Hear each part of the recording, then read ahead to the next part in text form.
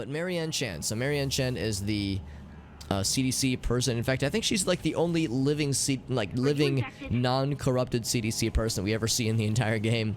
I think. I could be wrong. I mean, there's all this stuff here, but I think she's pretty much on her own. She has 2 quests that she offers, and then of course there's also the mansion, the Franklin Mansion, which has a bunch of cool quests in it, and I plan on doing all of them eventually. But yeah, of course there's the mine. There's actually several mine things. There's a... Actually, I forgot what this is. It looks like a castle. And of course, yes, there's the village and the trailer park up this way. There's a lot of cool stuff. I forgot about Skull Island. It does. It kind of looks like a skull. You have to squint your eyes at it a little bit. Hey, Priority. Good to see you, friend. We're just getting started. Your timing could not have been better. Oh, there's... I'm sorry. Wait. I'm sorry. What? Chainsaw. Oh, I remember that. Yeah, charred zombie. Yeah, we have some side quests up here that we could do. If nothing else, I guess we could start with those. Chainsaws and charred zombies. I mean, you know, what better way to enjoy a Monday evening, right? Let's see. Yeah, so there'll be a few side quests up here. I think the chainsaw is just like a have fun with... It's like just have fun with a chainsaw is pretty much this side quest.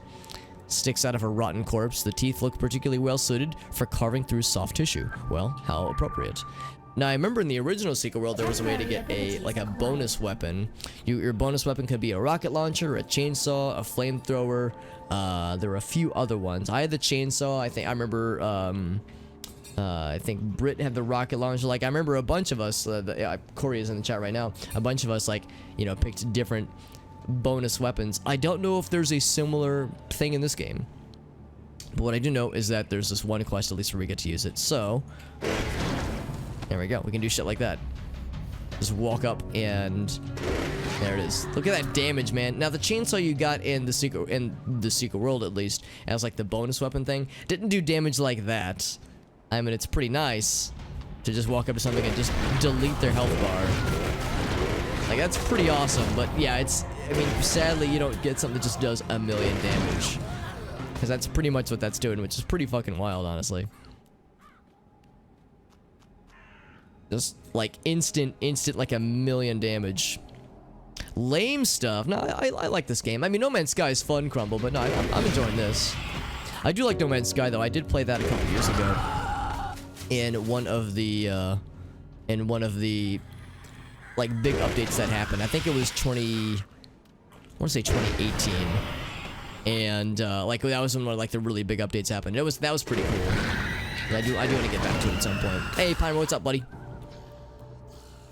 Good to see you, Mr. Pimer. And Arctic as well. Good to see you as well, my friend. Hope everyone's doing well. We're doing more questings where we're just walking up to zombies and just deleting their health bars with this very, very overpowered chainsaw that I wish we could keep with us. I wish we could, you know, bring it with us to do more fun stuff, but sadly it really is just a side quest thing. But I was just saying earlier how there in the old game there was a side quest. Ooh, crap. I keep getting glancing blows. Interesting. Oh, so it doesn't do like crazy damage against these guys, so it's only really good against zombies. But yeah, sadly the one that you got in the original game, at least, as like a bonus item, it couldn't do damage like this, but it did have some pretty cool abilities. Now what you gotta do, Pimer, is just attach the chainsaw to the end of your sledgehammer. That way you get the best of both worlds, man.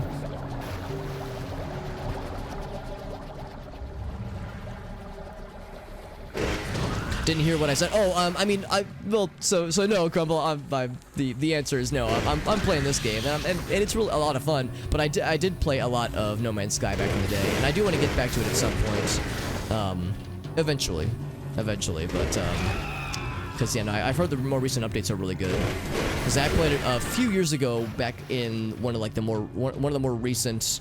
Big updates. Well, I guess it was 2 years ago, so I guess it wasn't that recent, but like one of the really noteworthy updates after it had launched, and I liked it a lot then, and I know it's gotten a lot better, so I do want to get back to it at some point.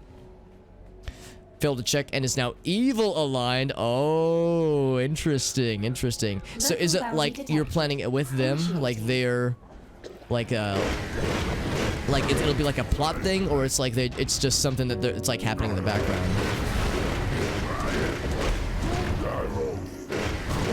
get like the Darth Maul thing. Wasn't that a thing in oh crap, what was it? Dead Rising, where you could like construct like a two-prong, not two-prong, but like a double-edged chainsaw combination thingy. Right. So yeah, so it's like a hidden plot point thing. Yeah, that's what I was hoping to hear. That this is something that will be a plot, like a big reveal at some point. It wouldn't be that hard. Yeah, I was gonna say it's like maybe they'll be able to see it coming in some way, but hopefully it'll still be like a nice surprise. We actually did something similar to that in one of our games years ago, where Adam, my DM, he's been in the chat from time to time. Also, don't pay any mind to the giant vein, whatever this is supposed to be. Just don't worry about it. It's fine. But yeah, I remember Adam, before the game started, he kind of took me aside. He was like, hey, Alex, how do you feel about, like, secretly being an evil guy? Because you're such a nice... He was like, you're such a nice dude, no one would suspect it.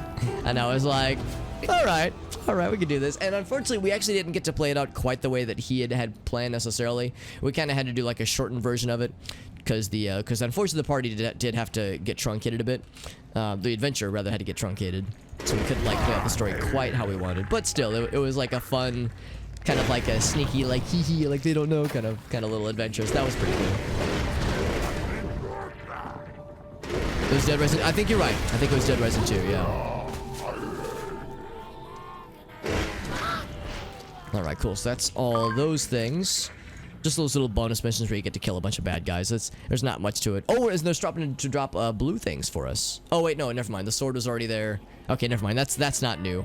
I was gonna say, well, I have blue things. It's because the chainsaw has taken all of my stuff, all of my inventory at least.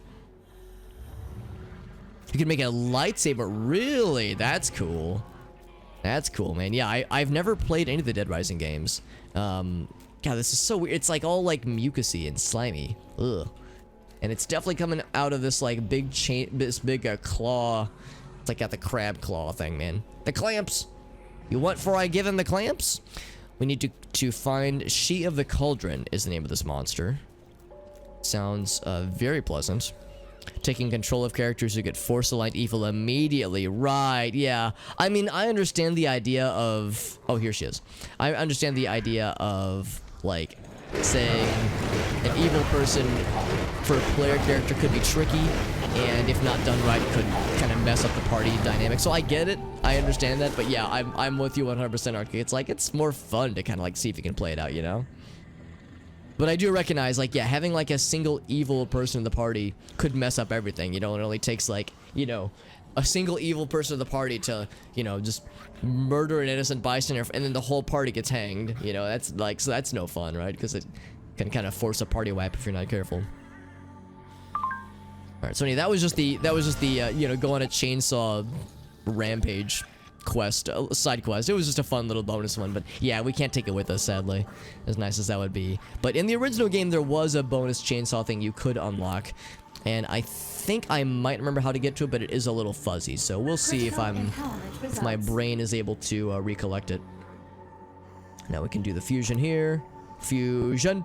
Ha! There we go. So now we got the blue version of the talisman, head talisman, to make it a little bit more gooder. Oxygen, yeah, that's another one I definitely want to get to. I've mentioned before, it's like I've got this like unending list of games that I really want to get to. I have this nasty habit of like getting really excited about stuff for like months at a time, which is not a bad thing necessarily, but no, I do recognize that it means that I'm kind of slow to getting to like things outside of like these little like lists that I kind of form inside of my head. Now that will bring it to level 20, but I think this can go beyond level 20, can't it? Yeah, it can. Okay, so 20 is not the limit. Was there more stuff that I wanted to combine, by the way? Okay, so I think the blue sword is new, actually. But sadly, I don't think we can fuse a blue sword, like a sword with something else. Like you can, yeah, so it's like it has to be of the same type.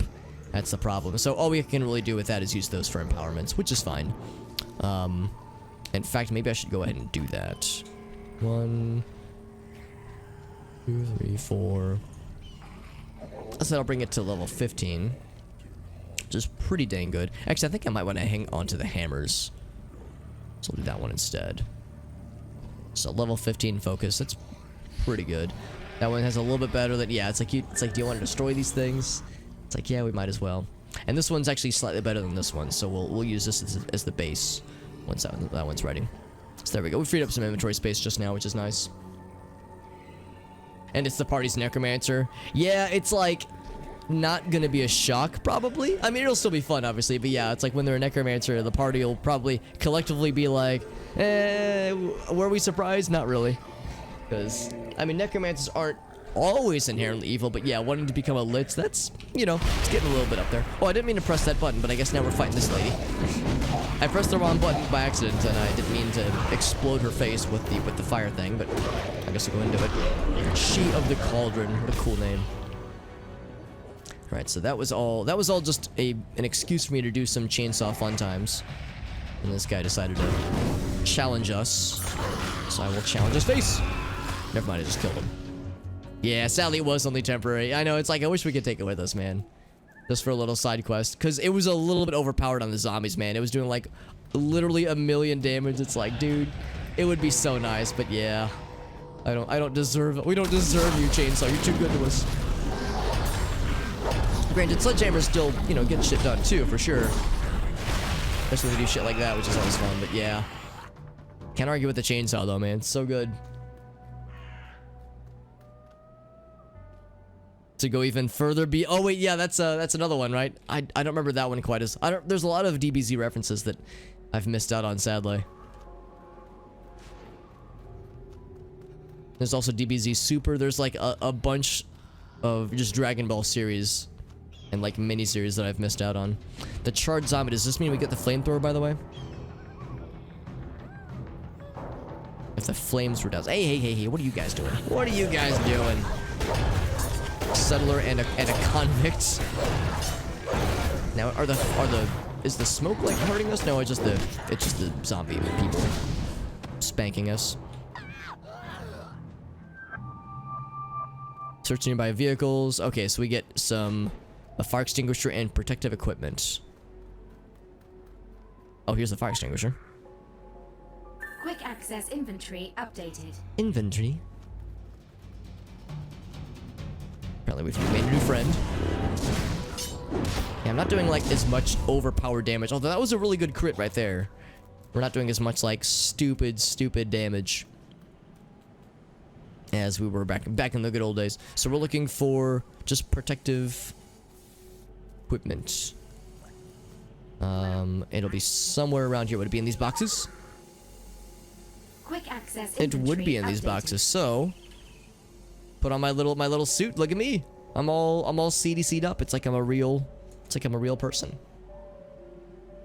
Yeah, those are all like the different levels of like Super Saiyanness. And back when I was a kid, I of course watched through the Cell Saga, you know, of course the Frieza Saga and the Cell Saga, but I dropped off after that, and yeah, I really haven't watched any of it since. I have seen a few episodes of Dragon Ball Super, but I watched them kind of out of order, and I'll be the first to admit that I probably didn't do a very good job of like, you know, following the overall story arc.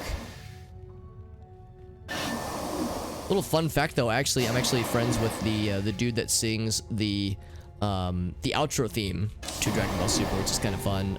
His name is Professor Shy Guy. That's not his actual, you know, first and last name, but it ought to be. But no, his name's Brant, and he's a really nice guy. He actually him and his visual artist actually stayed here about 1.5 years or so ago. They stayed here for about 2 weeks because he's a touring musician, and they needed a place to stay in St. Louis for a couple weeks because they were in between tour stops. So I hosted them here for a little bit, which was kind of cool.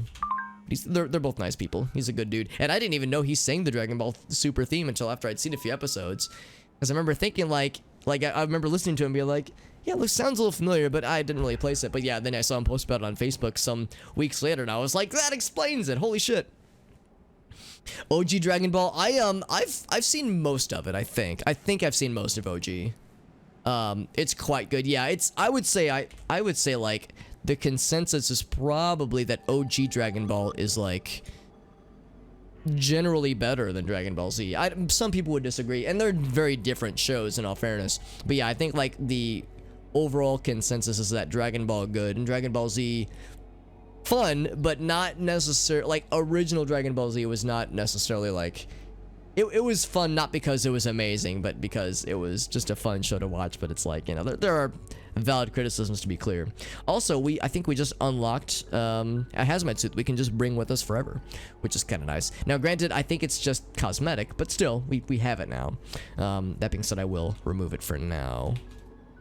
I can shift 3.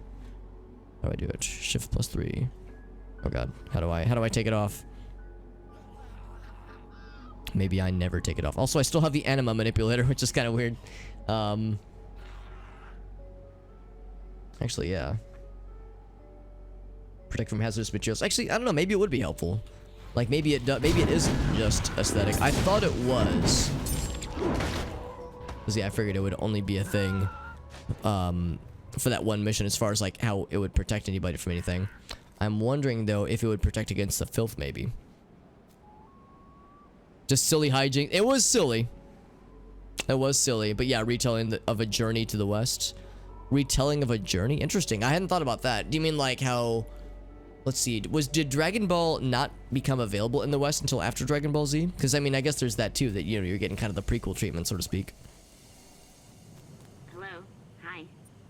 The only remaining crew member. Yeah, she's the only one. Her colleagues were infected and they've disappeared. Yep, sounds about right. I remember the tournament arcs, yeah. I remember the tournament arcs. Hey, halt! There's definitely like shenanigans No for sure. closer. I'm getting some weird readings. You might be infected. Everyone here might be infected. Accurate, I'm with the CDC. actually. I represent the government, so you have to listen to me. I have... This is a quarantined area, and I have authority here. That's why I'm wearing the suit. That's what the suit means. It But means I'm wearing the that suit fecal too. matter has hit the fan, and we're staring Phase 7 dead in the eye. Does that mean I too have authority? Frankly, if it didn't violate protocol, I could really use a hug. Same I feel TBH. very vulnerable, especially after the others were exposed. Terminally. They expired. Died. They died. Horribly. Cursing, screaming, gasping, vomiting, clawing their own eyes out. It was icky. And then, when it's finally over and they're all dead, you think, hey, that sucked, but it's done. They're gone. We can deal with that. But oh no. Rising from the dead, shambling ghouls, glowing eyes, tentacles, black slime. Not even your standard government-grade Category Z reanimated corpses. Not the standard stuff, This is right? brand new terrifying. Run for the hills terrifying. Despite all that training, you just want to skedaddle. It started down in that bog, just before the fog came. We'd been shipped in to support the Irachi group, not the other way around. I thought with a Democrat in office we were past these kinds of dodgy arrangements. But I guess absolute power corrupts regardless. And absolutely. Just like this Category A agent, the filth. It corrupts absolutely. Body and soul. We've heard lots about it. Yeah, the filth. That's what they call it, for real. How the hell do you work with a name like that, the filth? You're just asking for it. So if I were you, I'd keep my distance. Safety first. I mean, yeah, naming it the filth. I mean, of course it was gonna sound spicy no matter what happened. And Iselin, thank you for that follow, my friend. Hope you're doing well. Everybody for that matter. But Iselin, thank you for that follow. That's very sweet of you. Hope everyone's doing well, of course. Journey to the West. Oh, okay, that's a specific. Oh, it's a novel. Oh, I thought that was like just a generic term. I got you though. The fecal matter has hit the rotating oscillator. I caught that too. Well, I didn't catch the fecal matter, but yes. The writing is better, yeah. Yes, I agree. Z was much more popular, much more culturally relevant, yeah. Strong impact, yeah. That's a fair point too. It's like yeah, storytelling is one thing, but like, yeah, the themes that Dragon Ball Z got into were pretty important. And as did Naruto, and that's the thing, I never actually watched Naruto, really at all. I think I might have seen like a few minutes of an episode or two, but yeah, I've seen so little. I am the scrubbiest of scrubs when it comes to Naruto, as well as several others. Bleach was a big one that I missed out on. At least I understand it's pretty good. I don't know if it is at all, but I've heard, I know that was popular. Yeah, I feel like there were several like around that era of like, you know, but past like the first 1 or 2 phases of Toonami that I kind of missed out on. But yeah, no, I like what Arctic points out, because yeah, it's like, you know, again, there's valid criticisms for sure when it comes to Dragon Ball Z, and you know, the pacing, the writing, yeah, there's valid critiques. But yeah, I guess I hadn't really considered, and maybe this is a sign I should, you know, maybe go back and watch some of it again. Some of like, yeah, the kind of the cultural significance and some of the themes that it kind of touches on, because yeah, there are some pretty big ones actually that I can remember like seeing them touched on, but I think in a lot of ways I was too young to be able to appreciate them. So I wonder how I would be able to see it as a slightly more mature individual. Little fuming state. So we just got a little fire buddy. That's actually, it's something we can summon called the Living Flame. He's a little fire friend that helps us murder things, and more importantly, it does a little bit of damage to bad guys. The most important thing is that it'll attack things and draw them off of me, so that way it will withstand the hate, and and I can just, you know, resummon it if it dies. It's kind of like the fire golem from Diablo 2. Thematic ties to being judged. Right, exactly. And that's like, and yeah, that's like pretty universal for sure, as far as like being able to relate to it for some reason.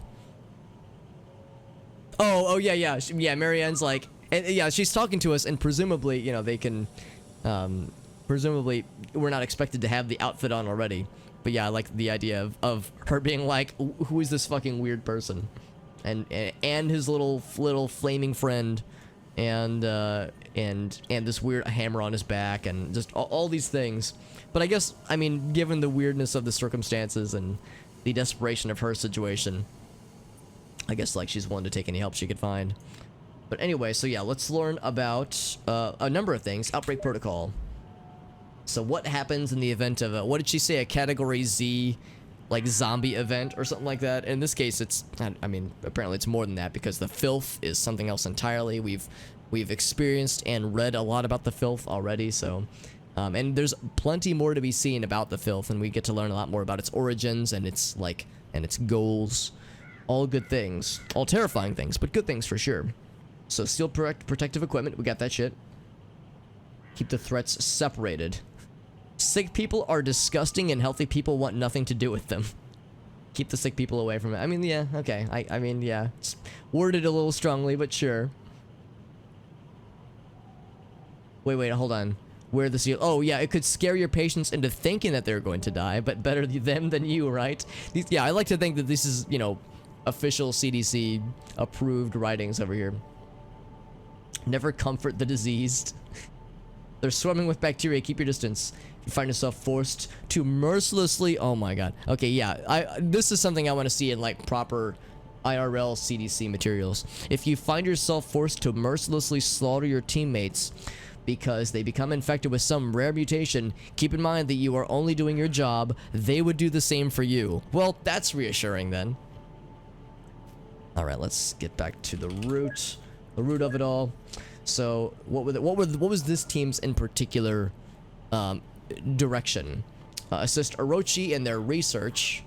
And the Orochi are not exactly they're like a tech megacorp conglomerate that is, they don't exactly have, they don't exactly have, what's the word? Altruistic motives when it comes to investigating the filth and all that jazz, so... I appreciate the CDC wanting to help them out, but it's like, I'm not surprised it didn't go well. But get a sample and examine the effect on live organisms. Well, they probably get to see it a lot with the field team that's been infected. Speaking of which, so we get a few people. So Ernesto, Lieutenant Frank. There's also Mavis. We saw Mavis previously, and then Marianne. And, oh, and Killian. Killian is the person's name. That's kind of a cool name. Got an HTML version of this from the website. Okay, very good. Anything else? Nope. Alright, let's check out the bog then. Let's look for the members. Now, we've already seen one before. And it looks like, yeah, it looks like the, what you call it, the suit doesn't actually protect against the filth. So, I'm gonna look into just removing it. Because I think it's just... Oh, not abilities. I think it's just a cosmetic item. Dressing room. So it would be under... outfits, right? Hazmat suit. Okay, so that's not it. I don't know how to take this off is the problem. Do I have to put it back to my inventory? No. It's shift 3 normally, but shift 3 isn't working. So it's like it's stuck to me forever. Forever. I mean, I guess I could like toss it.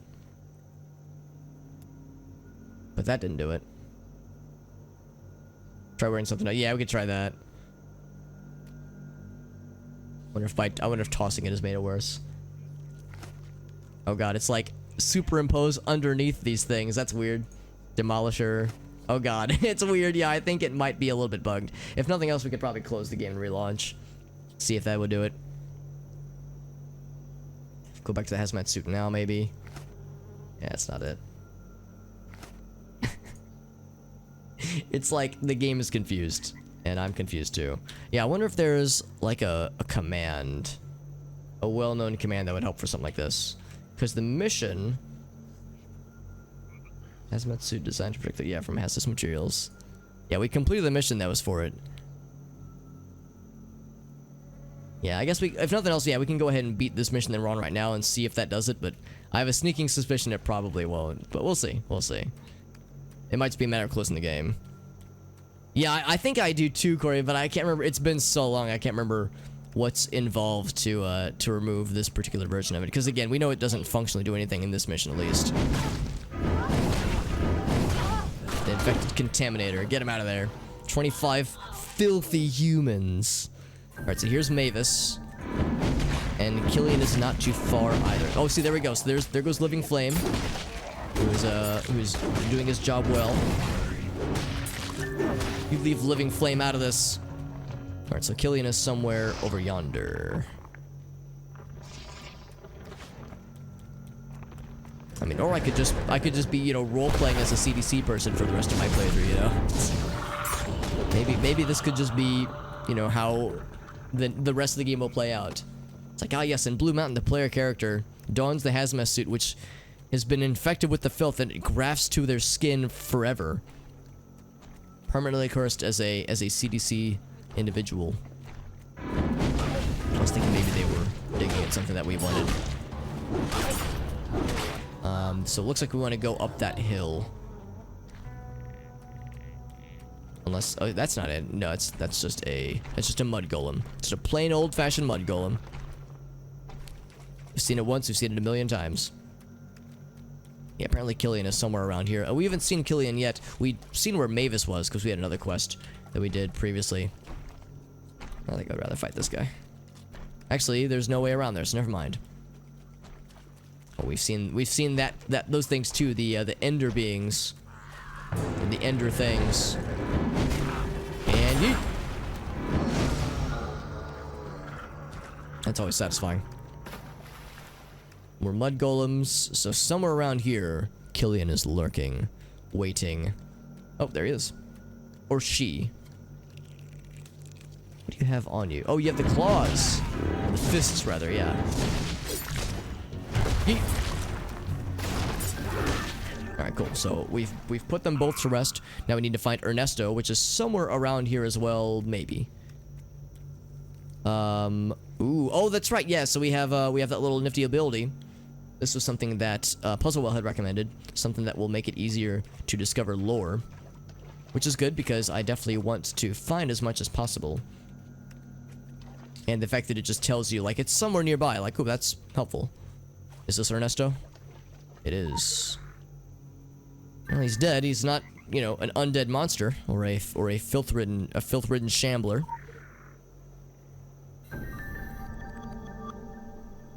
Oh, also, let me go double check. I think my food might be ready. Right before the stream started, I had initiated a food cooking protocol by virtue of my convection oven. Let me go double check, but I do believe it should be ready. What is this thing? It's called Lorehound.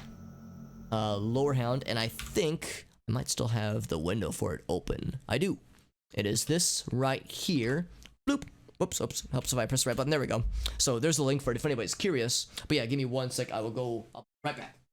Okay. Also, it occurs to me that I'm glad that that this mod calls it lore, because in this game they call them legends, and I don't know, man. I mean, sure, legends, Secret World legends. I know why they call it that, but it's like it'll always be lore to me, man. It'll always be lore and or like I don't know, lore nuggets. There's all these dumb words that we've called them over the years, of course, but like I don't know, man. That word makes a lot more sense to me. No, thank you, helicopter you. But yes, the filth. The slurry pipes from the quarry. Ah, so the filth comes from the Blue Ridge quarry, or the Blue Ridge mines. But what happens if the filth reaches the ocean? Can't rely on the military or the Orochi. But maybe we could jam the pipes, maybe?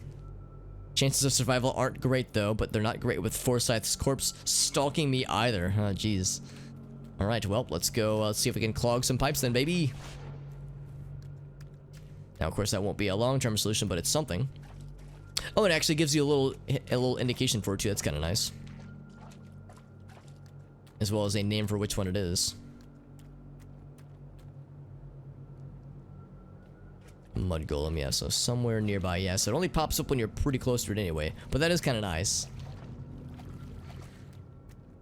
Oh, and yeah, that's the thing too. Like, as you walk through the filth, you get multiple stacks of filth damage, so it just kind of... Right now, it's not so bad, but like Puzzle Wall pointed out, later on in the game, the damage does become pretty significant, so you'll need some kind of way to cleanse those effects from your character.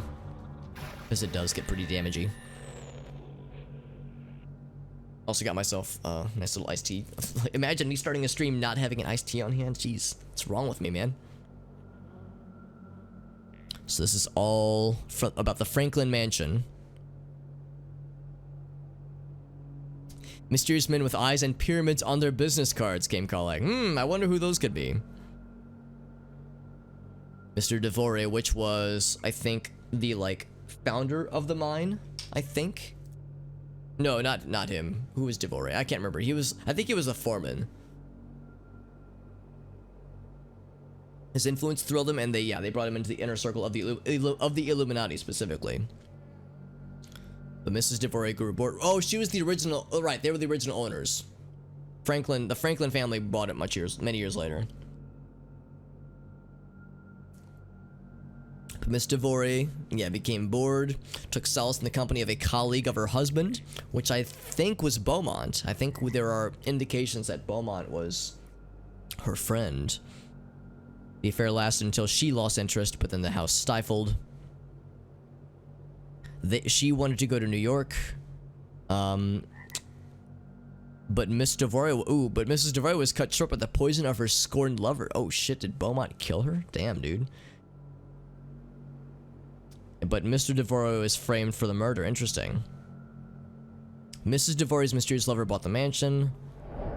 But that apparently didn't go well either. Oh, maybe it wasn't Beaumont then. I thought at one point... well, it was somebody by the name of Beaumont. Maybe it's not the same guy. That's very well possible as well. But still, this fascinating tale continues. Let's go get some barrel lids then.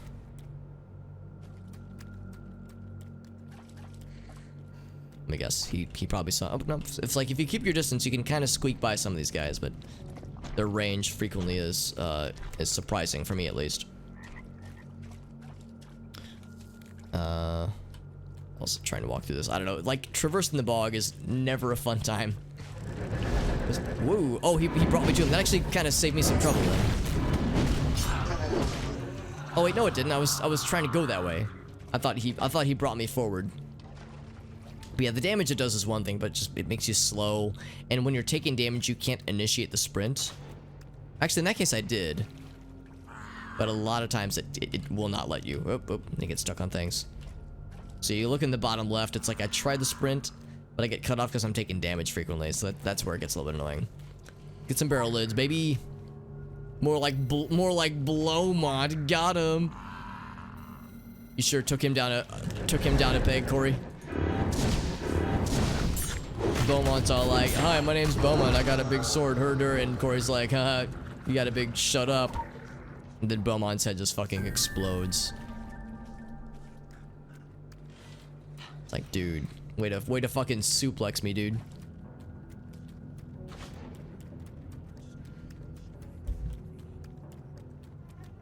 So the pipes that they were indicating were way over here. But the mine's pretty far away, isn't it? Well, it's not. Oh, from the quarry specifically. Okay, that actually does kind of make sense. Let me guess. He probably saw me. Yep, he saw me. Okay. Well, you know what? I saw this. There we go. Yeah. This might be a slight issue. This bubbling cauldron. Now let's plug it all up. Oh, there's multiple pipe. Oh, I see. Okay. If you listen close, you can kind of hear them. You hear them saying things.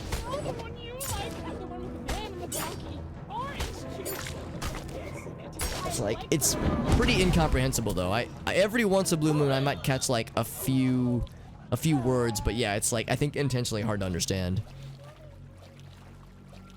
With the magic sword, which, you know, then brings him back to life, and he tries it again because, you know, the sword's magic and can, like, you know, behead gods or something. I don't know. I don't. We know the sword is magical and like can do all kinds of cool shit. Can, like, you know, slice bread really well. I don't know. What do you do with magical swords? Put bread on toast, or put butter on toast, really well, or oh, I'm just getting passed around by all these shades. Yeet. There we go. That's one. And two. Yeah, he's dead. And he falls over. Yeah, what are some other cool things you could do with like a magic sword? Like hit the button on your TV from far away really well. Like, you know, like, well, if you lose the remote. If you lose the remote and you want to like hit the power button on your TV, you can like reach it from across the room. That'd be kind of nice. I think about the thing longer from Futurama, so similar kinds of uses. But this guy's gonna want to fight us anyway, so just save him the trouble. Some more lore up top there. Oh. Frank McGrath. All right, yeah, he was the last dude in the CDC bundle of peeps.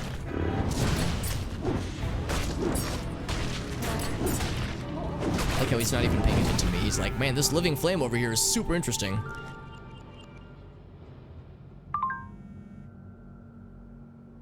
Allows us to retrieve information about the filth substance. It's coming from the quarry and causing high levels of mutation, madness, sickness, entropy, you know, all kinds of good things. With all of the Orochi and CDC personnel going MIA, we have, no shortage of case studies to investigate. The CDC is great during a measles outbreak, but they're out of their depth on this one. Yeah, all these, you know, paranormal activities and such. All the reports are of the WTF variety. Yep. They were sent in to tag along with the Orochi group because the government likes to feel cooperated with. Fun fact, the quarry is actually owned by the Orochi group, so there you go. Actually, I'm not that surprised. I am shocked. Shocked. Well, not that shocked. Can slice more than bread. Oh, there you go. Yeah, man. Just like cut open the box for it, dude. Sliced bread, but what about boxed bread? Oh, man. The possibilities are endless. Oh, let me get all Council of Venice-ified. And of course, I'm still wearing this outfit. So I think what I might do is restart the game to see if that, you know, fixes itself. Revelations.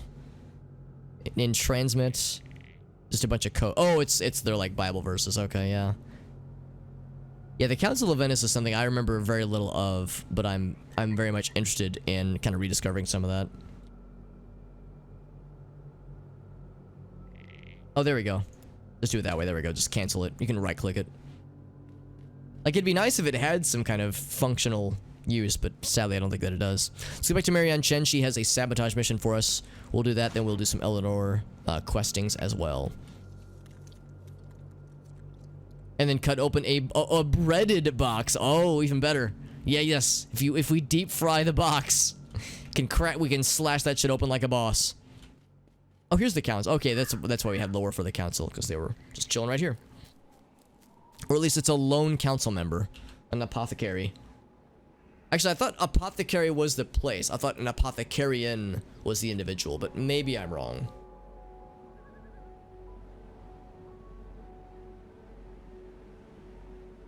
Oh, in any case, yeah, there's nothing there that we need. The apothecary things you can buy there, they're like temporary boosters, which can be useful for sure. For like if you're like bouncing off a boss fight all the time and need something to give yourself a little bit of a extra little nudge, then those anima boosters can be helpful. But of course they're temporary and they're not exactly cheap, so not something to just use all willy-nilly. The nameless bridge, by the way, we need to come up with a name for it then.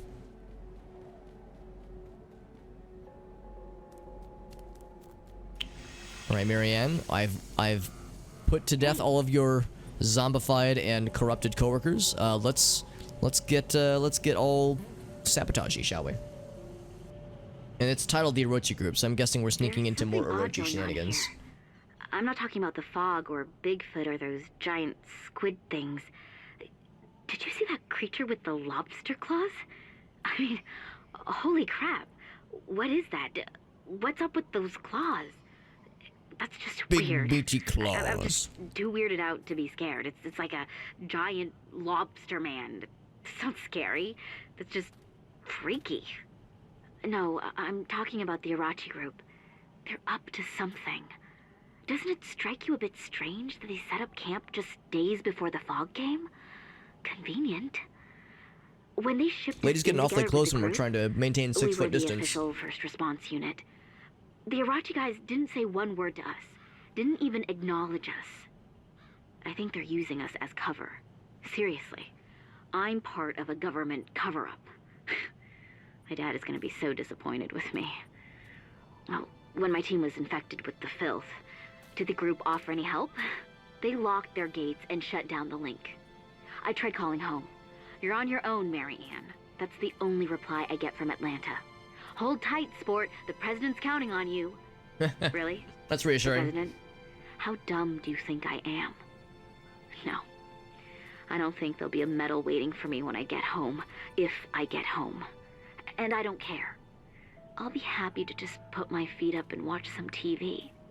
I don't want to be the kind of person the president has to count on in a situation like this. But I bet you guys do. Okay. Just shocking absolutely nobody. The Orochi are up to some bullshit. Let's see what kind of bullshit we can uncover. Maybe we can out bullshit them.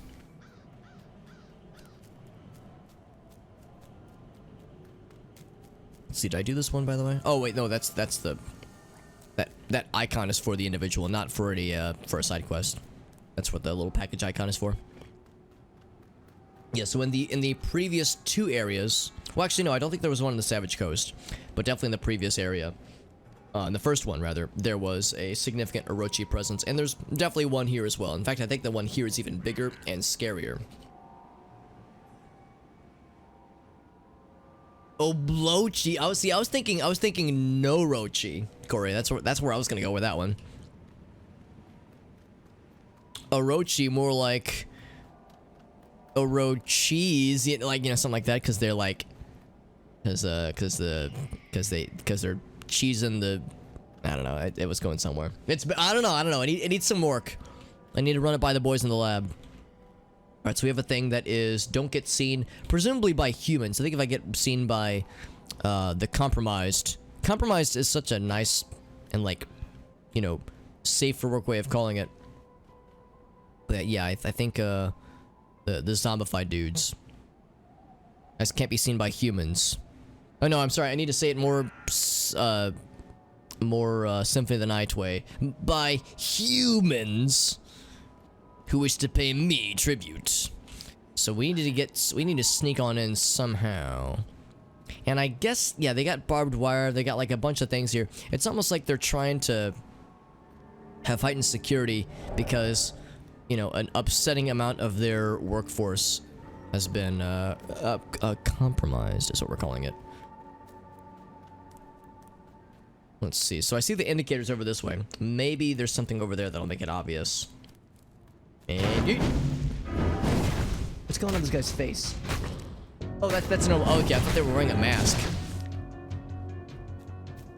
Yeah, so being seen by the zombie dudes is not an issue.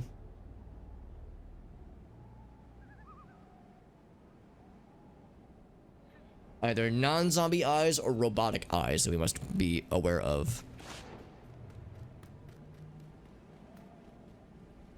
Wow. That is deeply enjoyable. Every freaking time, it's deeply enjoyable. Literally never gets old. Now, in the olden days, I could just steal a uniform and be a boss, but in this case, I don't think it's gonna quite work out that way.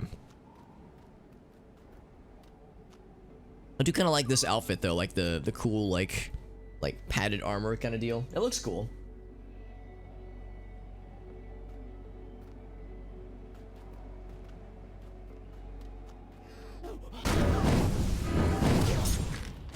There we go.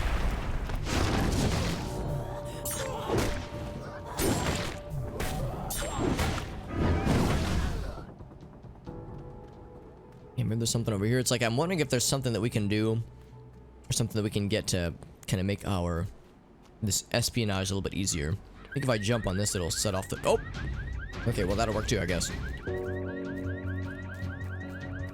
And you. There we go. It's not a lot of damage, but it's nice to like have it spread out in that sense when there's multiple targets.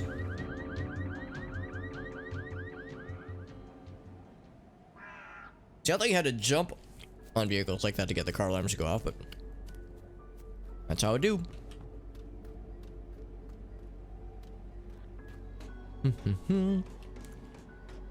Nothing here. Man, dude, my little fire dude is so fast, by the way. Look at him go.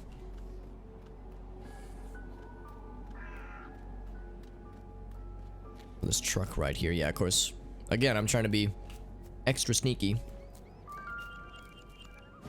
This is the Orochi camp. That's correct, yeah. I want to try to get inside that van. See what that might have for us.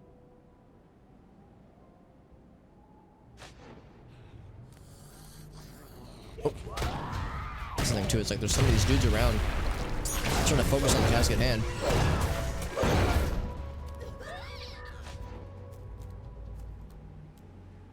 What I'm always worried about is if these things will just, like, spin around suddenly. Or if it's more like gradually, you know. Also, I think them seeing Fire Friend isn't going to be an issue. So we got the rotation code. And same kind of thing, they've printed it out. And they're sending these codes around in unencrypted plain text emails, which is very smart.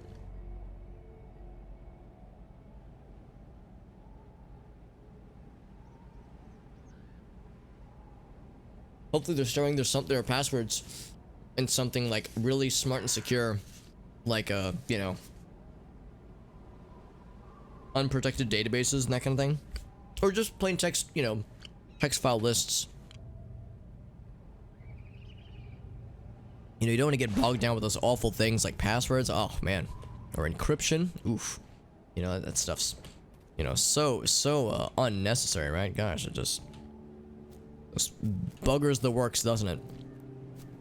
Alright, so we have the passcode. Oh, actually, crap, it just occurred to me. I like looked at the passcode and didn't even like acknowledge it. So what I need to do is I need to just leave it open, actually. Encoded in Pig Latin, thank goodness. Yeah, something that's really hard to crack.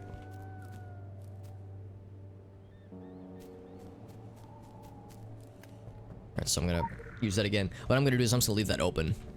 So what we can do is just kind of move that right down there.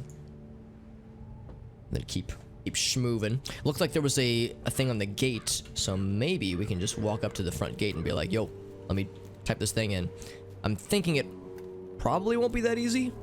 It looks like it almost might be. I was hoping for a back door, maybe.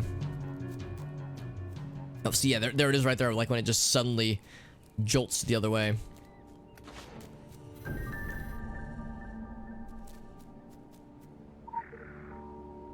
So here we go. So it'll be 9 4. Oh crap. 0 9 4. Oh crap. Yeah, I gotta move. Yeah, these robots are. You gotta like be real quick because these little robot friends are a little bit annoying to get around. And the achievement thingy would be nice, but it's not at all a requirement when it comes to, you know, getting this first try. Okay, yeah, so that's when it does its sudden shift. So skip behind it. Right, now's my chance. Here we go. Right, try this again. 094 437 86. There we go. Actually, maybe I should have kept it open. Do you like how I'm being all sneaky and I sneak on in and like as I walk through the gate, as I get like the level up thing. So it's like, ooh, I'm being sneaky. Hydrogen sulfide canister. What this do? Is it gonna explode? No, it's just in my inventory. Okay. It's a person, ooh, there, and a robot friend there. So we have to be careful about robot friends we get too close to and people that even like see us. So we gotta be on our guards. So the science barracks, that might be the one just ahead.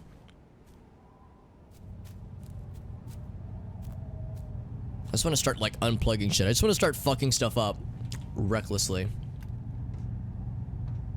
This is me being subtle, right? I'm being sneaky. Standing on this, jumping on this thing like a lunatic. So there's a person inside that one. There's nobody inside here. Oh, there's quests that I want to do too. Also a camera. Am I just stealing all their shit? And her laptop. Can I steal the laptop? I just want to steal all the stuff, man.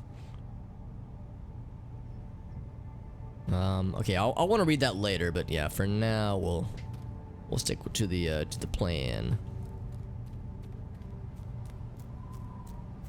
Probably climb that. Nope, I lied. I cannot. I can do no such things. Climbing is a illegal activity.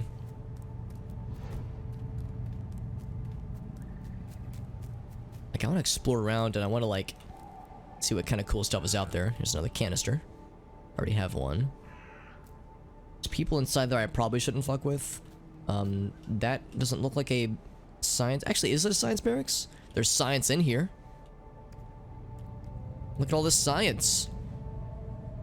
Dead Draug and mysterious body bags. And some serious science happenings. Medical tools, brains contained in formaldehyde, you know, all kinds of cool shit. Look at that cool monitor setup, by the way. Can I get that from my stream setup? All I have to do is join Orochi and, you know, sign my life away to morally questionable science experiments.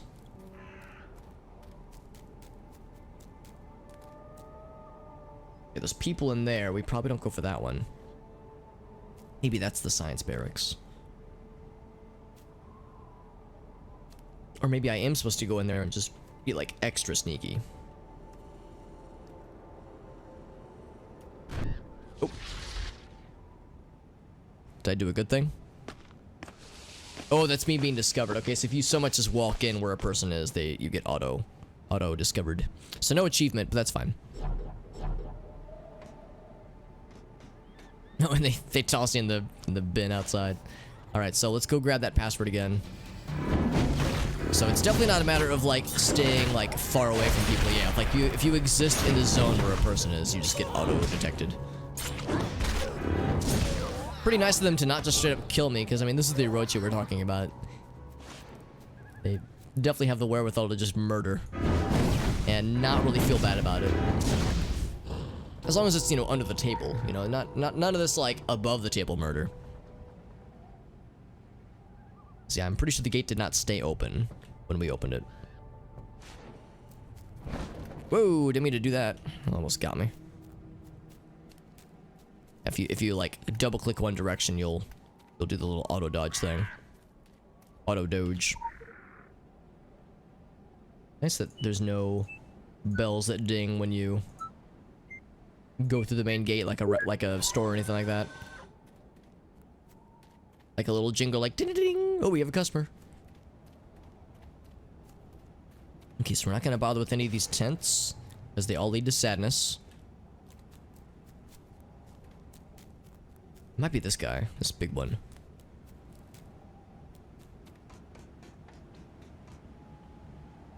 Need to find a way inside, he says. Nothing in there. Let's see if there's a backdoor entrance.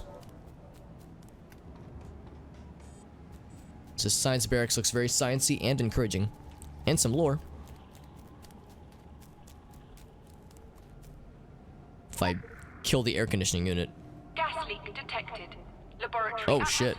unstable. Evacuate laboratory immediately. Laboratory. Alright, well, that'll do it. I was thinking, oh, I'll just shut it off, but instead it, like, sprung a leak or something. There's people over there. But not for me.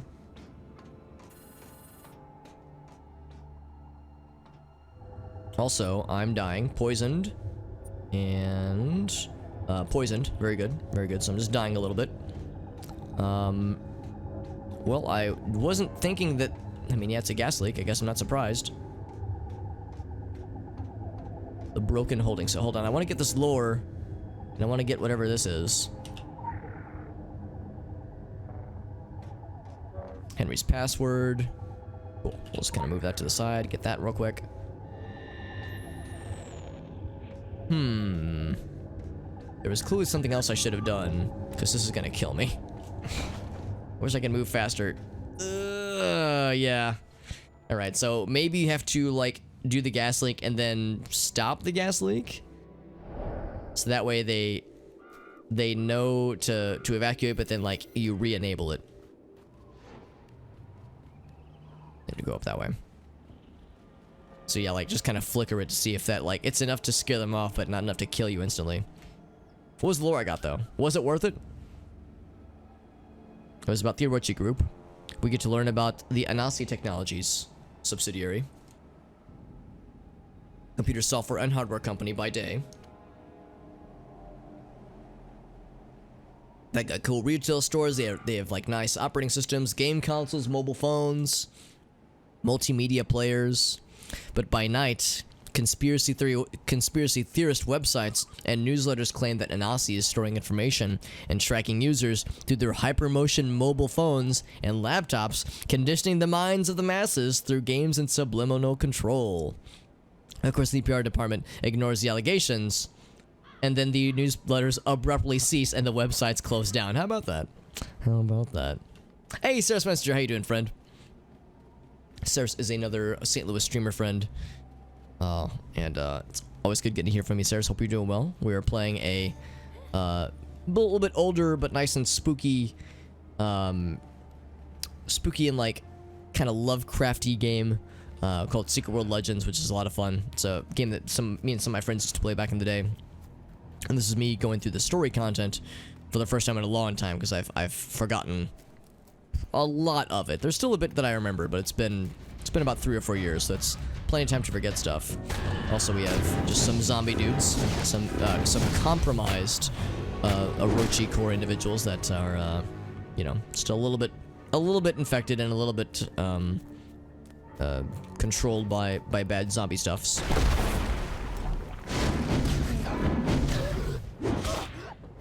There we go. Can't actually see their health bar. So let's check the corpse, get the security code. Eventually I'll just remember this, so I don't even have to go through this. Let's move that down there. Were you streaming tonight, Saris Messenger? I know that you stream on a number of times throughout the week, but I couldn't remember if Mondays are part of your regular schedule. Currently doing a... Whoa, crap. Oh, get away, get away. I'm currently doing a sneaky mission, where I'm trying to sneak around these robots to sneak into this gate. The Orochi Corps is this tech conglomerate, multinational, like super powerful corporation that frequently has their hands dirty with like ethically questionable experiments and all kinds of, you know, good vibes across the board, of course. And currently we're here to investigate their involvement with something called the Filth, which is this black tar oozy substance that that corrupts individuals who come in contact with it and cause them to do evil, horrible things. And we're trying to figure out where the filth is coming from. So far, we found that it's being traced to a quarry that is conveniently enough owned by Orochi. So it's coming from under the earth, but we're still trying to understand more. Alright, so can I re-enable it? You cannot use the object. How do I not get poisoned to death? That's the question. It's like you can't use the object. Maybe there's something else I can do. Wednesdays and Saturdays, I got you. Oh, but classes, that's right. I remember you talking about the classes. How are those going, by the way? Because I know that yes, that's understandable for them to be stressful. I know how that goes all too well. Oh, Gasso, what's up, buddy? Good to see you, dude. We're being sneaky. Being a sneaky snake. Alright, so it's still... Yeah, the environment still damages me. Here, let's examine this. Hopefully we can do this relatively quickly. And not die horribly. Get more information from the terminal. Just getting a little bit poison. Just a little poison, Stan. Login is required. What's the password hint? Put it under my bunk. Ah, very good. Alright, so let's get back out of here. Because being poisoned is not good. And it's doing a lot of damage to us. And I might still die from it, even though we're in fresh air now. How do you not die from that? I'm sure there's a way. Okay, we lived for now. We have to go check his bunk, though. And I think the bunk... Would that be inside of here? Well, we'll auto-heal now. What was the guy's name? Crap, I need to go back in there because I didn't recognize the guy's name. Also, Ogasso, I could have sworn I like read your text very quickly, very briefly, the message, and I could have sworn for the briefest of moments that you said, "What's poopin'?" And I was gonna be like, "Oh, is somebody watching my stream while pooping?" Because that's something I'm definitely down to encourage.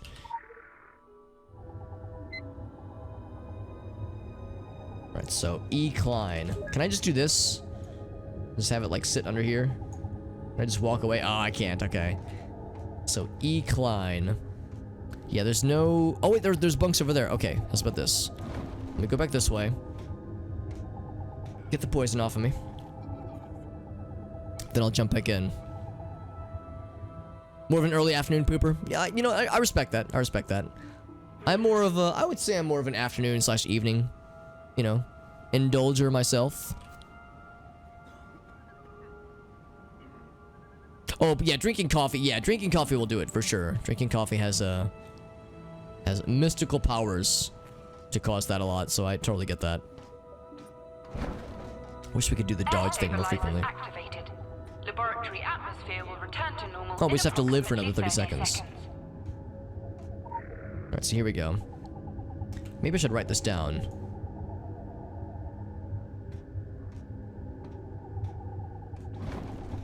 Henry 5621.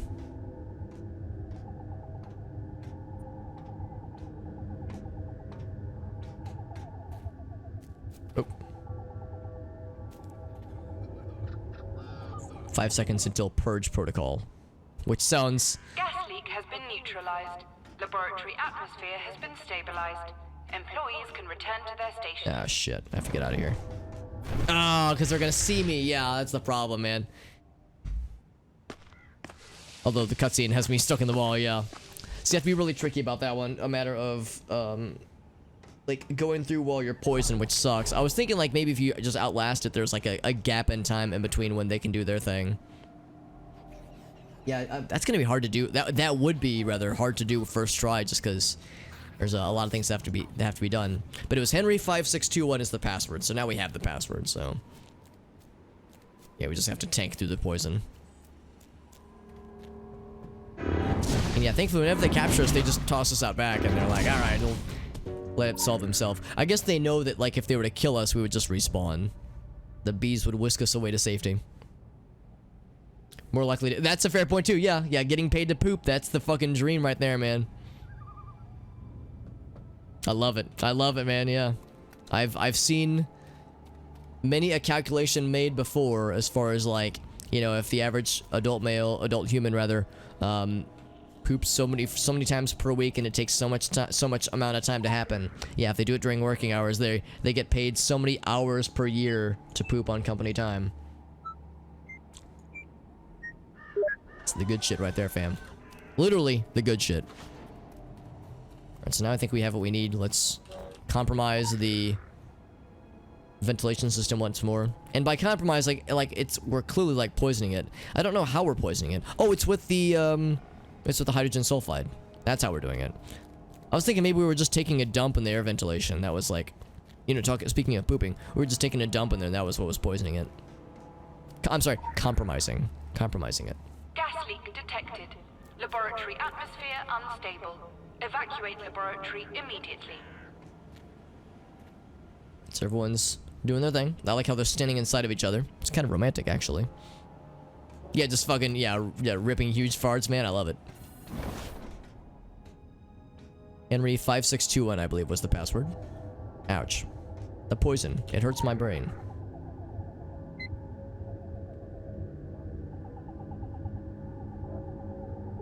There we go. Man, I want to read this more, but we have to be quick about this. Communication unit and transmit the data. You know what? Maybe. Hold on. Maybe this is where the hazmat suit comes in. Granted, we don't have it anymore in our inventory. Whoops, not that one. Dressing room, there we go. Am I still gonna die? We're probably fine. Yeah, no, we're good, we're good. Oh, not that one. Hazmat suit. And granted, it's just an aesthetic thing, but maybe. Yeah, it's helping. Alright, cool. So now we can take our time and read through this. Oh, we didn't get to read it anymore, man. That sucks. Find a communication unit. I wanted to read the thing. That makes me sad. Can I jump in here? That's a good idea, right?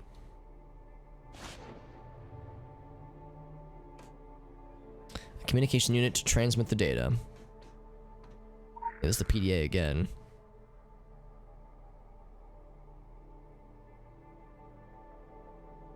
Said he hid it under his bunk. I actually don't see anything under the bunks, but yeah, that of course brings us to that particular location.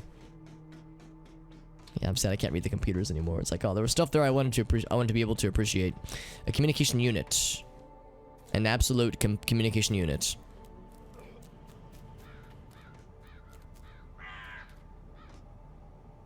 Yeah, we can't climb these ladders. Can't even get close, unfortunately. Yeah, it's coming. Yeah, it's coming towards us. Don't want to go that way.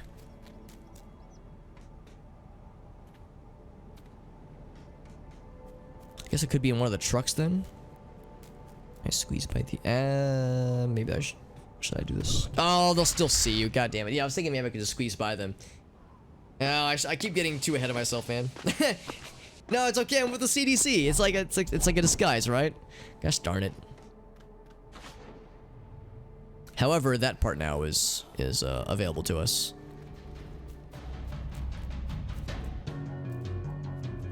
Hold on, so let's fight over here. I don't want to get the little robot friends to notice us. I do this enough times, eventually I won't even have to retreat past it anymore. I'll just remember it off the top of my head. The rotation code. I wish we could just take it with us versus just opening it and leaving it there.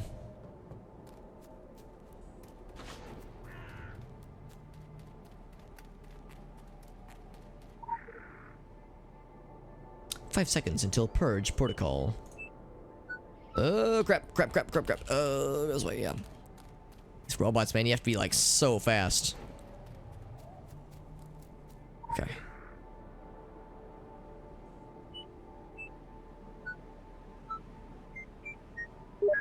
Bloop.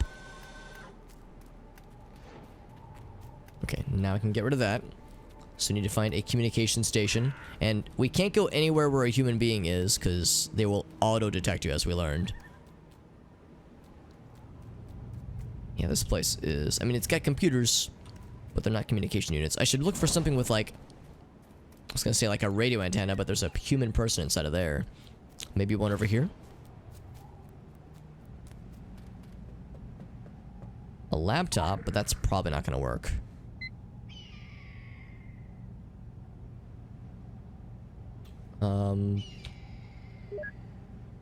Let's see. So physical exposure to the filth, presumably.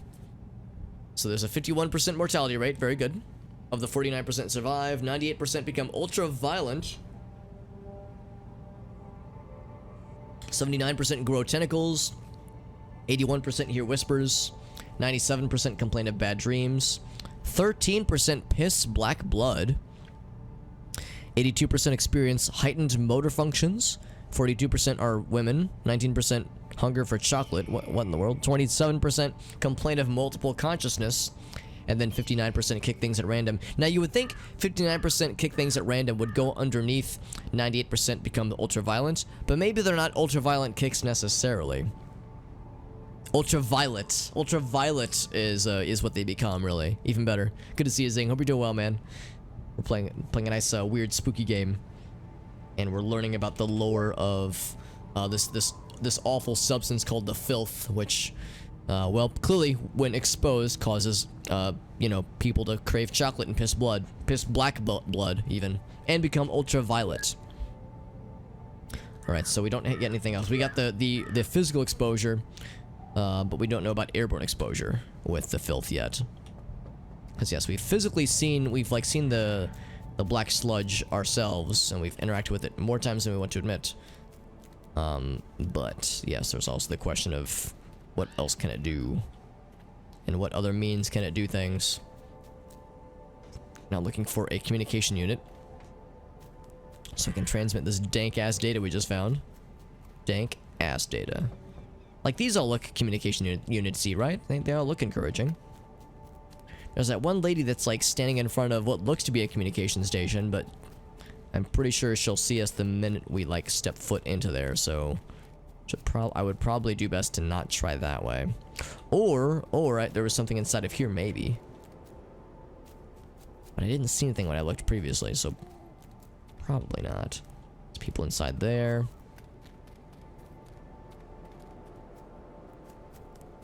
Anything in the helicopter? Or around the helicopter? There's some lore just right over there as well, which I definitely would do well to retrieve. For scientific purposes, of course. There's lots of people in there. Lots of robots. However, I want the tasty lures, though. Give me the good shit, fam. Oh yeah. Let's get learnt. Have you ever had the 8-branched dream? I don't think that I have, at least. So first you cry a name to the heavens. Yamata no Orochi, which I'm guessing is... Well, we know Orochi, of course, is the big megacorp that is causing all kinds of horrible things in this game. The 8-forked gargantuan serpent. And there's 8 subsidiaries to Orochi, so there you go. 8 heads with 8 tails. Extends over 8 hills and 8 valleys. Eyes red like winter cherries. And then it devours your... Oh, every year it devours your daughters. You pull out your hair. You look at the clouds and pray for a storm god. You pray that his swift, impetuous male Augustness will come and slay the 8-way worm. But then you awaken, there's a commercial for video games by Anasi Software. Commercial for Faust Capital. Movie channel, news network, oh yeah, all the different channels with QBL Media. The signal distills divinity into 2 gods. Stimulus and response. Wakefulness has its degrees. Yes, we learn all about the Orochis and multiple subsidiaries. All fun things. Hey, Nitro, how you doing, friend? Thank you for the finger guns. Always down for for the finger guns. Let's go this way. Yeah, we're playing more Secret World Legends. We're trying to get into like the weird spooky shit. I feel like I'm gonna like... Oh wait, maybe over here? Like, this seems like a nice thing that could be used for communication. Is there something in here, maybe? These are all... I think these are all mostly empty. One had some lore in it, but that's about it.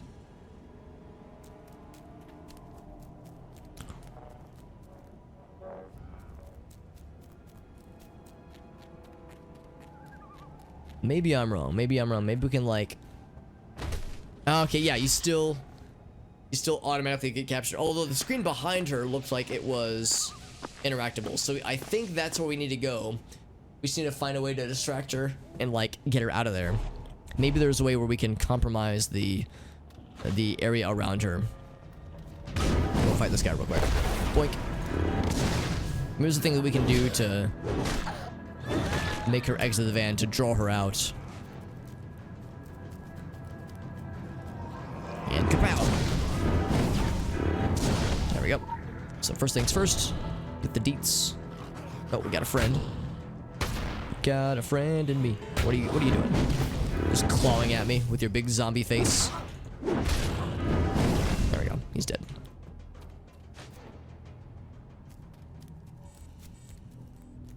Alright, so time and time again, I keep trying to get this one particular cycle. Will this time be the time? Nope, no, will not. No, will not. Yeah, that cycle is just too short, but if you come at it from the other way, then it's much better.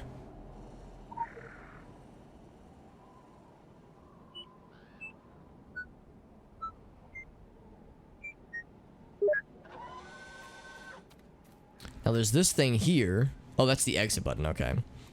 What can we do to, like, mess up this lady? To be like, man, what's going on out there? Look how big this vehicle is, by the way. Holy shit. Can I, like, just bang the side of it with a hammer or something like that?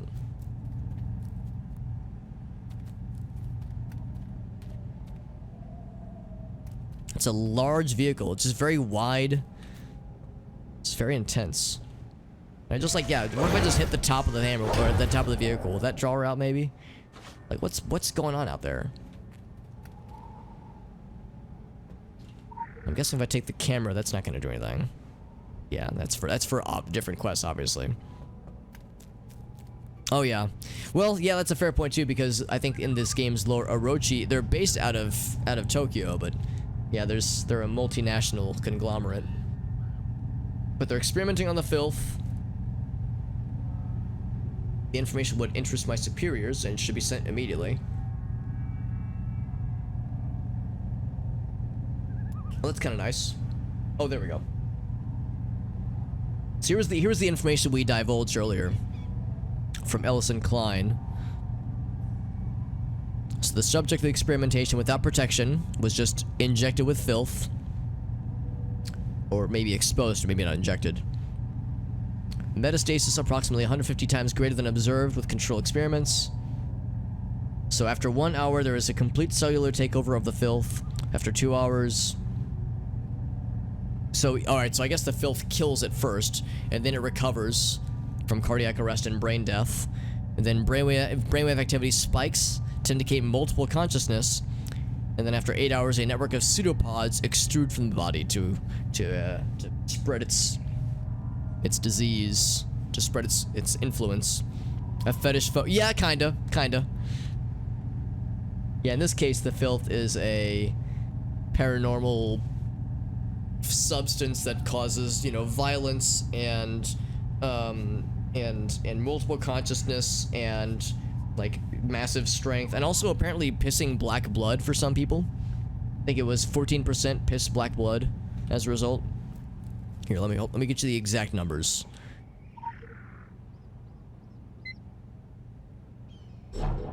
So it is 13%. 13% piss black blood. So, you know, it's pretty cool stuff. But only for 13%, you know, the rest of them are kind of screwed.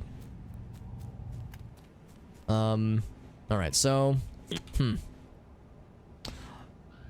Unless there was like another place that had, or another building, or another, what's the word I'm looking for? Another vehicle that had that kind of communication capability, maybe outside the camp? Like, there's multiple ones inside the camp. Like, this one looks encouraging from afar. But clearly this ain't it. This ain't it, team. This ain't it, chief. And it looks like I can no longer pick up the canisters with which to compromise the air supply anymore. Yeah, I can't pick them up anymore, because if I go over to it... Yeah, that ain't gonna do it. So it's not, so we can assume it's not within that one. And the rest of these are all occupied. And if we like just so much as go into a place where a dude is, or where people are, then they will automatically find us, and that's not good. So let's do this. Let's check the outside of the camp.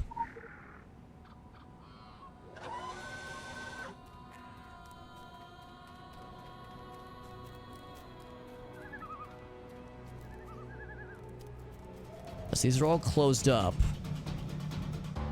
What are you guys doing?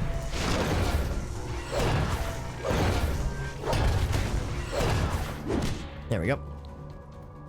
There's a number of them that are outside the camp.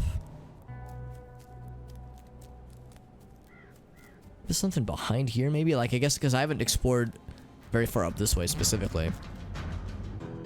I've made some friends, haven't I? Made exactly one friend. Let's get Fire Buddy in here. Fire Buddy always knows how to cheer us up.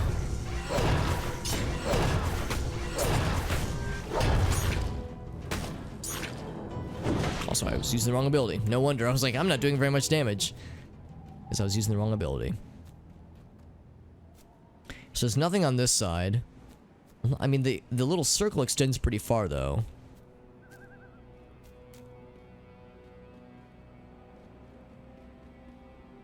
Yeah, there wouldn't be anything up this way, though. Would make sense. Let me guess what you have to. I was gonna say the Wendigo probably caught wind of me, though. Or the Deadfall Hunter, rather. There we go.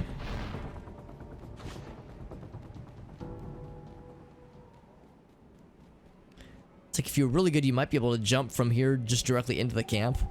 But I think the distance from the wall is just enough where you'd miss.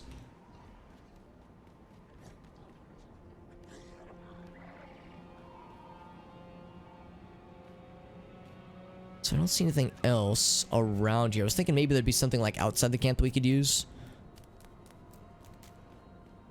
Finding communication unit, use it to transmit. Yeah, it's like the only one that I can see at least is Occupado. So how do I make it non-Occupado?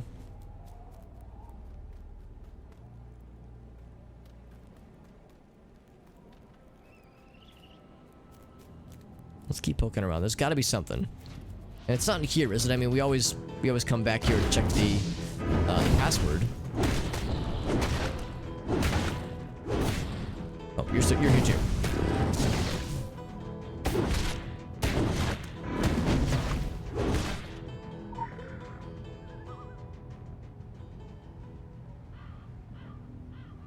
I'll leave that down there. There's highly advanced equipment. A communication device is somewhere. Maybe I just need to like look really closely at all places. Ooh, all places that look like it could potentially. And it even says within the camp. So yeah, there's something inside there. Can I just jump the fence actually? Oh, I think there's invisible walls actually. Yeah, they thought of everything.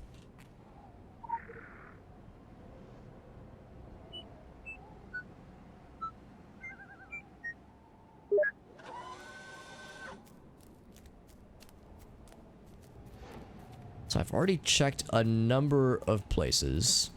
We determined that this place is safe. I just kind of like blasted through. Yeah, maybe there's like something in here, but this is more of a laboratory. Or a lavatory. Hence all the like the pissing of black blood, of course. I mean, if you're gonna piss blood, you might as well make it like a, you know, a unique color. You might as well. There's definitely people in there who would auto-discover us if we were to go in there. Maybe on the helicopter? Or near the helicopter, maybe? Nothing there. This one's empty. Making sure I'm like really looking around. I didn't mean to dodge in that location, so that's fine.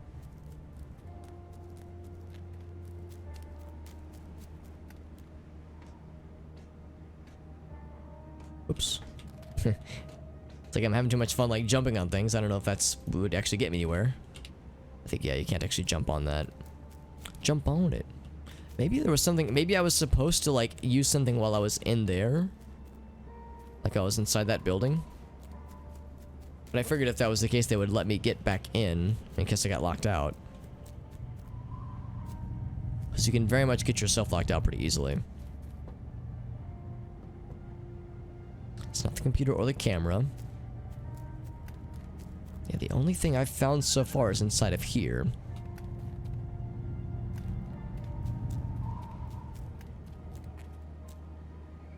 Orochi agent. There's some way to draw her out. I press the exit button. Does that like get their attention at all? I was thinking maybe that would like startle somebody, be like, oh, oh, there was this guy. That's it. Here we go.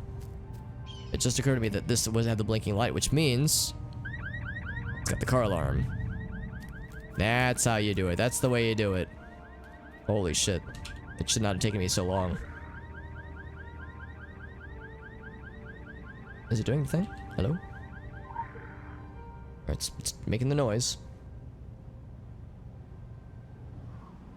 Whew, okay. Oh, I still got captured, but that's okay. We got the quest complete. That's what matters. Now, there's a quest inside there, though. And I'm curious how you do that, if they toss your ass out every time you, like, even get close. So they tossed my ass out, but we got the mission complete. Mission complete.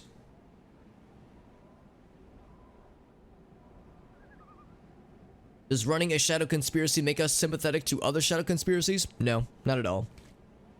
The news ruins our day as much as any of the suckers on that rock. Or the ones that survived, at least.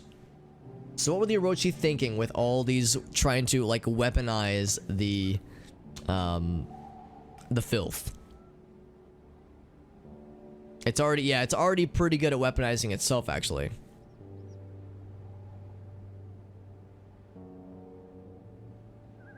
If you follow Orochi down the hole they've dug themselves, make sure to hold your breath, she says. Yeah, it's probably not a bad idea. Alright, so we can almost upgrade our hammer more. Nothing else really out of our rewards. Yeah, we're still waiting on a few more of these items. Okay, very good. And I'm curious about some of those other quests.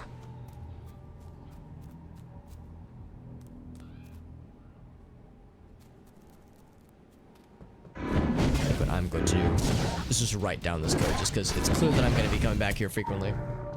I just write physical, real life piece of human paper. Well, not human paper. That'd be kind of weird. Presumably tree paper. At one point was a tree. Or human paper, sure, whatever.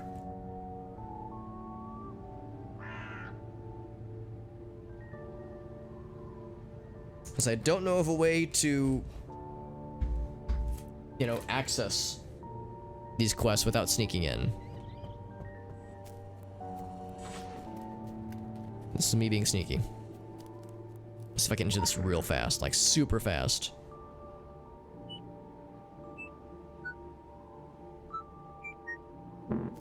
That's okay. I went too fast.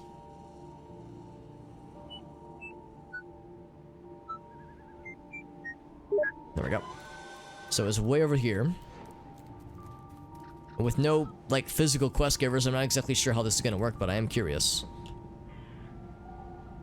Yeah, they've been compromised, which means they can't contain the experiments.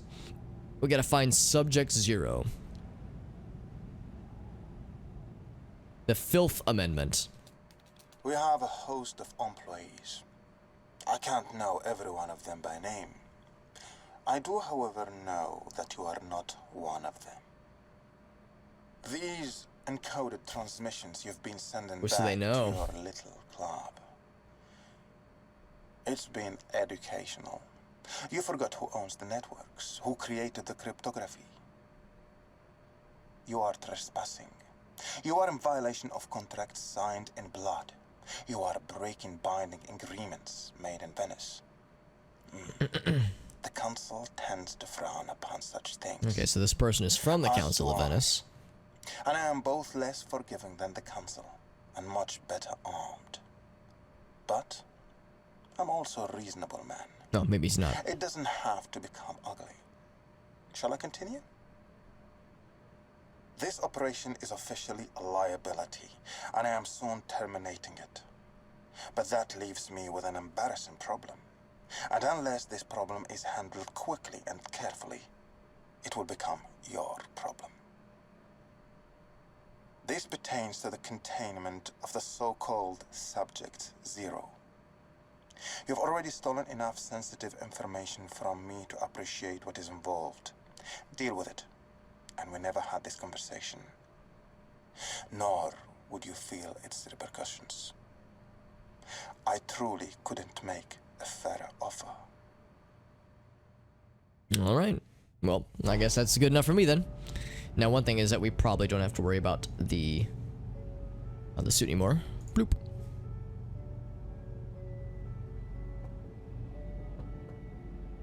Use the terminal to determine his location. What would it be? This nearby terminal? So there's this one. We've already read that. 2. Incomplete. Okay. Oh. Oh shit. I'm sorry, I didn't mean to do that. I pressed one button too many, clearly. A nearby terminal. Oh wait, this is the nearby terminal, isn't it? It's not the camera. Just was there another option I missed?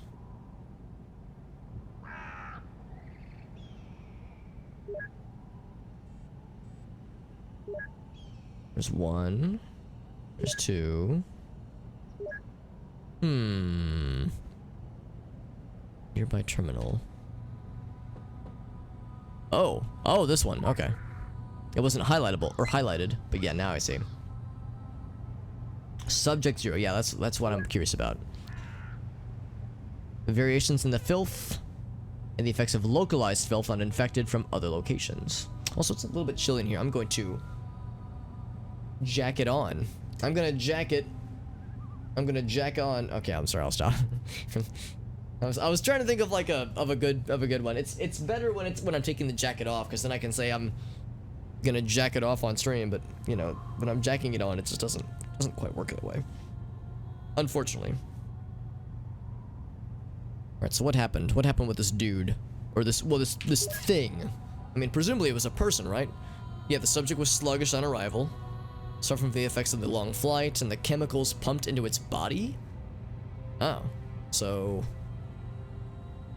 chemicals pumped into its body. I'm guessing this had to have been a monster then, not a human. After a few hours of what appeared to be sleep, the subject started to thrash. Garbled Japanese. Oh, so they like shipped somebody in from overseas. So garbled Japanese have sent them in for translation and we're waiting an answer. Okay. After 24 hours, the subject recovered full sense. Spent several hours attempting to bash through the glass and screaming obscenities in Japanese. Alright, very good. Presumably the person was already Japanese. Unless the filth teaches you Japanese automatically, in which case, well, it's almost worth it. The only moments when the subject was even slightly lucid was when the wind blew from the southwest. And they cocked an ear towards that direction as if listening. Which is where the courier is from. And that's interesting because they describe how when the fog rolled into town, that I don't know if the monsters, like the zombies were affected by it, but the Draug were absolutely affected by the fog. And they were like, they clearly were like listening in the direction of the fog as if it was like directing them. So maybe the quarry has a similar effect to the filth-ridden individuals, that is. After 48 hours, the subject became increasingly agitated. No food or drink was supplied, but the subject was gaining strength. And now they were babbling in English, interestingly enough, despite the fact that they had no prior knowledge of the language. It's almost like something had been speaking directly to them. The applications of filth in everyday life could be staggering if the adverse effects could be controlled. Yeah, if only for those pesky side effects, like pissing black blood and such. The subject still has moments where they turn towards the southwest and mouth words as if listening to a hidden voice. But we've lost contact with people in the quarry. So maybe the subject is sensing occult activity. Alright, now for the big one. We learn about the escape. Oh, nothing. No info at all. Escape? Yeah, okay, so we don't know. The person has escaped. Last thing we know is that, yeah, they were headed towards the quarry. So, let us make our daring escape.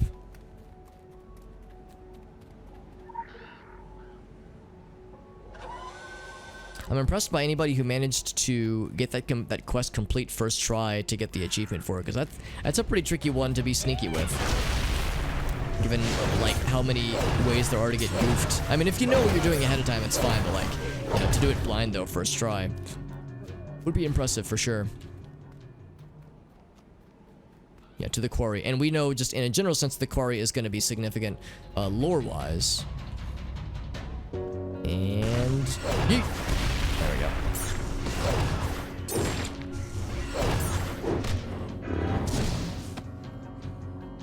Alright, up we go. We're level 27 now. Okay, that's nice. Oh, I can't do the big yeet yet. Oh, now I can do the big yeet. Oh, he's already dead. Ah, you can't eat a dead corpse. As opposed to an alive corpse, I guess. Do I still have my fire friend? I do. Yeah, fire buddy's still with us. Fire buddy never leaves us. He's a true friend through and through.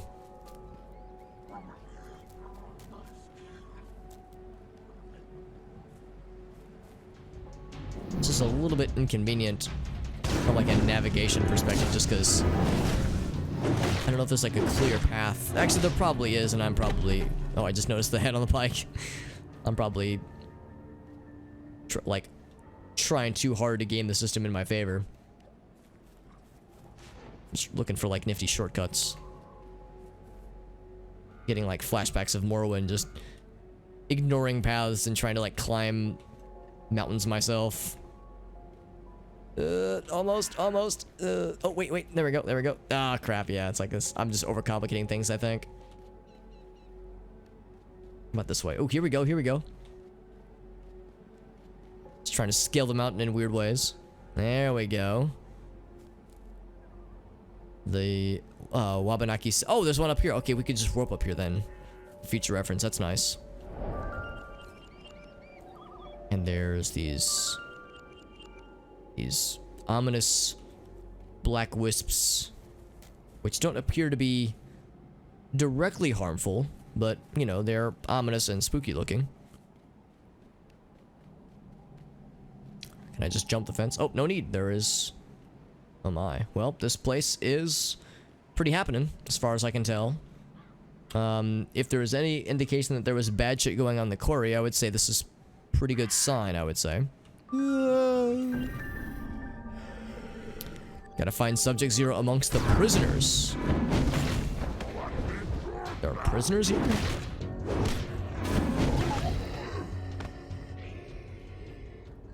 There's a bunch of people down yonder.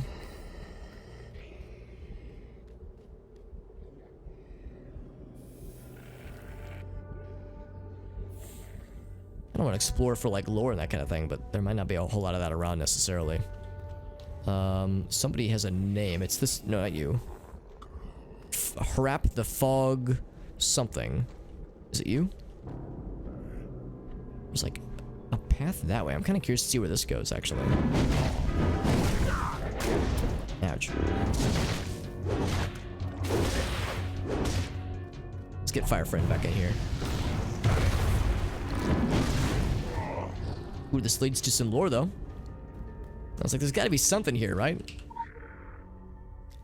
Need to learn about the Franklin Mansion. If you throw anything hard enough, it can be yeeted. Nothing is unyeetable. Yeet-proof, even. Oh, that's nice, but I wanna learn more about this.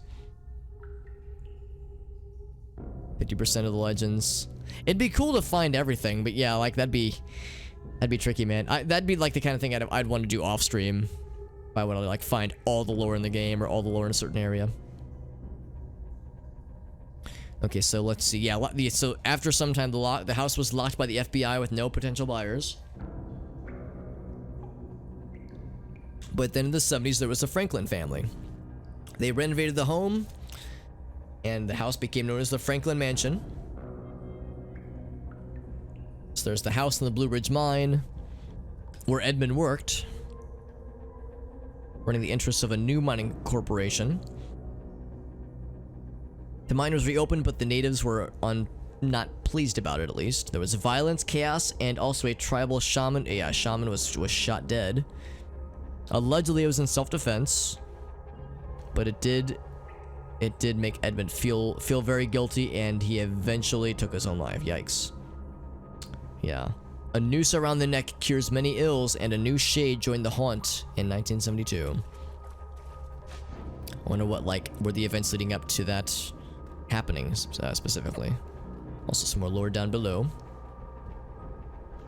Oh, there he is. There's a person with, like, the name. It's a... Oh, it's one of these things. Now, we fought these things plenty of times before, so it's not scary, but it's, like, placement in the fog is particularly spooky. So let's learn about the Draug leaders. The Draug lords. One can almost hear the humming of their alien thoughts. Sinister architects and engineers of the grand designs of their race. The lords wield powerful magic. They make no... Yeah, there's no pretense of humanoid symmetry. They telepathically communicate with their Draug underlings. Their control extends to the shambling dead of Kingsmith as well. Yeah, the zombies answer the call of the Draug Lords, serving as a mindless buffer to protect the breeding areas, or to serve as incubators themselves. Oh, and also he dropped a thing. Yeah, not terribly surprised that... Yeah, these things are pretty dang all-powerful. What's this? Can I destroy it? It's a mother pod spike. So if you pop it, what happened? Nothing. Nothing happened. Oh, something happened. This lady's trying to find us. Alright, well. We can say a little something about that. Hiya! Oh, that killed it. Okay. So if this giant claw gaping mass is like billowing, it's like breathing. I'm just standing on this veiny protrusion. This is all nice and weird. Nice and very weird. So Patient Zero should be around here somewhere amongst the prisoners, it says. Are you a prisoner? Sea Weaver, it's an enhancing beam. Or, an entrancing beam. I think she might be covered in... She's either covered in red seaweed or just blood. Infected contaminator, yep.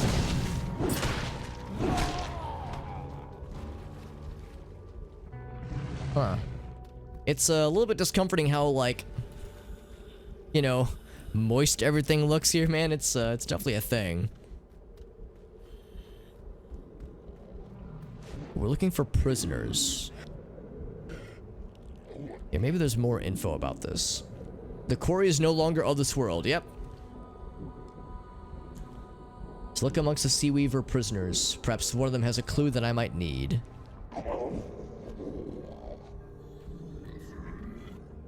Oh, there's a... I didn't even see the dude in there. Sorry, I thought I was in the wrong place. Right, I am clearly in the wrong place. Thought you were someone else. Yeah, so it sounds like we do need to look for these Sea Weavers and see, like, who they've taken on.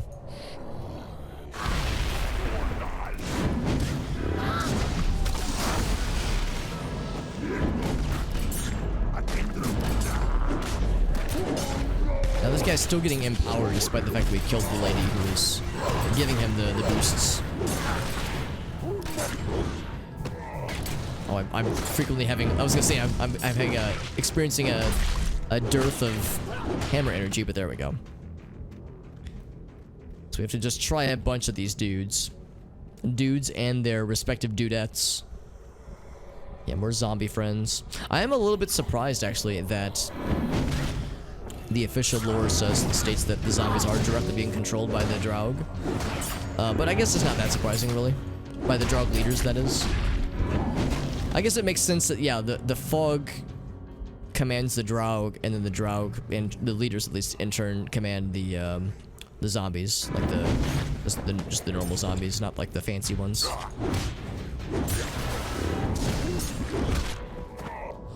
So it's like a kind of intrinsic hierarchy to all this. It sounded like she almost was saying something there.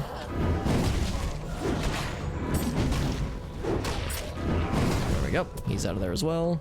Got a big boy. Still no dice though. There's a lot of these Stormweavers though. Oh, that makes me happy. I like the way you got them both barely.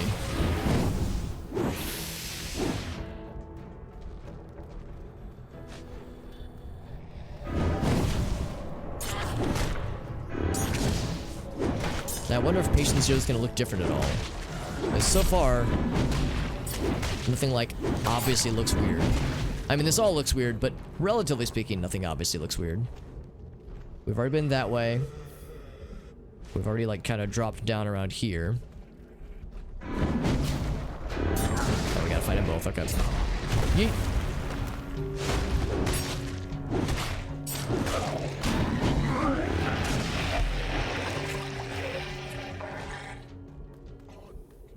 And I think this here is the end of the line. Also, they're all dead. Why are these guys dead? There's a ladder too. I think we've already checked their... Yeah, what's with this ladder here, actually?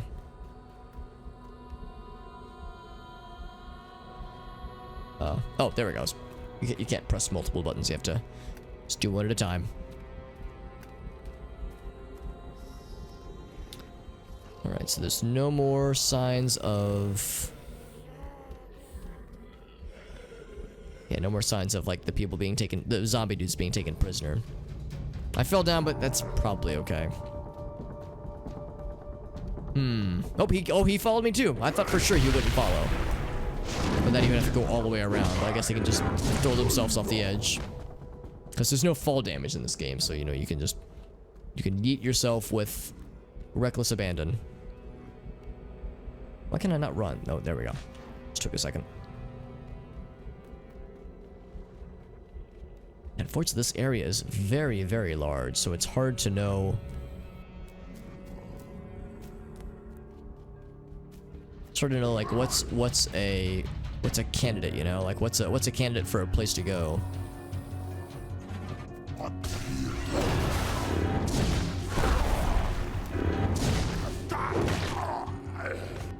It's like, yeah, it's hard to, like, narrow it down, like, to narrow down the options, at least. Here, maybe I should go up this way. The only problem about going up is that there's no, like, obvious sign that there's anybody taken prisoner up on this side, at least. All the prisoners are down below that I can see, at least. But I feel like getting the high ground is not a bad way to explorify a little bit. I like how she's just like got her hands in the air like she just don't care. This guy respawned already, by the way. It's like, dude, we literally just killed you. This homie's just spawn camping the bridge. Like a big old meanie. Yeah, as far as I can tell, there's nothing up here.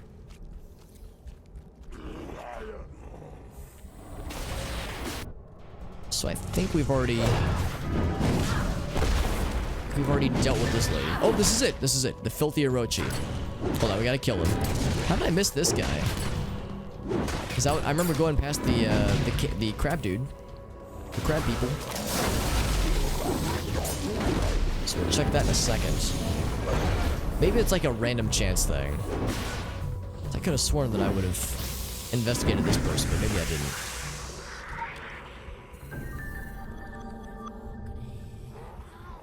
Wave to the black helicopters. That's right, assholes. I'm living it up down here in Tentacle Country. I don't know if Tentacle Country is the real name of the place, but it ought to be. So Subject Zero is from the center of the quarry, and it doesn't look good there. Not surprised. Holding for backup that will never arrive. And Patient Zero's never coming back out. So this was when Patient Zero escaped. And this guy's suit was compromised quite a while ago. And the filth is an aftertaste like diet soda. Also, I'm being accosted, I think. I am indeed being accosted.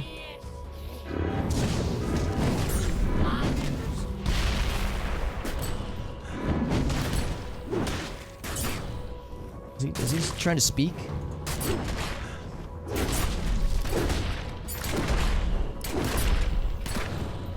No, he's not. Okay, well, or maybe he was and I just wasn't hearing it. But anyway, here, let's move away so that I can read this in peace. Relatively. But they felt as an aftertaste like diet soda. What a way to go. Not with a bang, but playing solitaire, waiting for the infection to take over. I mean, it's like, you know, if you're waiting for a horrible filth contagion to morph you into a horrible monster, then yeah, I mean, you might as well get in a few games of solitaire, or I don't know. It's like got nothing but a PDA to keep you company. It's so morbid. Destroy the mother pod spikes to access him. Alright. There's one. And it doesn't like go away, it just kind of falls down. Also, this isn't filth, this is just water. Or maybe it's blood. It very well could be blood. We made some friends. We made several friends. Oh, it was only a glancing blow for that one. Oh, we made lots of friends, didn't we? Let's get a little fire buddy in here. Ooh, I might have bit off more than I can chew here. Because I am doing very little damage to all these things at once. Ooh, they got me, yeah. Yeah, so don't fight all those at the same time. It won't go well.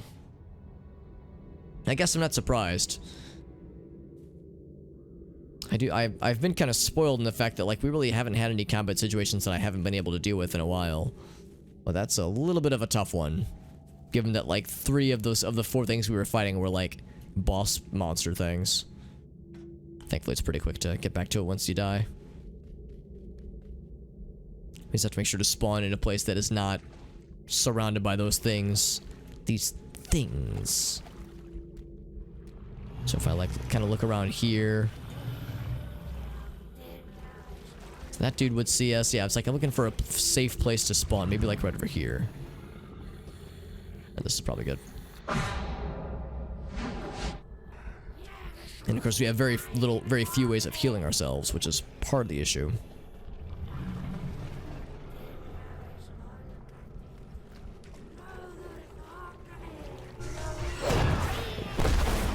So let's kind of do this one at a time then. No need to overdo it. There we go.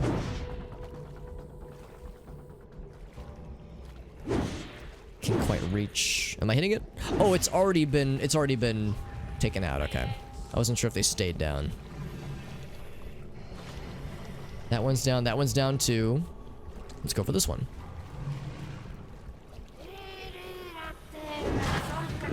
Okay, she was definitely saying something, but I couldn't tell what it was. Yeah, it's weird how they, like, will sometimes mutter. But it's so hard to, like, it's hard to just tell what they're saying. Just because it's, for one thing, it's intended to be incomprehensible, but also just because it's kind of quiet.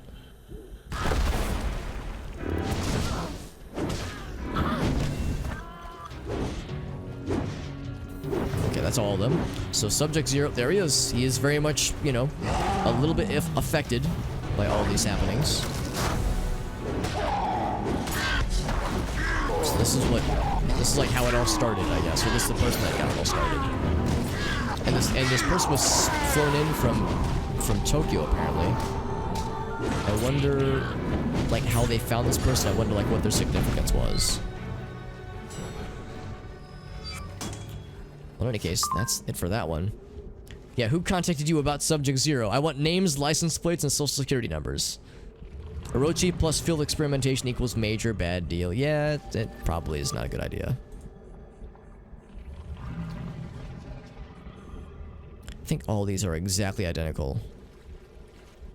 The ones with the 2 ticks, at least. Let's see. So we need... Actually, I think we have what we need now.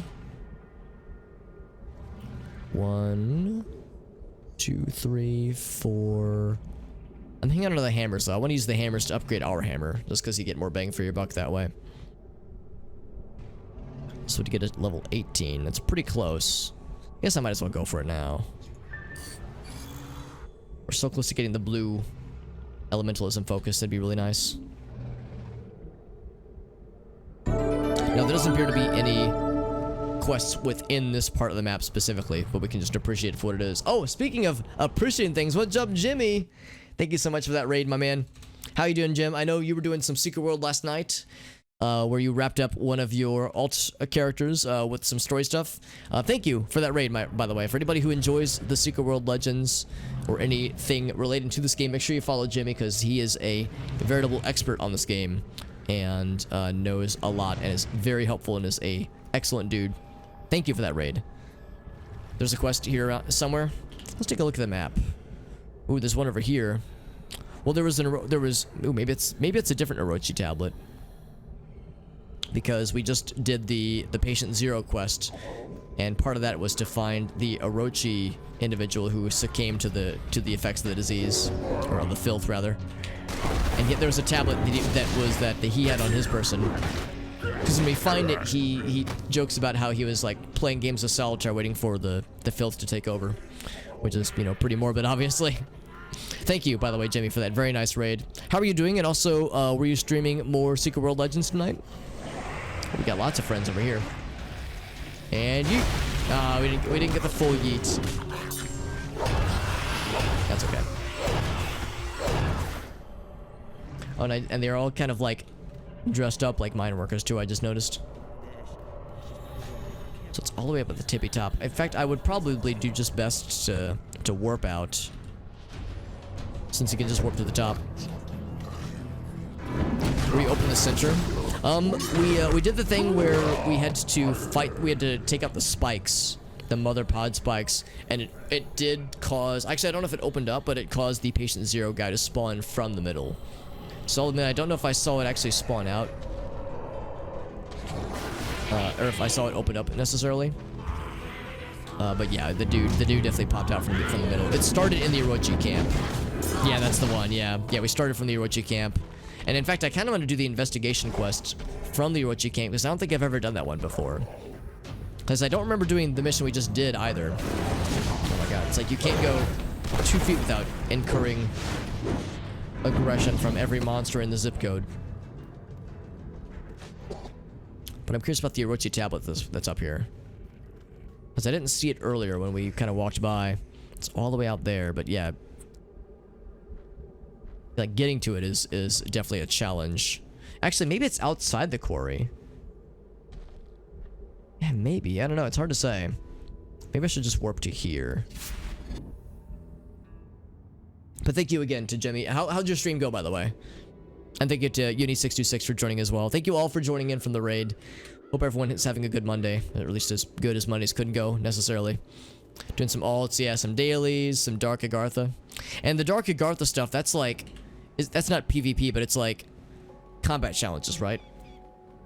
Because I've never seen any of it, so I have no idea what it entails, but I'm guessing it's like fairly high level stuff. Also, I'm sure these totems are, you know, all good things. Also, we got some lore. Very good. Wait, let's go ahead and get learnt on some of that good stuff. Walking in from the past age. Were they a precursor to humans, or an improvement, perhaps? A mystery and a footprint, indeed. So go. Oh, it's like a dungeon. Okay. Is it like, okay? So yeah, the dungeons where it's like you're fighting bosses and that kind of thing. Because that sounds cool. I like the dungeons in this game, even though that like some of them get they get some kind of demanding as far as like, you know, the numbers that are required. 5 platforms, first 4 are random. Okay. And then there's a boss each time too.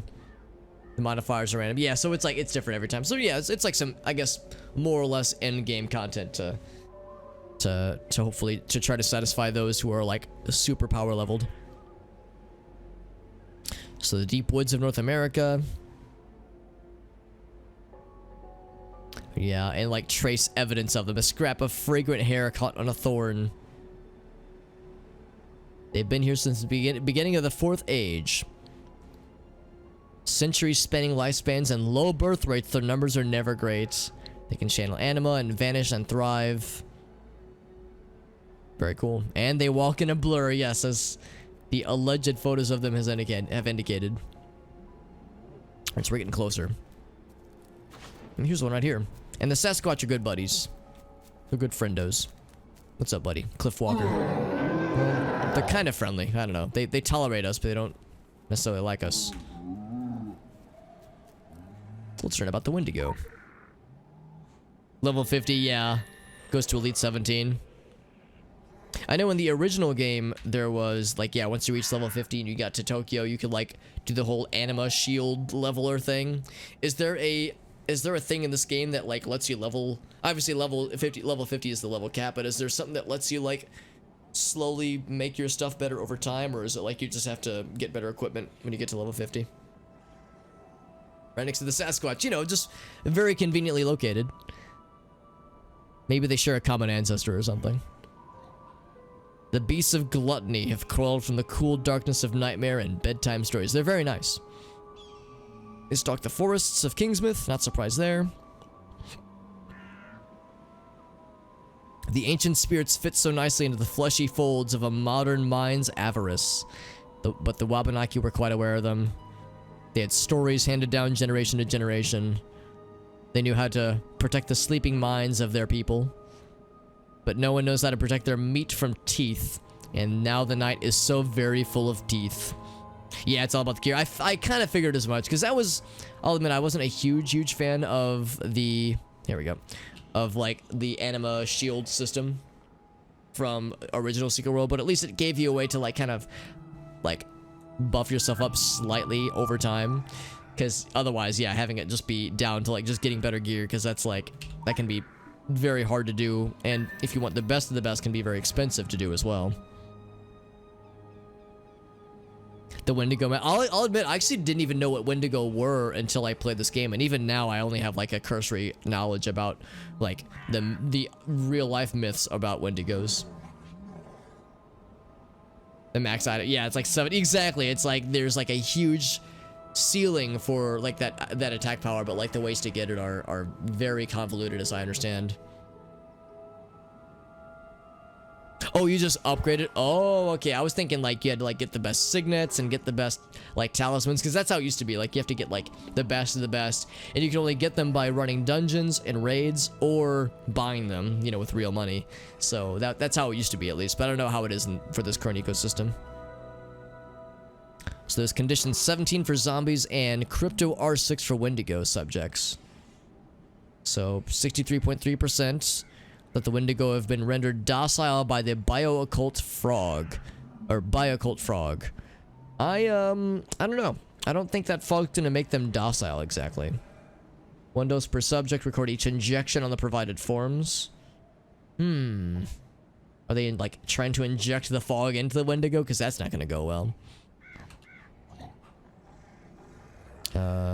Where's the... Oh, there we go. Quick access inventory updated. Yeah, exactly. Inventory. Combine them together, get the better stuff. Right, exactly. No final gear. Right, yeah, so like there's still like ways to combine different equipment things to get different combinations, or to not get different combinations, but yeah, different upgrades. Because yeah, right now, as you can tell, I still have mostly greens with some blues. And we're getting there, but still, it's slow progress. Overpowered by greed. Oh, okay. Giant walking corpses, yeah. Yeah, because like in this game, there's a lot of references to their insatiable appetite. So it's like they refer to them as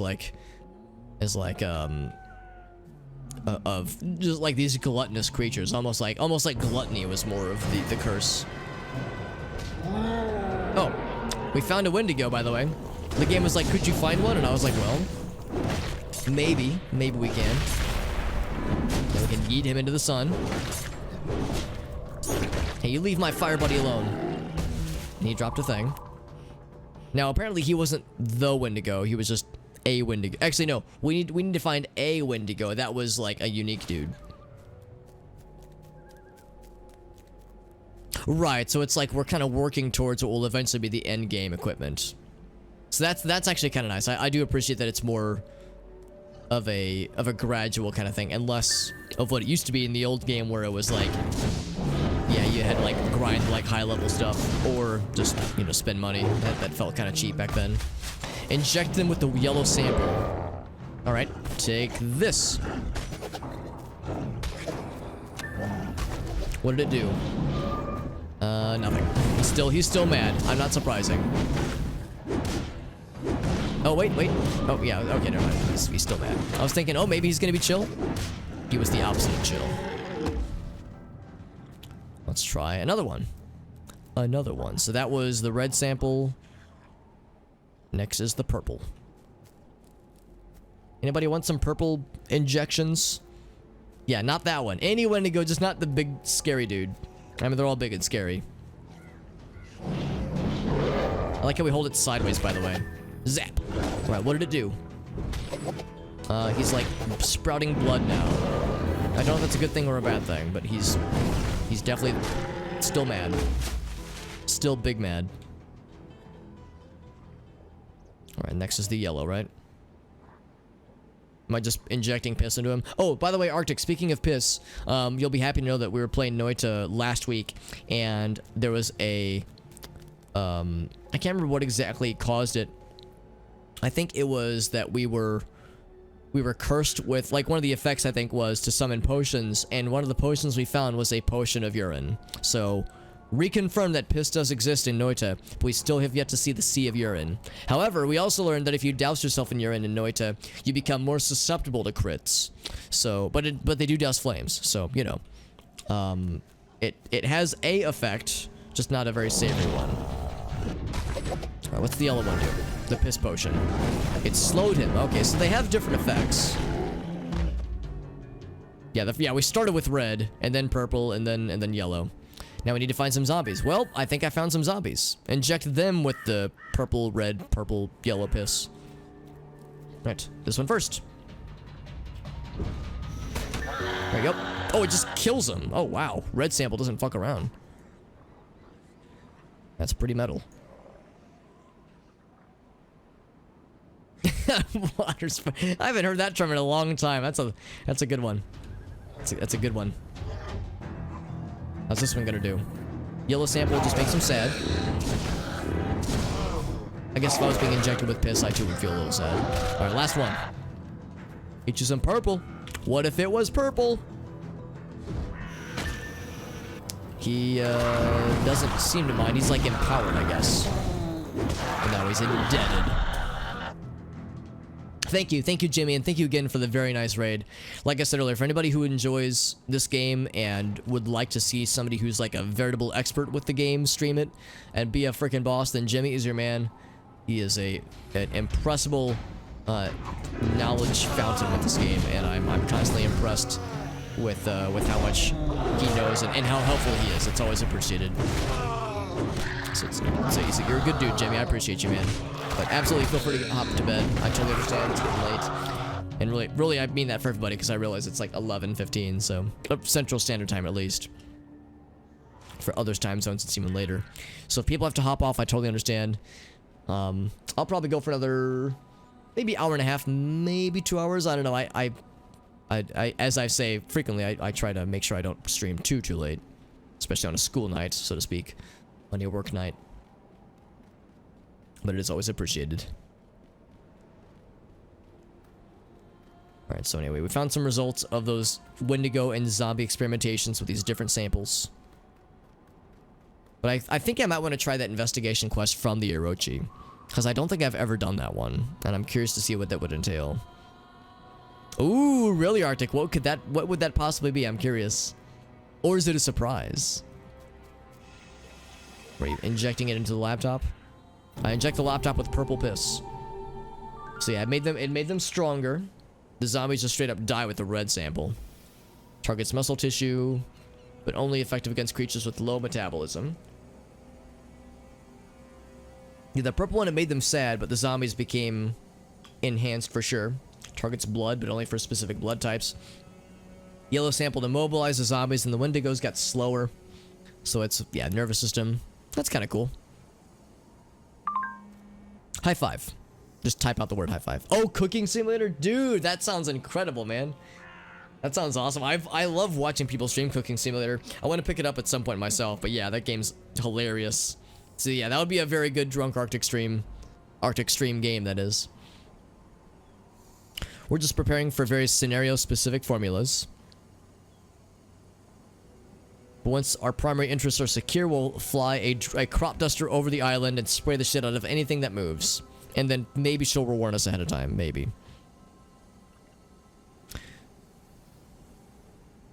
So the Orochi presence is due to their Valise subsidiary, which is all about genetics, DNA, and biotech. They're supposed to work with the CDC, but it's clear that it's more knife and back. Yeah, they kind of don't really care. They just hijack the CDC results while holding back their own. Very nice. It's actually the opposite of very nice, but there it is. So we are getting pretty close to having a full inventory here. Kind of surprised I didn't put these two closer together. Okay. Oh, actually, we have the ability to upgrade one of these things. I'm going to do that right now.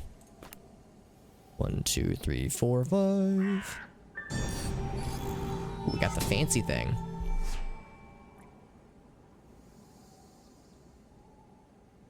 Okay, one more neck talisman. We'll be able to upgrade that one. Very nice. Same with the head talismans. It's all coming together. Neanders was, oh no, milk steak. Oh no. Oh, that sounds so cursed. Oh man, that sounds hilarious, but very cursed. Yeah, leave it to Neanders to like turn the game into a like playable shitpost. And that sounds very on brand for her, honestly. That sounds wonderful. I think I've told you before, Arctic, how I was watching Vinesauce stream Cooking Simulator, and at one point he joked about putting mint, like peppermint, on a steak, and the number, I think that was the highest concentration of Dan's game, the Dan's game emote, like in a single chat, just uninterrupted. It was probably the strongest singular wall of Dan's game I'd ever encountered before. People were very much not down for the peppermint steak.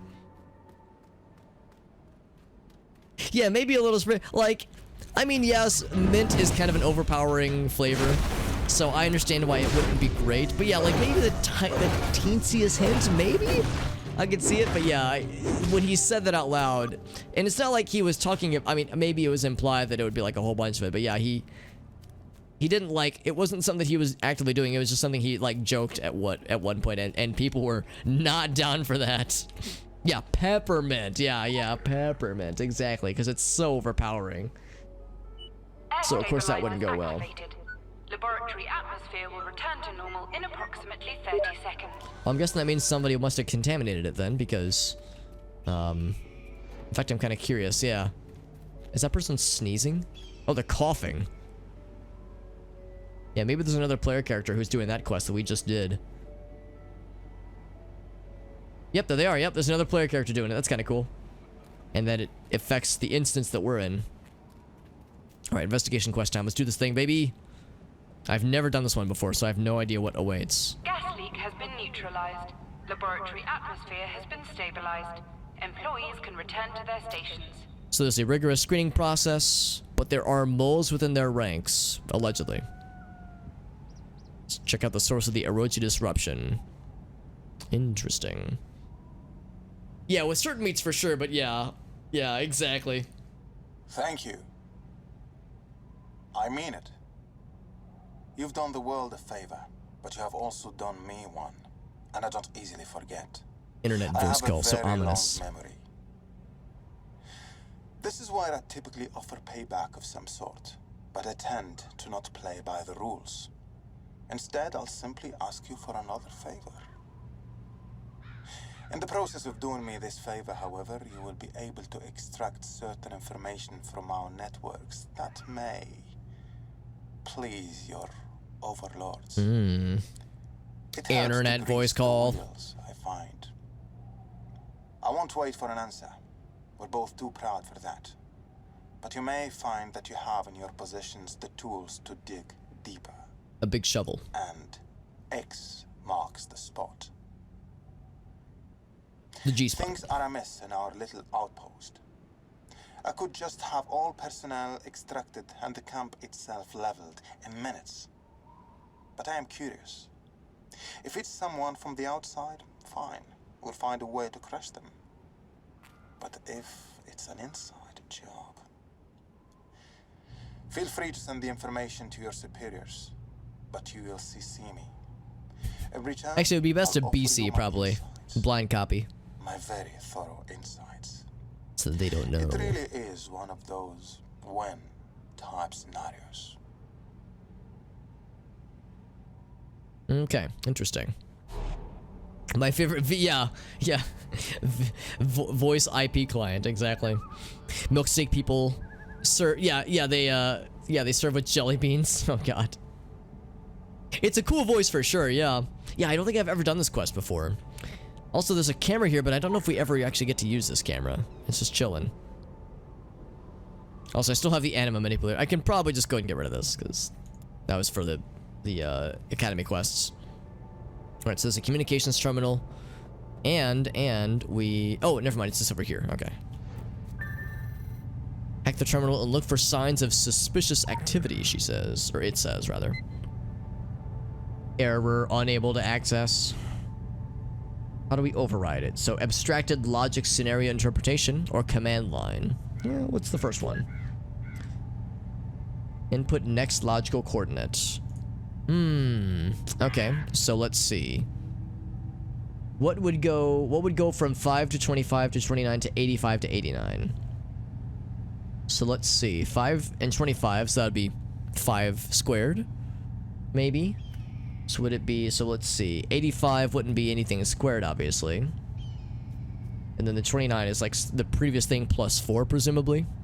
So we need to find how it goes from 5 to 25 and from 29 to 85. Let's see, what's 85? That would be 8. That would be 5 times, let's see.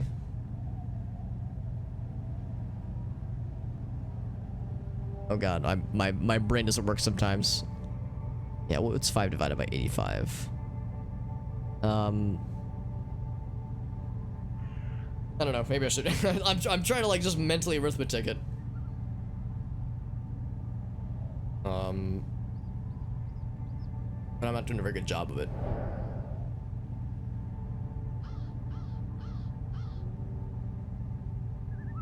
Do you think the formula is 29 plus 6 to the second power?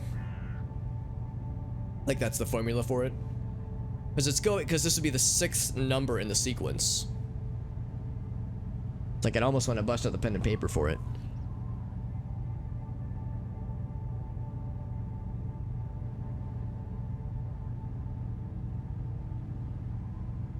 Or you're saying that that's just what the 6th one would be specifically?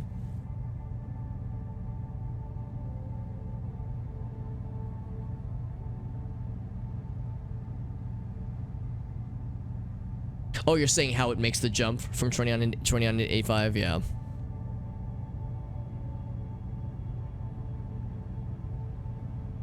Well, let's see. So 6 squared is 36, right? 29 plus 36. Does that check out? 9 plus 36. Clearly, my arithmetic clearly is failing me tonight, since I'm unable to divide 85 by 5 conveniently in my head. Let's see. Let me check real quick. It's 17, by the way.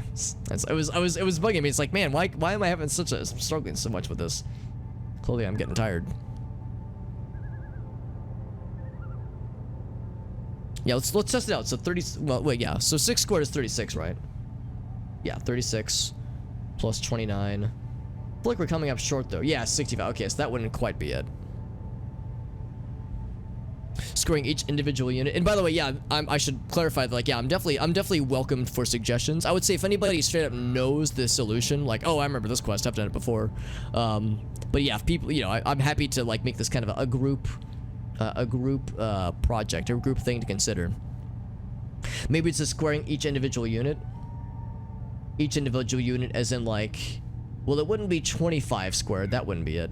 Do you mean it's saying like 2 squared and 5 squared. Oh, shit. Interesting. Because 9 squared, let's see, what's 9 squared? 81? Oh, man. I think Derek's onto it, yeah. Hold on, let me double check that. Because again, clearly my arithmetic is really suffering tonight. 9 times 9, 81, yeah. Okay, yeah, I think Derek's got it then, yeah. See, he squared each individual decimals, or each individual, I don't know. The numbers inside the numbers. Clearly, my brain is garbage tonight, apparently. But yes, the individual, constituent pieces. So, in that case, so if we're saying, so 8 squared is, 64? Is that right? Yeah, 64 plus 81. So it should be 145, maybe? Try that out. Okay, so that was it. So now we have a new puzzle. So let's see. This one's not jumping quite as drastically.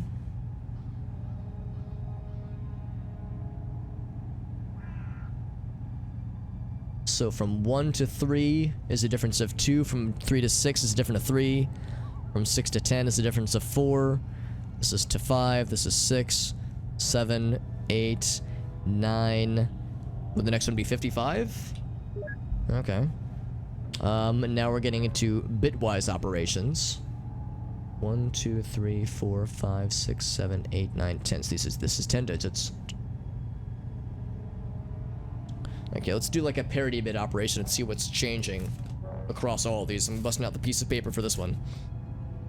Got the mega, yeah, dude. Derek got the mega mine. That was a good find, Derek, on the on that very first one, because yeah, there was like a bunch of things to consider, but yeah, that you zeroed in on it instantly. All right, so from the first one to the second one, here are all the things that changed. So not the first one, because it stays 1. In fact, I won't mark it as 0, so I'll just mark it as false, because I'm curious about what changed in between the two, like in a parity bit kind of sequence. So the second one didn't change either. Here, let's use the cursor. The third one did change. So that one got flipped. The second one also got flipped. The third one did not, or not the third one, with the overall this is the 5th one. So that one did not get flipped. And then true. The rest are false except for the last one. Alright, so 1, 2, 3, 4, 5, 1, 2, 3, 4. Okay, cool. So we got, so as far as the things that changed from the first to the second, it goes false, false, true, false, true, false, false, true. And then, from the second one to the third one, what changed here? So, not the first two. So we begin again with false, false. The third one did change, so that's a true. The fourth one did not change, that's a false. And now we've already deviated. The fifth one did change, that's true. It's getting hard to keep track of these, actually. Sixth one is unchanged, that's false. And then the rest are true. Let me double check my work on that. Yes, I am a computer. Stop all the downloading.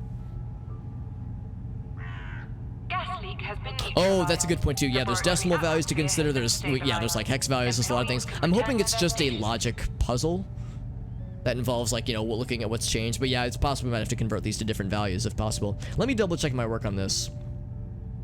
So, yeah, so we say these two didn't change, so false, false. These two did change, so true, true. The fifth one didn't change, that's false. True, true. False, false, true. Okay, so that one's good. And then between these two, because it's a sequence, we can assume it's going in a straight line. It wouldn't be like, it wouldn't go bop, bop. Well, probably. It probably wouldn't. So false, false. True. Is that changed? False. Basically anything that's not a zero after the first one. atmosphere will return to See normal that? in False, approximately false, 30 seconds. true, false. True, false, true, true, true. Okay, cool. So that's all good. So looking at this, what are the things that were changing between the two? Between those two sequences?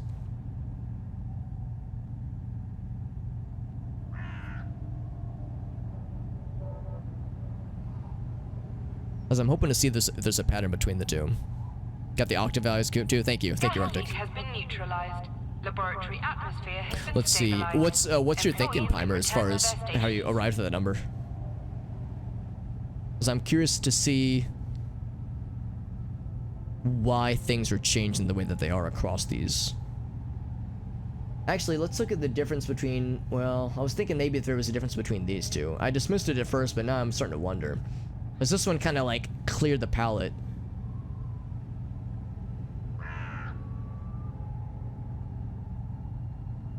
I think we can safely assume that the first two are going to stay the same, I think. It's the others that I'm not so sure about.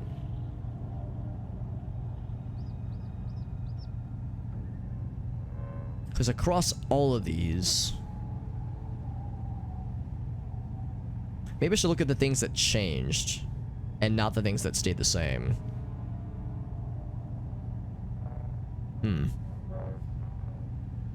Oh, was it from Futurama? Oh, yeah, when he was like... He like sees it in the mirror, or like he sees it in the wall, he's like, it's just gibberish. Then he sees it in the mirror and he's like, ah, and he freaks out. Yeah. That was the haunted werecar episode, right? That was a good one. Yeah. Which, you know, as we know, like that's like, it's just like one letter. Like, you know, it's not like it would have a message, because it's too little. This is a tricky one though. So let me mark on my paper here all the things that changed from, I guess, yeah, what I'm curious about is like what changed in between these two, like in between these last two sequences. Maybe I'm focused, I feel like I might be barking up the wrong tree though. Oh, it does? Oh, even better. That's like even more metal actually. Cause yeah, I didn't think to like look up like what it could mean if that was like, if they just picked a random binary digit sequence. Yeah, the mirror version. Yeah, that makes much more sense for that to be evil. That's dope.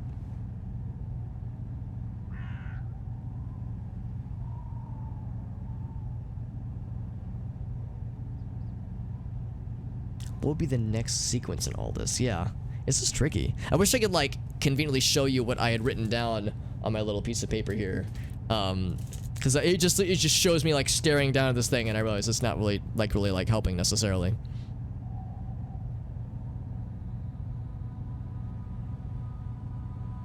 Yeah, I wouldn't think so. I think they would like, I think they're just wanting you to look for patterns. I don't think they would like get that required necessarily.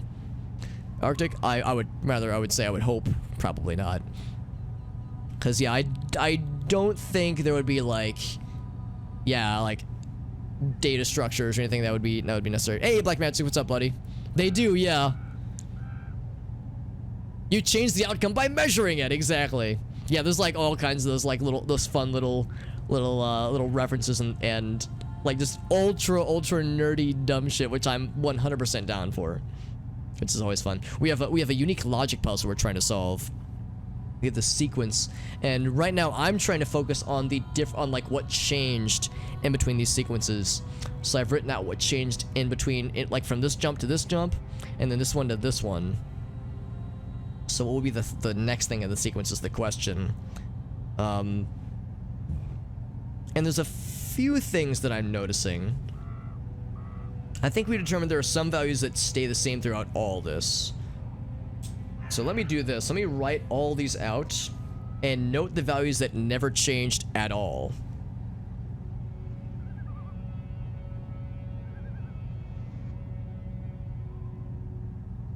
Do you think it's just doing a mutual, what is it, mutually exclusive or?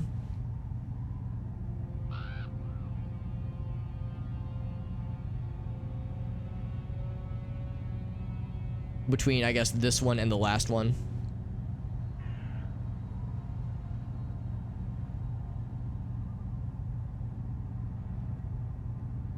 How's about this? Yeah, so let me Only has 9 bits. It does. 1, 2, 3, 4, 5, 6, 7, 8, 9. You're right. You're right, Pimer. I hadn't even noticed that. 2, 3, 4. Yeah. You're 100% right. Yeah. That explains why I was like kind of weirded out at one point when I was trying to like mark out the differences. Yeah. Interesting. Oh, so maybe... Okay. So maybe there might not necessarily be a link between this one and this one. Maybe it's just saying, we went from here to here. Now, if you start from here, what happens? Interesting. So I think what Arctic was getting at was that there was a logical operation applied to this thing to arrive at this. So if we use whatever they used to arrive at this, I mean, heck, man, maybe they just did an and with a, well, it wouldn't just be an and with a 1, because then you'd get all these other ones. In fact, you would just end up with the same thing.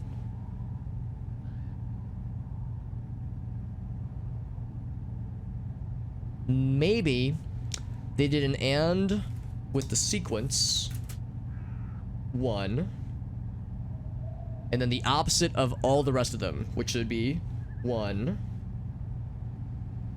Oh god, my pen is always running out of ink. Okay, so here we go. Here's what I'm thinking. I'll try this in a second.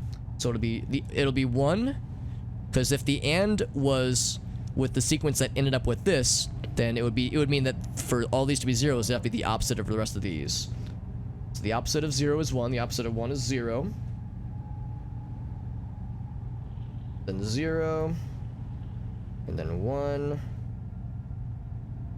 and then 0, 0, and then 1, 1, 0. So if this is 9 values instead of 10, I'm hoping that the last one will just maybe get truncated, maybe.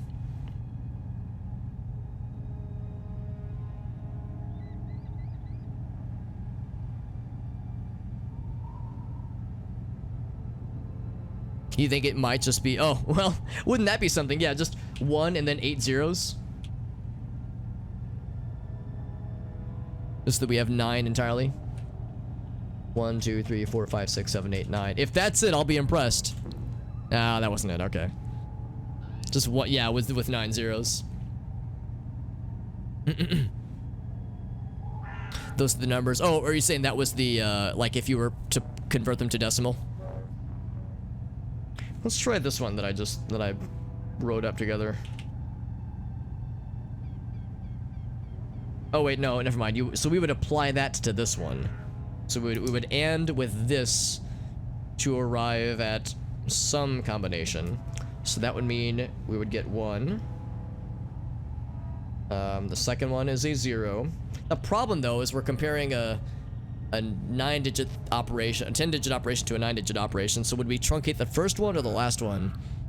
I hope it's the last one. Yeah, it's a little bit weird. You would truncate the first. Black Magic seems to know the solution, and he seems to think it's you have to convert it to decimal. If that's what you're thinking, Black Magic's. Because I was thinking you wouldn't have to convert to decimal for something like this. I figured it would just be a logic puzzle, but yeah, maybe it really is just that. Convert to decimal, it is? Okay. Well, I'll go and type this out just to see, but I have a feeling I'll probably have to convert to decimal and... Yeah. Alright, so what was I saying? Okay, so if we apply this pattern to this value... Yeah, I guess we would just ignore the first value. So we just wouldn't look at that. Oh my god, this pen. Okay, there we go. Because I'm not exactly writing on a very hard surface right now on my desk. Alright, so the first one, so yeah, so that would be a 1.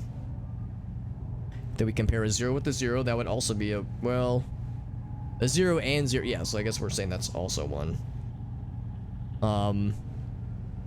And then that is a 0. Here, so we'll use the cursor to keep track. So, that's correct. That is not correct. Oh wait, no, that is, yeah. So that we want that to be a 0, so that's a 0. We want that to be a, we want that to be a 1, so that's a 0 as well. So, 1, oh crap, 1, 2, well, this is actually 2, 3, 4, 5, 6. We expect to be a 0, so that's a 0. 7 we expect to be a 0, so that's a 1. 7, 8 are both 1s, so that those are 1s as well. And the last one's a 0, so that's a 0. Okay, so here's the one that I was thinking maybe, but I don't feel very confident about this. That's not it. Okay, so let's look at the decimal values then. So we're thinking it's 729 512 343. Yeah, it's like in a 3 pattern sequence here. Well, let's see here. And Black Magic thinks it's the 512. Air stabilizers activated. Laboratory atmosphere will I like return how to normal in other approximately 30 player characters are seconds. doing the main quests, so we're just hearing the like air filtration system just getting knocked down every little bit. Yeah, that was my first inclination. So the first value is probably 100. Black Magic just pointed out the 512 part of it though, which is interesting.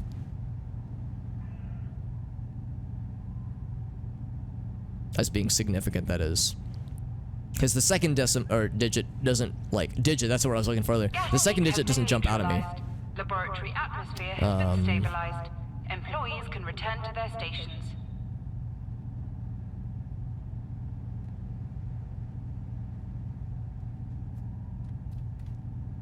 Also, I just noticed the next logical integer.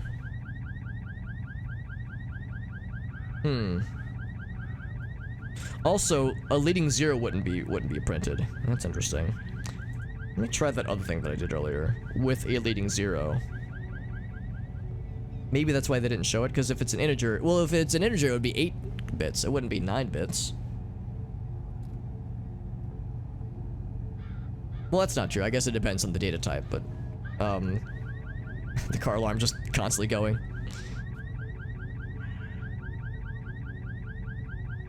Alright, so it'd be 1, 0, 0, 1, 2, 3, 1, 2, 3, 1.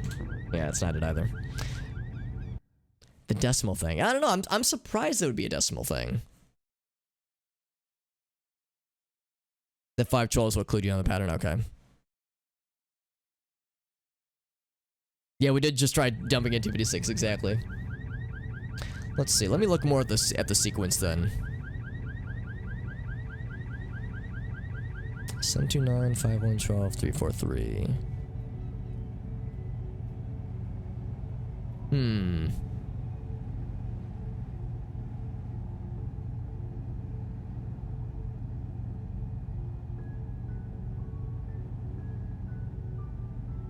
And I'm guessing the 729 5112 343. I'm guessing would that be this number you're talking about?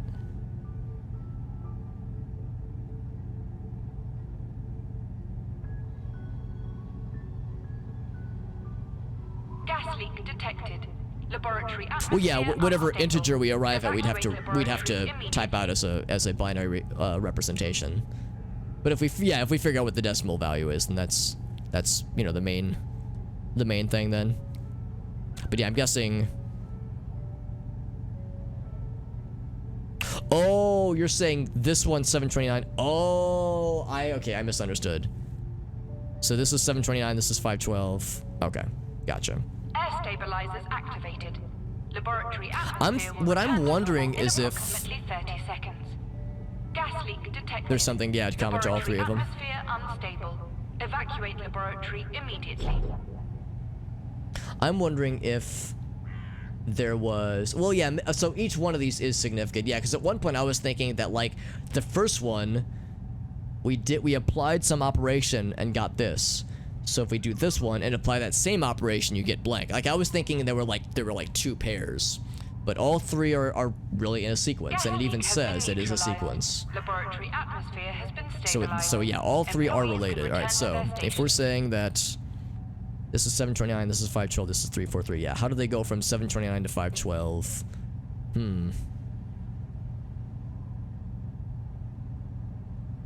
Yeah, the difference, Arctic, I think, said it was 386. Subtracting from being, yeah. Let's see. Okay, so I shouldn't hyperfix it in the 512 then, yeah. So 729, yeah.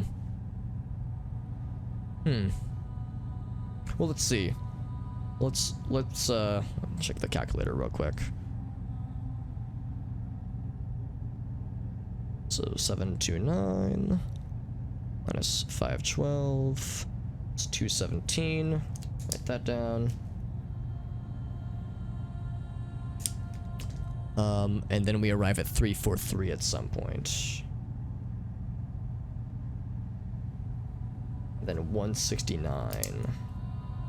Well, what's the difference between those two numbers? 217 minus 169 is 48.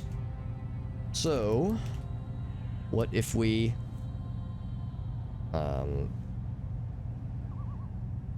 see. So it increases each time, right? Yeah. If we're saying the difference between the first one, all right, so let's see. It's so 169 minus 48. It's 121. So 343 minus 121 is 222. And then we put that into binary, and I can't do that on the top of my head. So we have a calculator for just such an occasion. So decimal is 222. So it would be, if they want 9 digits, hopefully they don't need it. Hopefully this will work. That's not it. Okay, well, that was my big idea. What were you thinking, Black Magix? I saw that you said that you had a hint ready. Do the same thing to all 3 numbers.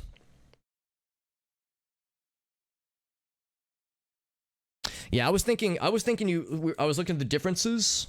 So I looked at the difference from this number and this number and this number to this number. And I was wondering, like, oh, maybe I subtract 48, which was the difference between this one and this one, from from this value. Employees can return to their stations. So it's not about differences? Okay. Yeah, I would say if you have a hint, I'm definitely down. None of the numbers are related, but all 3 numbers share a common trait. Oh, okay. You don't use the numbers to come up with... Oh, interesting. Okay. You don't use the... Yeah, I see. Okay, well, let's scroll up then. It's not mathematically related directly. Oh. Yeah, that's not expected at all. Well, let's see.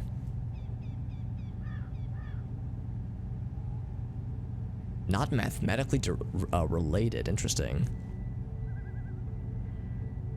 I should probably just write these numbers down because I keep having to scroll up in the chat.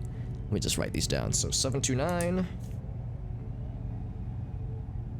229. 512. And 343. Guilty Spark. Gas leak detected. Laboratory atmosphere unstable. Evacuate laboratory immediately. Yeah, so it's some operation you have to perform.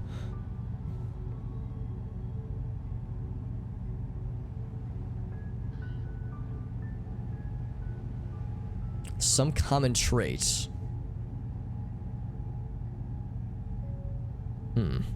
Interesting. Okay, let's look at this. Air stabilizers activated.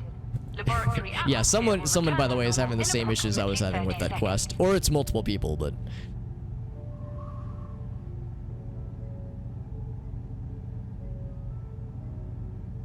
the number is fancy. Well, that's 2 to the I don't know. I know it's a power of 2. Gas leak detected. I hadn't even thought about Laboratory that as a atmosphere significance of being a power of 2. Evacuate laboratory immediately. Well, let's see. What's the nearest power of 2 to 343? 256, I guess? I don't know. Maybe that? No, we already tried 250. Well, hold on. What's 256? Can return to their stations. That would be... this guy... Oops. I think we already tried that, though, didn't we? Yeah, we did. We did try 256. Yeah, we already tried that one. Yeah, we tried... Yeah, one with 8 zeros.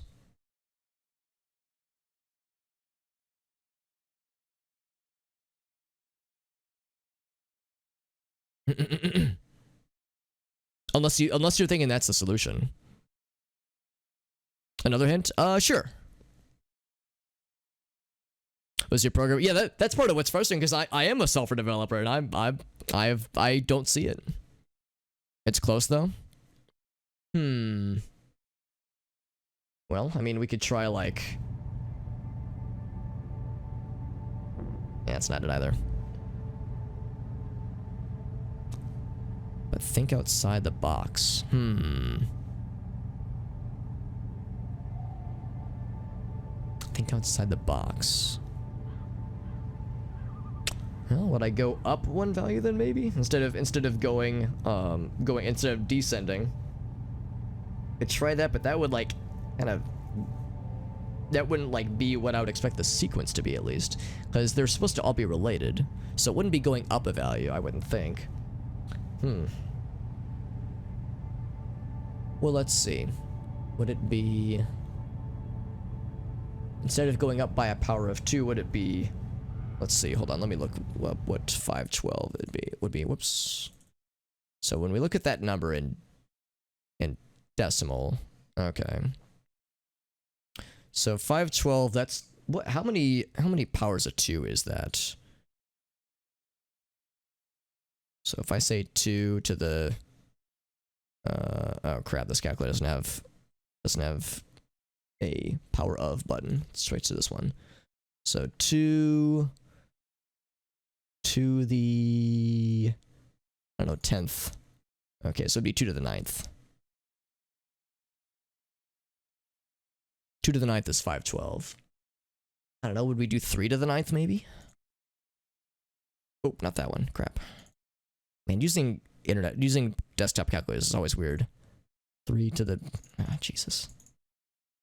3 to the 9th. That would be a big number. Yeah, that would be within 9 digits though. Let me write that down. 19, 6, 8, 3. All right, go back to this. So decimal 19683. Ooh, we can't fix that. That's too big. So that wouldn't be it. Oh, it's something I said a minute or two ago. I was thinking instead of raising it by instead of like going up by a power of 2, I was thinking maybe just take that same number, take the next base number and up that instead. Instead of 2 to the 9th, would it be just 9 squared maybe? Is that what we're thinking? It's 9 squared. Well, that'd be 81. So 81. We could try it. That's not it either. Something even close to that, man. What else? What other switcheroonies could we do?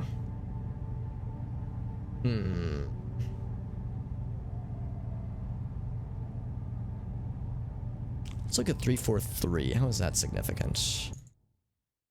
It's a starting point. Because it's obviously 9 digits. Yeah,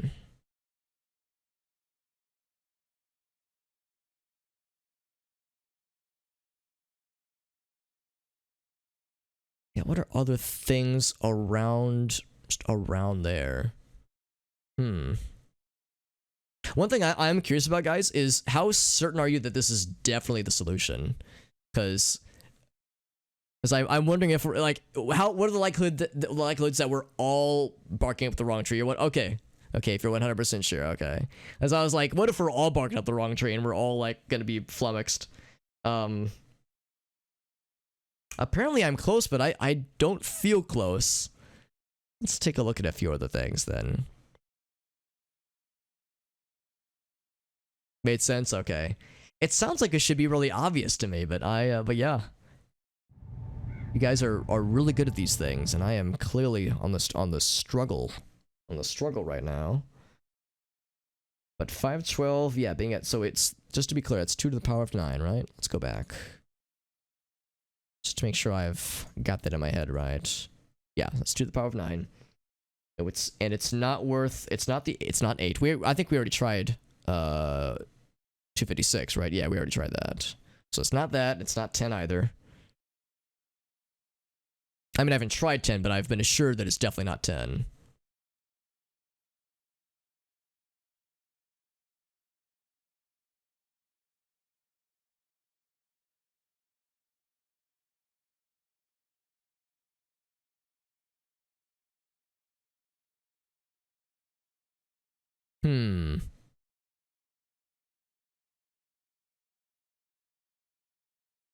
Break it down further, he says.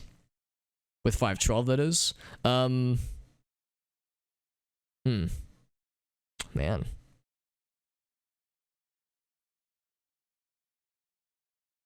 How can 512 be broken down further? Well, I mean, 9 is, 3 is 3 squared, so if we wanted to say the next sequence would be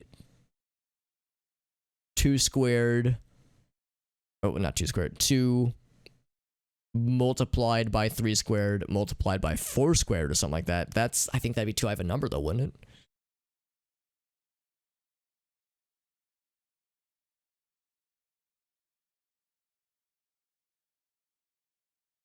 Two to the 9th is the 9th digit.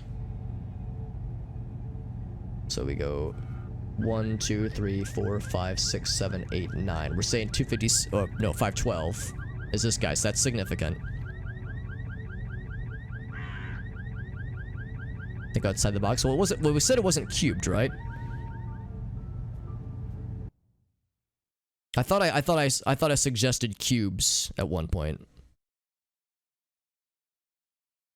Oh, did you look up the solution, Arctic? No,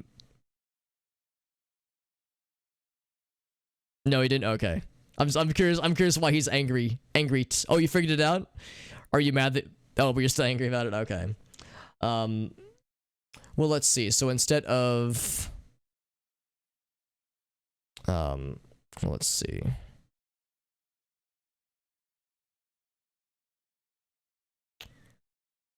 How about this? So 3 cubed, for instance.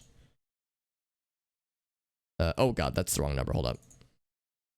3 to the power of 3. 27. That's gonna be too high, though. You looked at it already, but you did it wrong? You're saying it was one of the things you tried earlier?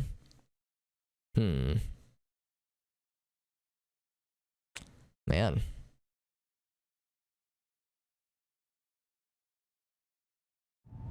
Also, it's weird whenever I click over to my calculator app, it silences the game.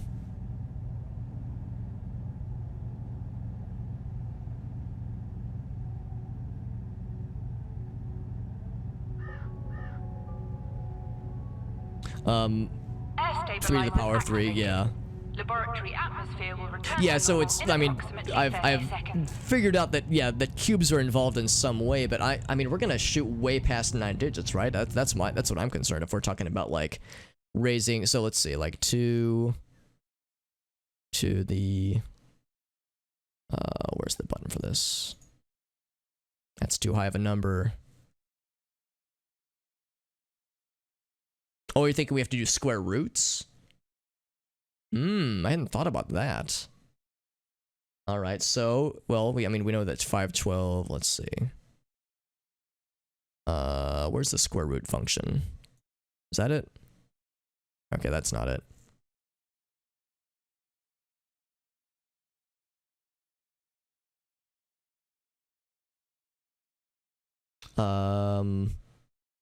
Would it be cubed roots then?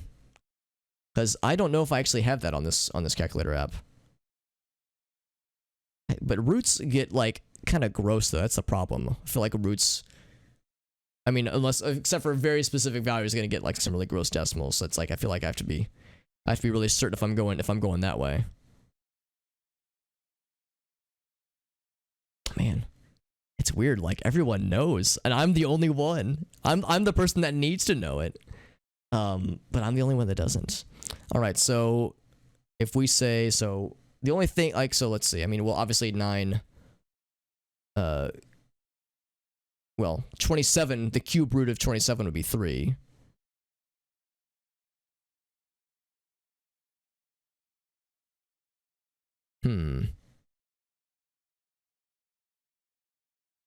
Looking at 512.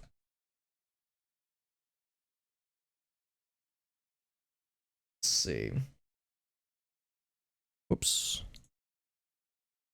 Yeah, I don't think that there's a cube root function on this thing. Maybe there is. Trigonometry function.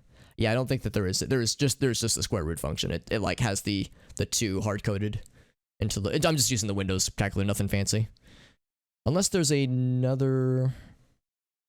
Nah, that wouldn't. Yeah, that's just the one. There's like a lot of different flavors. Google has one. Because yeah, if we try to take the cube root of 512 would be here, hold on, let me look this up.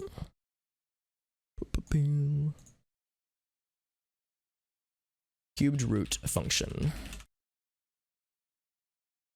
That's not gonna do it. Cube root calculator. How do you access the Google calculator? Because now I'm curious. Maybe just Google calculator. Okay. It doesn't have I don't see a cubed root function on it either. It has a square root.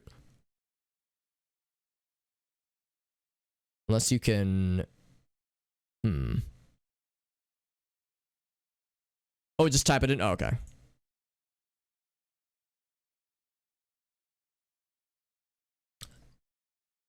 So what would it be? Would it be 4? It's 8. Okay, so the cube root of 512 is 8. Well...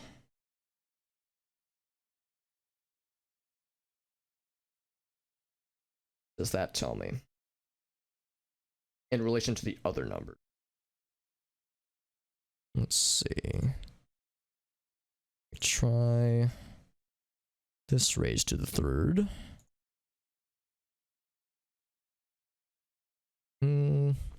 So the numbers are descending. Well, we could try 64.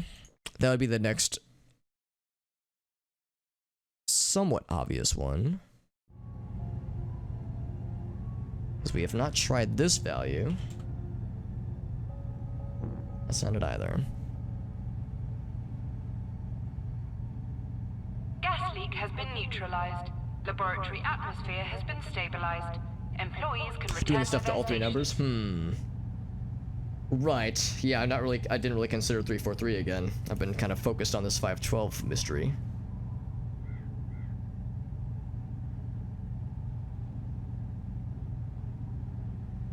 So what would 343 have to do with that?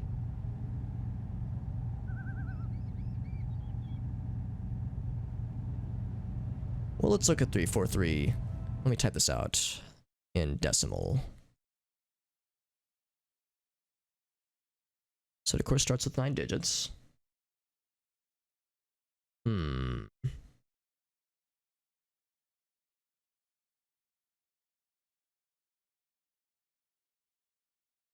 see anything obvious with that one. What did we do to 512 other than just cube? I mean, well, I guess we could cube root this one too. For 343. It's gonna give us kind of a gross number though, won't it? Cubic root of 343. Oh, it's not a gross number at all. Oh. So in that case, 729. Oh, so that's it. It's all about the cube roots out there. Okay. No, I thought 729 and 3. Well, 729 I guess doesn't surprise me. I thought 343 was a prime number. I'd even considered that would divide it all. Interesting. Okay, so yeah, that's the sequence. You just take the cube root descending. And that's wild, yeah. No, this whole time I was assuming that 512 was the only number that was like conveniently divisible. I didn't think divisions were anywhere at all with this. So man, yeah. I've been completely wrong.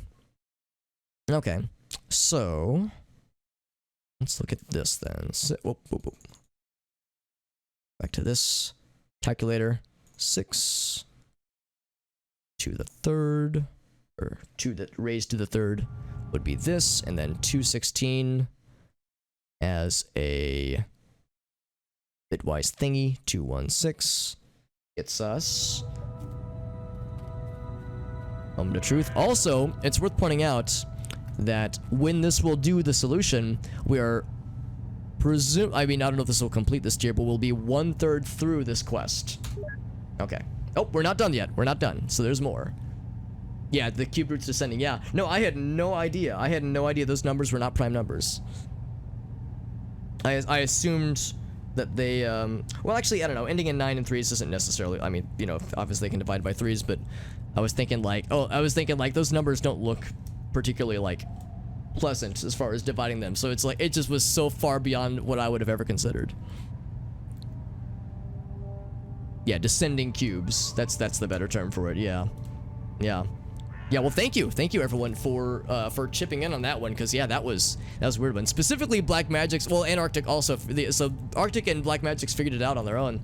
Yeah, I'm impressed. I'm impressed with both you guys. That was very well done. Man, yeah.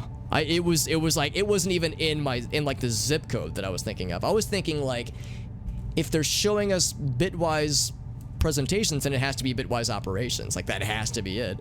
So yeah, I'm very shocked that it came down to just how things cube root out.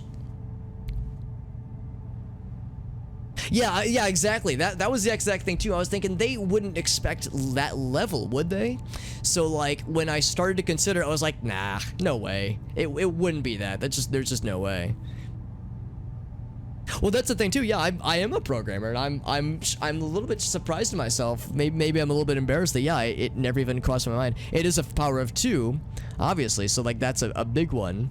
But yeah, I would have and I was thinking about it, but it never occurred to me that yeah, that we would be having to getting in not even square roots but cube roots.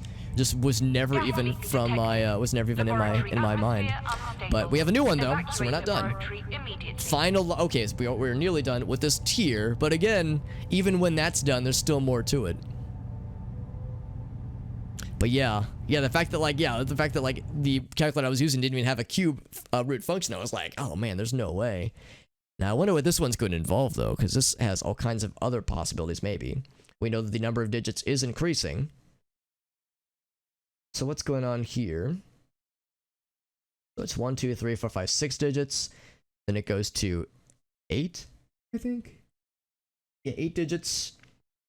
And then it goes to, oh, not 10. It probably goes to 10 next, though. So this first 3 sequences, or first 3, yeah, sequences.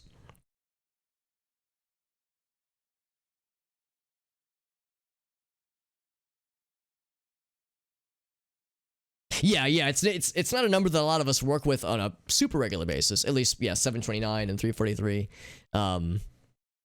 It's for a lot of us, 343 is the number that we associate with other things. But yeah, it's not a number that like, you know, jumps to mind necessarily. All right, so let's see here. So yeah, so we can see that there's 3 sets of 6-digit numbers and 3 sets of 8-digit numbers. So we can presume it'll probably be 5 digits. We can already see that there's like this, like the subset of this number is found in this one. 311213. Yeah, it's inside this one. 141424 132313. Interesting. Okay, never mind. I was thinking maybe this was going to be like kind of obvious. 3, 4, and 3, 3, 2, and 1.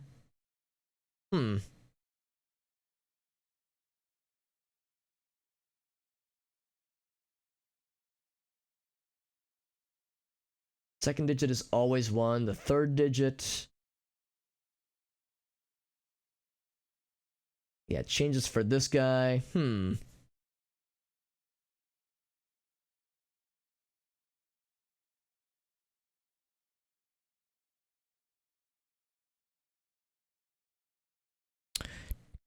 729 did have an even square, but its square was 9, right? Yeah.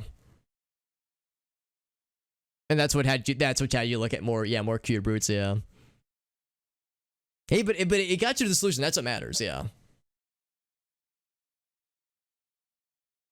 Just dumping terminal check. Yeah, and then being surprised when things aren't happening, or being frustrated when things aren't working.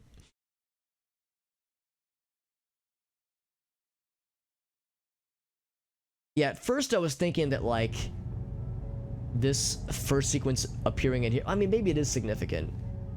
How about this second one? Because that doesn't appear in any of these. So it's like that kind of starts to go out the window. It's not a matter of like the sequences repeating with more numbers. Gas leak has been neutralized. Laboratory atmosphere has been stabilized. Yeah, so that's not it necessarily. Well, let's just look at what's happening here. So, yeah, that first digit changes from 3 to 1. This one it's 3 4 3. Second digit stays the same. Third digit jumps to 4. Fourth digit stays 2 the whole time. First digit. I don't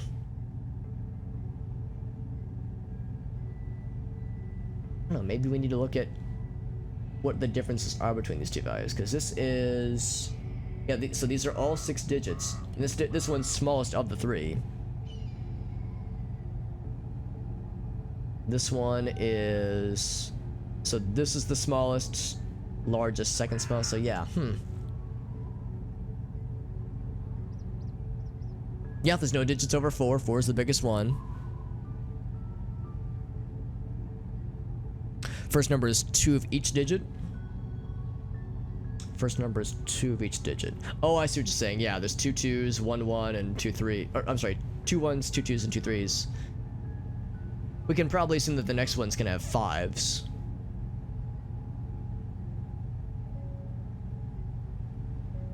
So maybe it's a question of like finding the instances where certain numbers never change,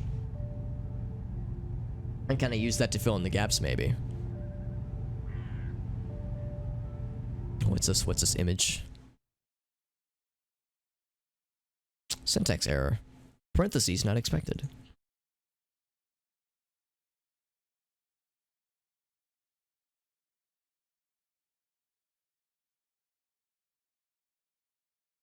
Last sequence has, yeah, that was the first thing I picked up on. I was like, man, it's like got that plus something at the end. Would it be the second sequence with 24 at the end? Oh wait, hold on. So you're saying, oh, you're saying like, would the beginning of the next sequence be this guy with, well, no, probably wouldn't. It probably wouldn't have 24. Well, I mean, I guess it could. What I'm thinking is that we might see 5s in the next sequence. So let's see. Let me write these out. My little handy dandy piece of paper here. So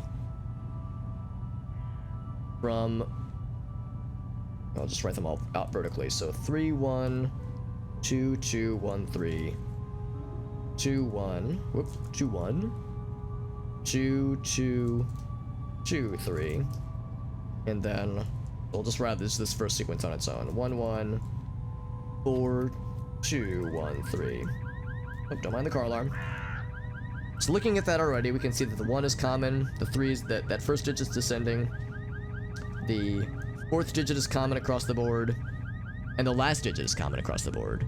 The last one always ends in 4, so the last one will probably end in 5s. So yeah, we can probably start to kind of piece some things together and maybe try to fill out the holes, fill out the gaps. Hey, what's up, Whale? Good to see you, dude. Oh, no funny ones yet? Problems that took too many attempts to solve. That's very relatable right now. Oh man. But anyway, yeah, so the second digit's good. The last digit's good. And the middle digit, let's see, or not the middle one, but this is the 4th one. So for the second sequence, I think it's always gonna be 2s.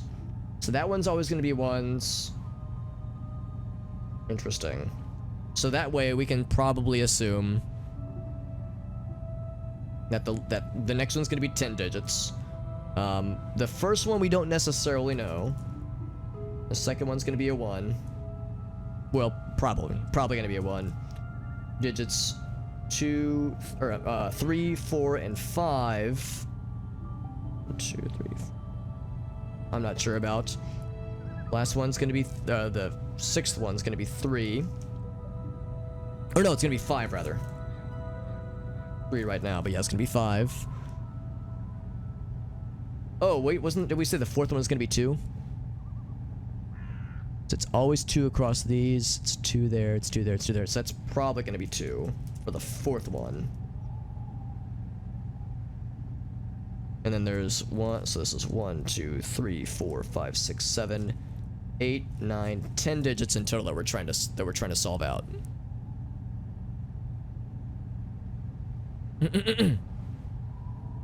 You did find a good one though? What's this one? Oh, what in the world?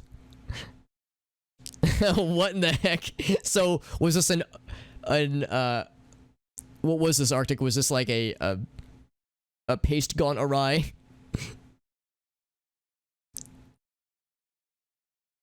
What the hell? That must be from something, right? Oh, Corey and Black Magic think they have it.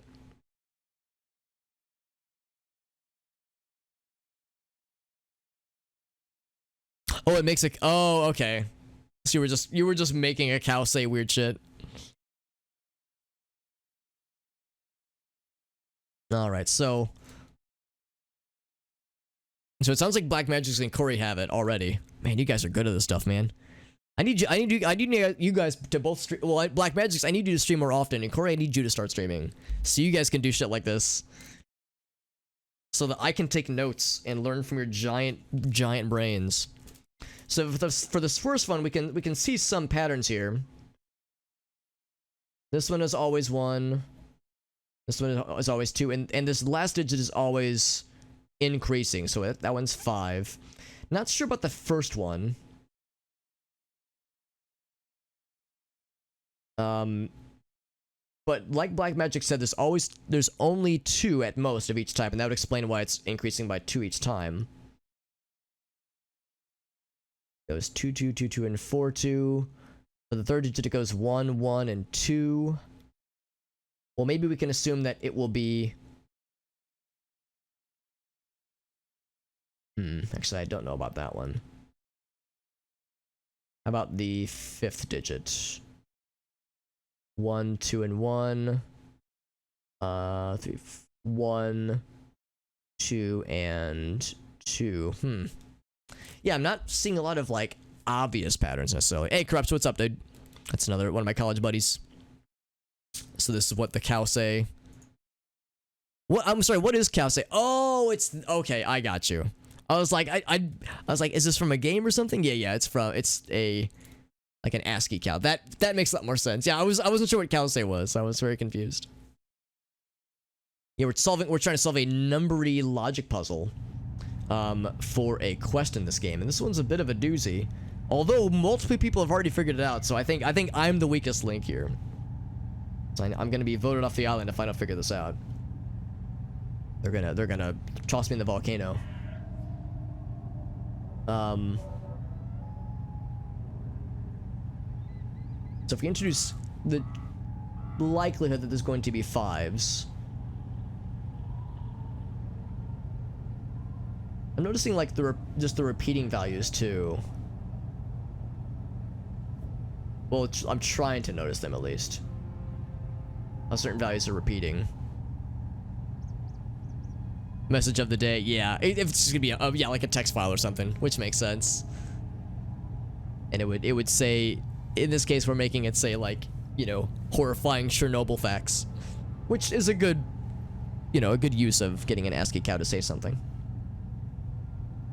The thing I keep getting stuck on is I'm trying to like look for obvious patterns with numbers that are like, this is always this thing that's happening.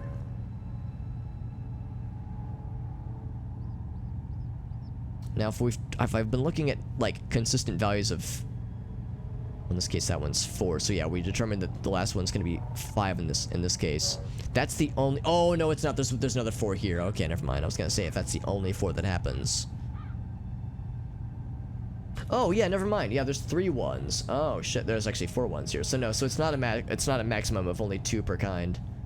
That's only the case for the first one.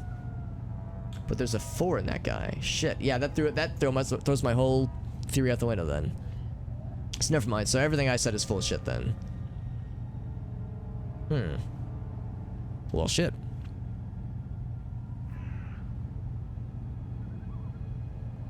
Okay, so it's a Linux thing. Yeah. Yeah, that would explain why I had never heard of it, because I was like, I don't even know what Calce is. But now I know. And it's installed under games specifically. I mean, it's, yeah, I mean, just having it say fun things. Say the numbers out loud once more. Okay, so we start from the beginning here. So 312 213. Oh, is it a palindrome? No, it's not it. Maybe the first one is? No. But you're right, 312 213. That is pretty curious. Is there, oh, here, well, no, that's not a palindrome either. Yeah, now I'm like looking for other patterns there. 2122223. And then 114213. That first one's curious. And again, we see that guy pop up here. Oh wait, no we don't. No we don't. We see it here. 312213. Do we see this one pop up at all? 212223. No, we don't. At least I don't see it. Could it be like going across? Let's think about this. Maybe I need to be looking for... I wouldn't do it either. Crap.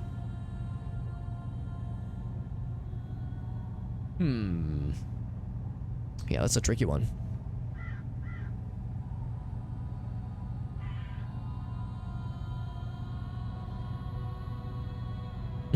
No, that's fine, Arctic. Yeah, it's a weird one. It's a weird one for sure.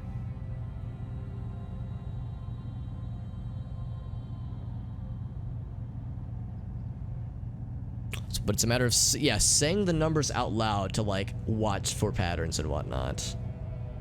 Watch for some kind of observable pattern. And these get tricky. Those first 2 were so easy by comparison. Hey, Vermilion Devil, good to see you.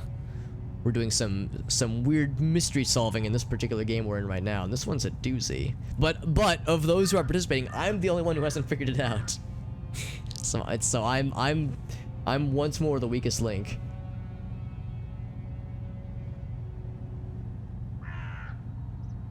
So I need to be saying these things out loud to myself. I keep getting stuck on this first value being both a palindrome and being inside of this guy, but I'm beginning to wonder if that's either a coincidence or just a function of something else that caused it. Like I shouldn't be focused on it. And I keep thinking about how, like, so this one's 212223. Are there any other instances of the number repeating 3 times? And there aren't. So like I keep getting stuck on like the weird anomalies. Maybe I should be more focused on how these are changing. So from 312-213, 311-21314. Like, is that significant?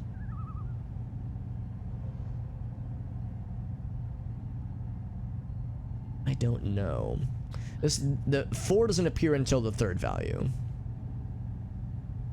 And of course, 4 appears a bunch in these.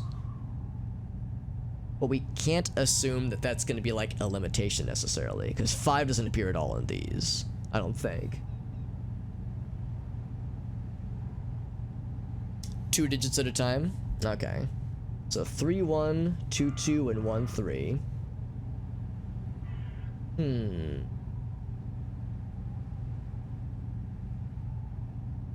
That is interesting.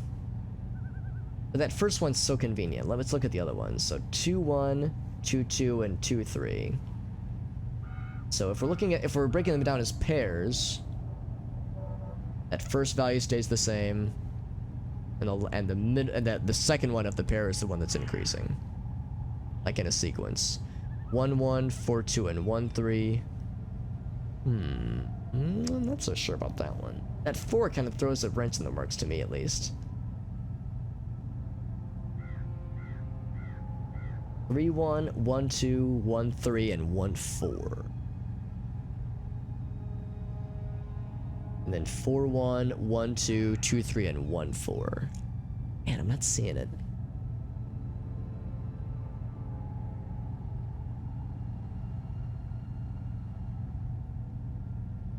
I've said the solution now. Oh shit. The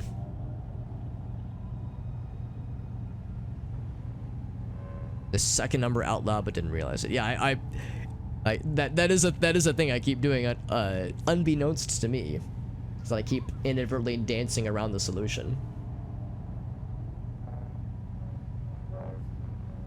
So clearly this is something that I should just set this paper over here. It sounds like this isn't something that is like, it sounds like this is not a pen and paper kind of problem. This is a seeing something in the numbers and just having it click instantly.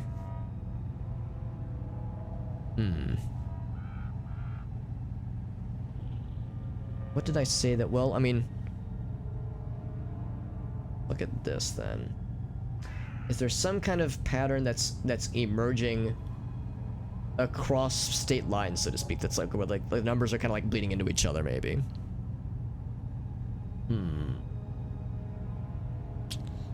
So what time is it, by the way? 12:30. We'll keep going. We'll keep going. I do want to finish this tonight for sure, but again, this is only tier 1 of 3, so it's a little intimidating to know that there's still a lot to go for. The first number is kind of a seed of sorts. That is good to know, for sure.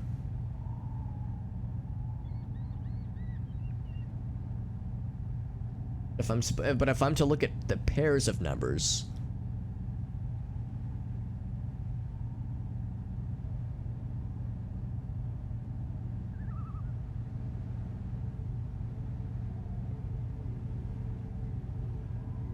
because this value goes down by 1, this one goes up by 1. But then this one, but then going from here to here, this one goes down, this one goes up by 2. And one goes up by 1. Like, I don't see a pattern where the numbers are changing necessarily.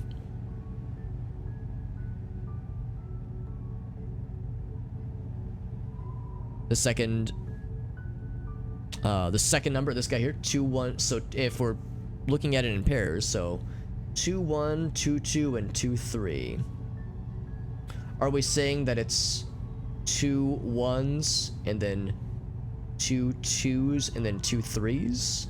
Because this is 2 1s, but this is not 2 2s, and we're not seeing 2 3s either.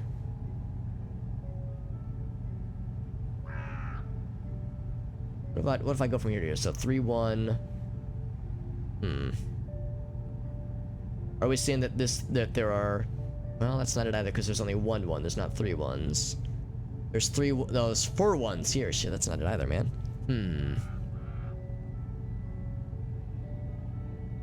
Look at the first number. Okay, so 3. So there are 3 1s.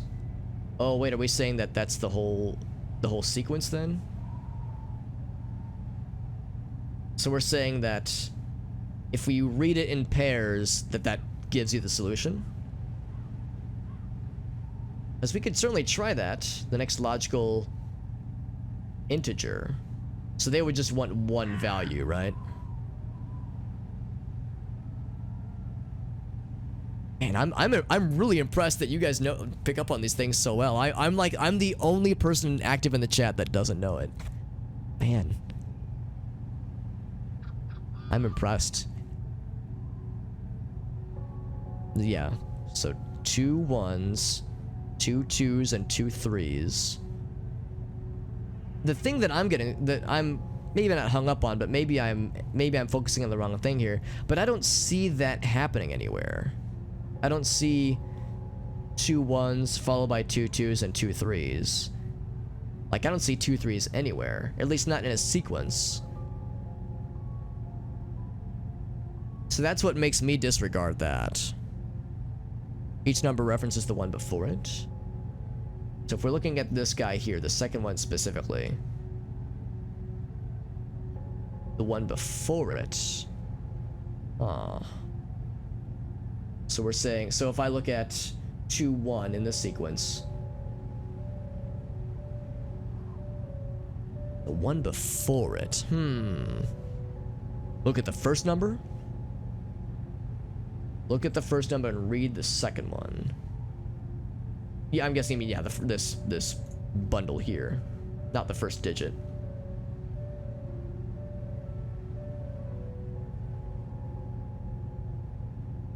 Because there's a little difference here. 2-1, 2-2, and 2-3. 2-1, this is a 3-1. 2-2, that's fine, and 2-3, this is a 1-3. And then if I do the same thing here, so I say, if I look at the difference between these two, we say 1-1, this is a 2-1. 4-2, this is a 2-2. And 1-3, this is a 2-3. The first number is a seed. This guy, we're saying this number, this value, not the digit, right? Or do you mean the digit? The first number as a whole? Yeah, this is the seed.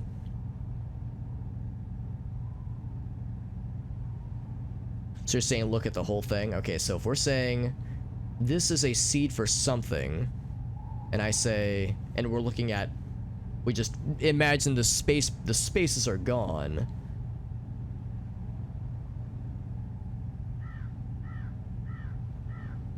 Then, so we would, yeah, so this is just one big, this trifecta here is just one big value.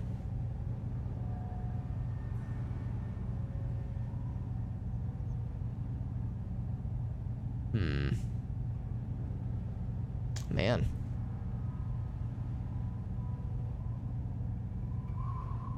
You don't look at pairs for the first number.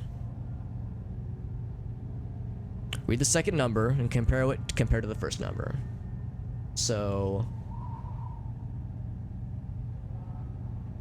2-1, 2-2, and 2-3. So if we're looking at how this evolves, I mean, yeah, there's a few digits, so one digit goes down and one digit goes up and the rest stays the same. Apply the rule to the next number. Look at the first number while saying the second one out loud. No. Pimer says no. Should I try things and ignore chat for a while? I don't mean to, like, I don't want to get people frustrated. I know this is probably very frustrating for those who are like, it's so obvious, but I don't want to make people miserable. What would a certain child-friendly vamp, the Count, yes, what would he say about the first number? No math. No math. Pimer says, do add and subtract or don't add and subtract? No math. No math at all. Okay. Okay. Yeah, no math at all. Imagine them as like, yeah, as like variables, that kind of thing. Okay.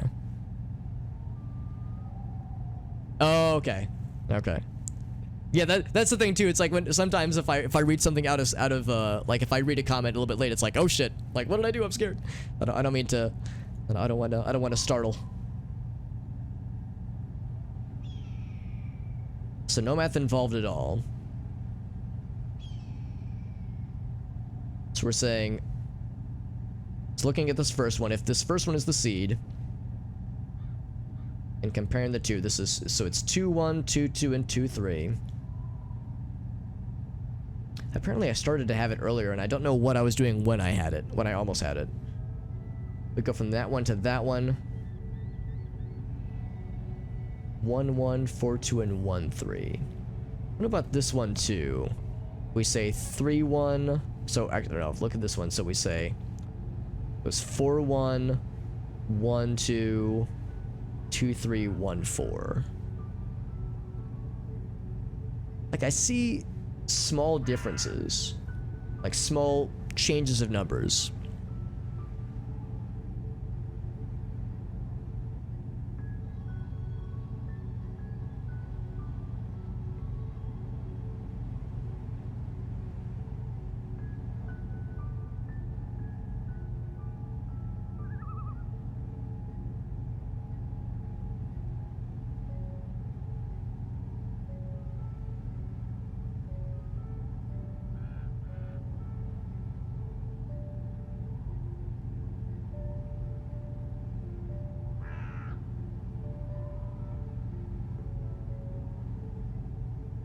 This is a lot to consider here.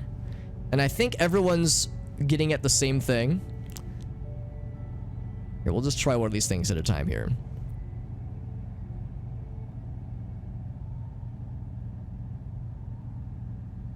But I keep wanting to try things, but then I keep going like, no, don't do that. That's like using math.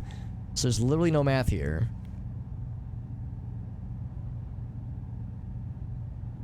Yeah, it's like I'm almost like afraid to try something because it's like, oh, it's gonna send me in the wrong path here. But apparently counting is still important.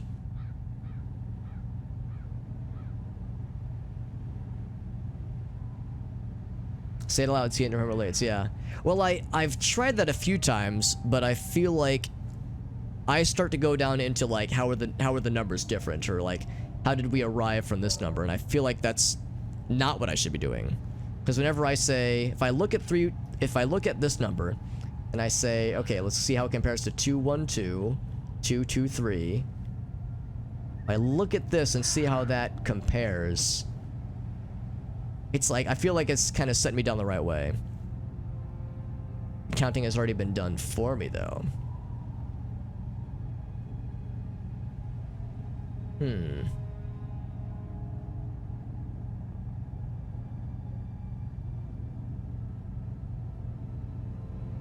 Counting has been done for me. Interesting.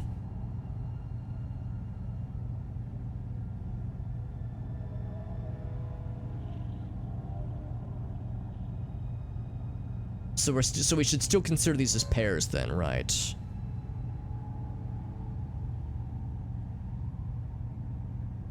Oh wait, hold on. The second number are pairs. So this number, this value here. Only for this one though. Oh, interesting. So I shouldn't necessarily consider the... Right. Yeah, I shouldn't consider this number in a sense of pairs then. I should only be looking at this one, and by virtue this one as well for this sequence. Okay. Because at one point I was thinking like, oh, is this literally like, are we literally saying 2 1s, 2 2s, and 2 3s? But then I didn't see that repeated anywhere. Now there's 2 3s here. But where'd that 4 come in? That's where that kind of throws the wrench into where I was thinking this was going. But look at the first number. Because there are 2 1s, and there are 2 2s, and there are 2 3s. So that's correct. So let's look at this one then. But there isn't 1 4, unless we're saying there's one here. Yeah, there is 1 4 here. Oh wait, no, it'd be 1 1. Yes, there's not 1 1, and there's definitely not 4 2s.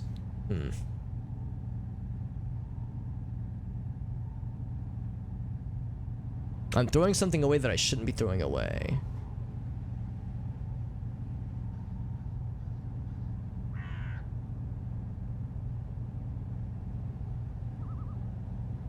First number before the seed. Right. So if there was an invisible number over here, it would be 1 1, 1 2, and 2 3.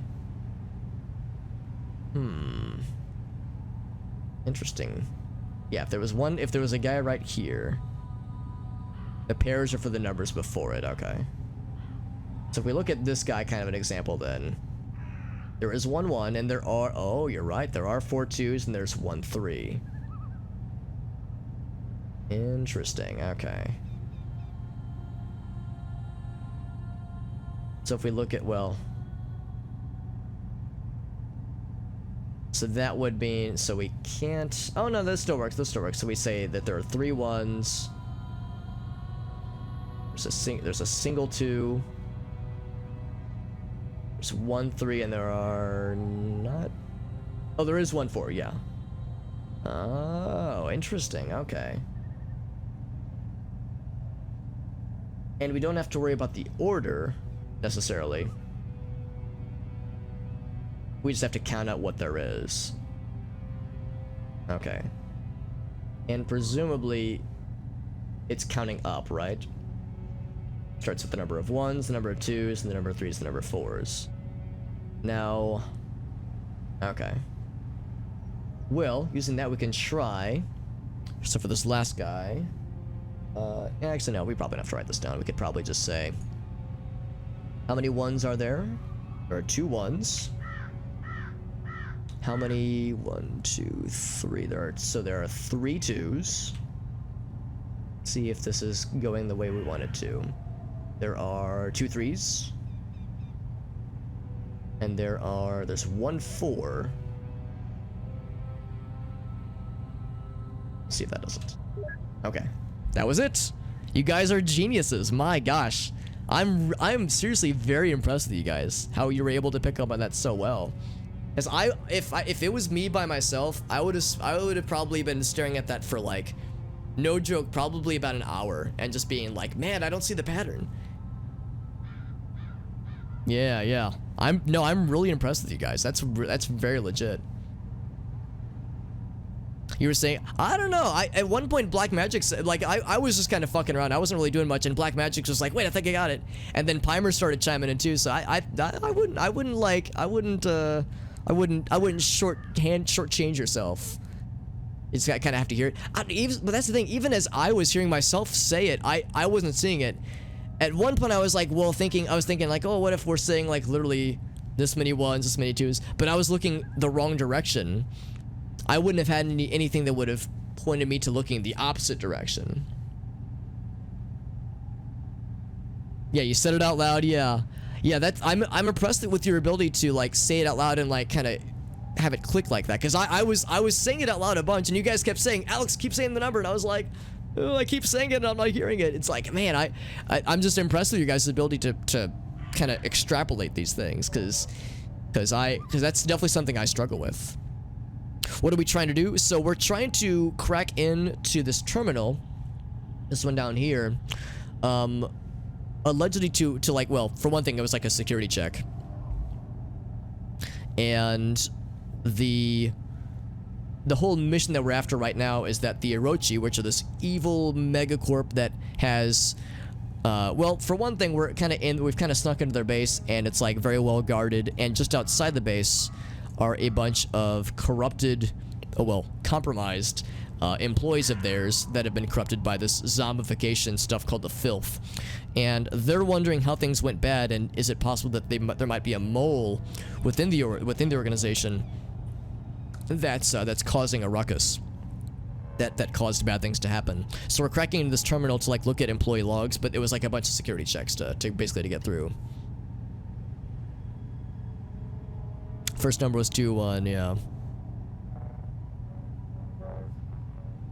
Seeing it as a seed. Well, like that like seeing that as a good way to recognize the pattern, yeah. I guess when I hear the word seed, I think of something else. I think of like this, like, I guess like I was going down a different path of like what a seed meant necessarily.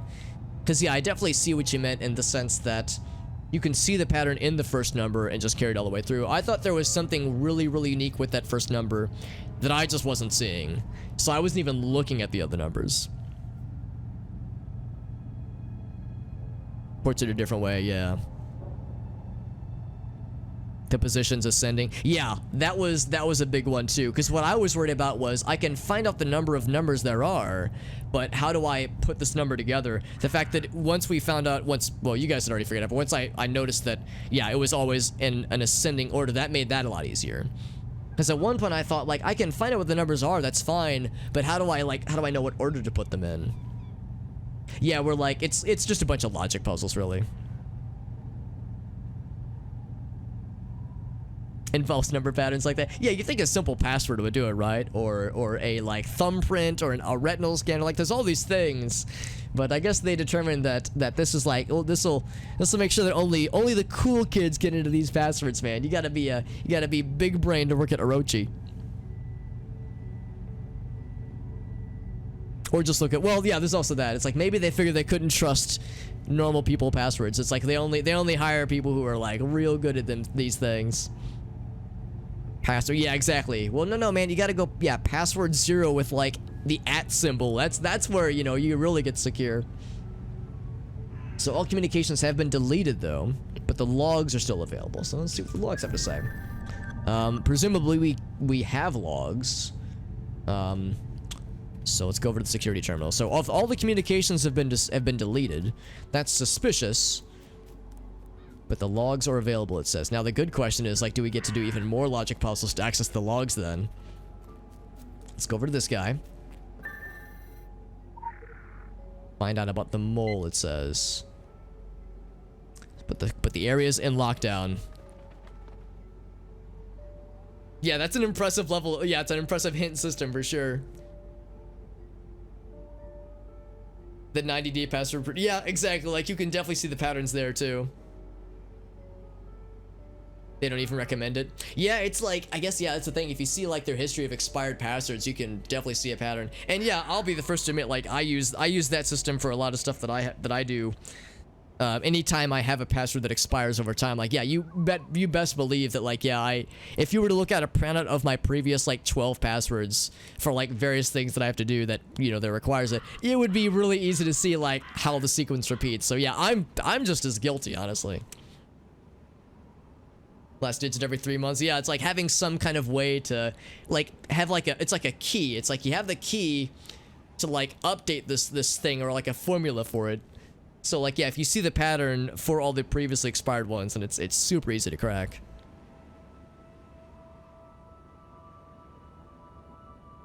Yeah, you could just try. Yeah, just try that. Yeah, just some basic level of relatively like easily predictable values or predictable strings. Yeah.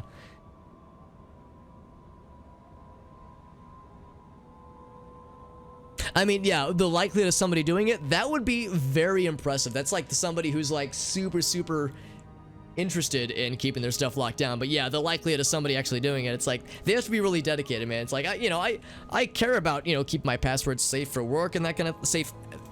The thing that not safe for work. I mean, I guess maybe maybe I wouldn't want cocksucker69 to be my password, but I mean something that's unbreakable, for the stuff for work or the stuff for my emails and whatnot. But do I care enough to like set up something that advanced? I don't, but maybe there are people that do.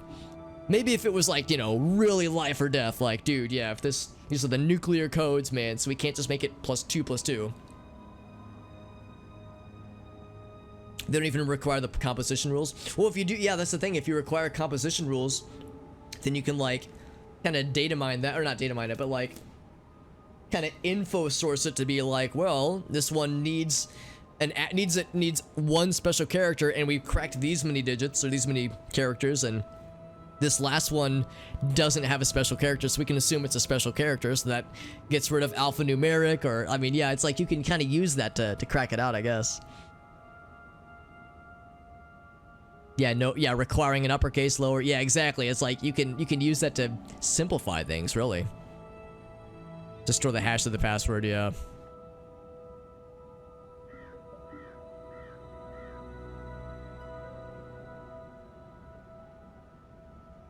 Hashes aren't always one way. Yeah, I mean, I guess it's assuming it would be a one-way hash, but yeah, you can't rely on that like across the board. Like, hopefully they would use a one-way hash, but yeah, that's something else entirely. Now, it's worth mentioning that earlier we had two options. We had the abstracted logic scenario interpretation. There's also command line based option. So we get more puzzles, more puzzle solvings. So the command line based. So what's that gonna be? So login, password, guest, okay. Admin also didn't work. So guest didn't work. Admin password was invalid. Oh gosh, maybe I should just go for the first one, because we're getting into some weird parameters here. I guess uppercase or caret C was a copy paste, I'm guessing, or just a copy to the clipboard. Oh god, I fell way behind in chat. Holy shit. It's just too cumbersome. Yeah, exactly. Like that just requires a lot of use, a lot of brain power just to log in. And is it worth it? Yeah, a regex pattern for the password or something. User's just more likely to, yeah, meet the absolute bare minimum. Because, yeah, I wouldn't lie to you if by saying that, you know, just do I have several uppercase letters and lowercase letters and numbers and special characters? No, you can guarantee that at least one of those I'll have the bare minimum, probably tacked on at the beginning, you know, or maybe the second character if I'm feeling frisky. But like, yeah, it's gonna be just the bare minimum, just to get by and just be able to, like, I just need to log in, I just need to check my email or what have you. It's like, I don't have time for this bullshit, because, like, you know, we're all in a hurry. Microsoft required 8 to 12. Oh, but couldn't be longer. Oh, geez. Yeah, that is kind of silly.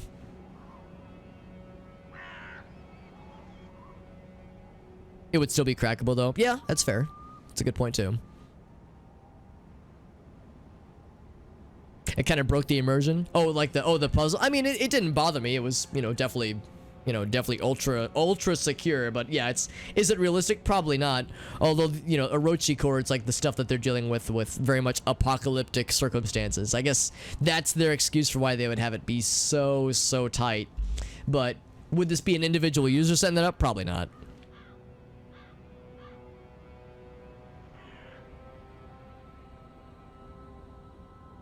Yeah, password 1, which we see all the time.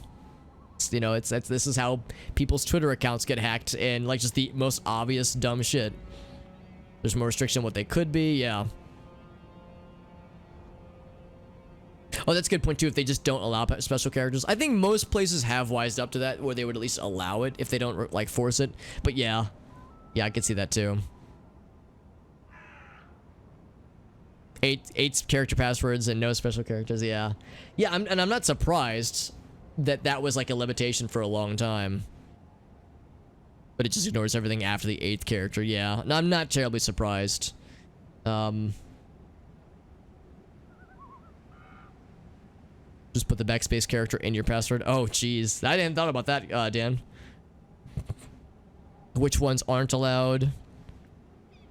And why they don't allow them? Yeah, because there's a lot more special characters than, you know, what are, you know, readable to our human eyeballs, you know, in a number of ways. So yeah, it's like you could get really weird with all kinds of, like, I shouldn't say invalid, but yeah, like special characters that you wouldn't see on a keyboard necessarily, you know.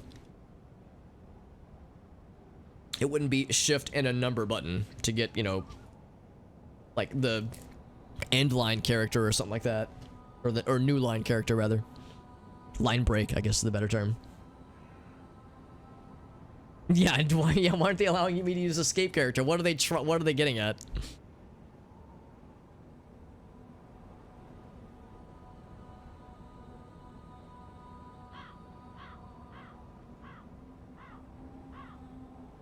You can kind of figure out what system you're using by just like what the limitations are. And yeah, it's like you can kind of put 2 and 2 together, and that narrows down. That makes like your job easier, because it kind of narrows down what is not allowed. So I'm taking a look at some of these parameters here. Leet true. I'm hoping that means, you know, 1337. That's what they mean.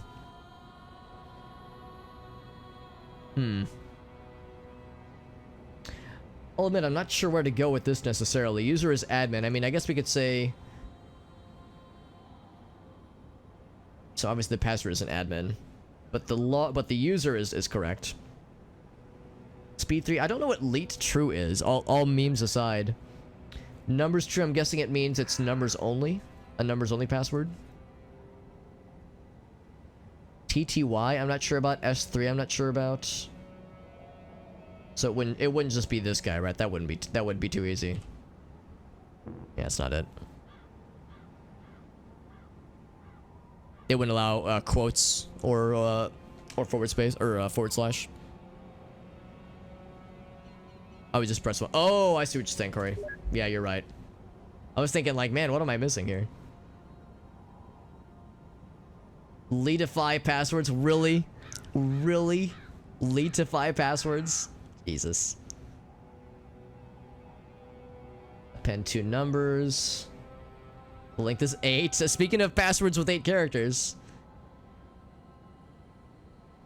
Password found with F. Oh, really? Is that it? Oh, okay, we just press 1 then.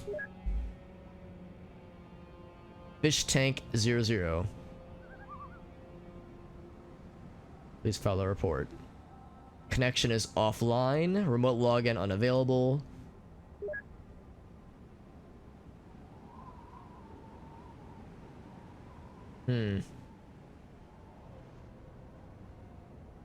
Now, it specifically mentions mole, which seems a little bit like, who would call themselves a mole? Who would be like, I am the traitor.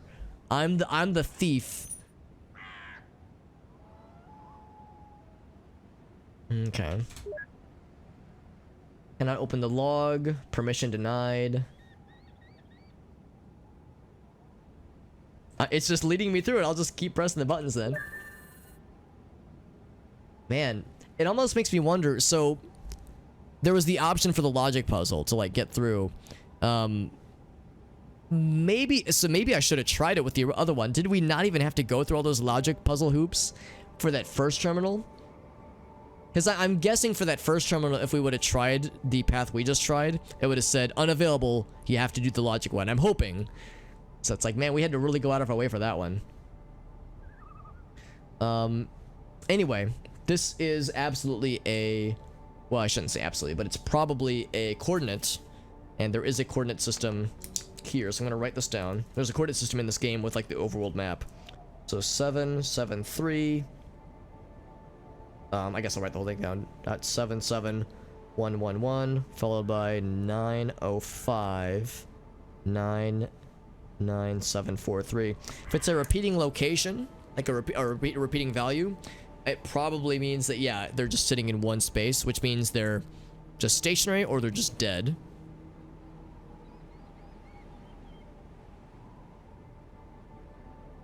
Oh, I use the snip tool all the time. I don't like to do it when I'm doing a full stream game just because it gets weird. And some games don't handle it well. And this is an older game, so I don't want to mess with it. So, but no, I use the snip tool all the time. I love that thing. Just the basic built-in one. So, let's look at the map then. So, 773.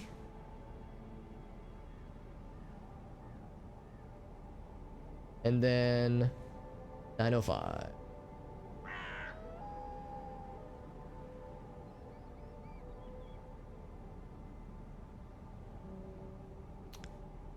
Okay, that's somewhere around there. Add a marker. Mole? Question mark? We'll see.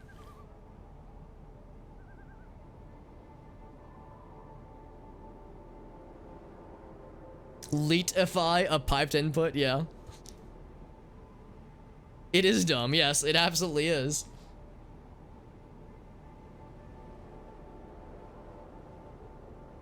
Oh, actually, they already have a thing written for us. Oh, wow, that's... Okay, so I was actually a little bit far off. Maybe they say go to this general area and figure it out, but I'm thinking that's what the...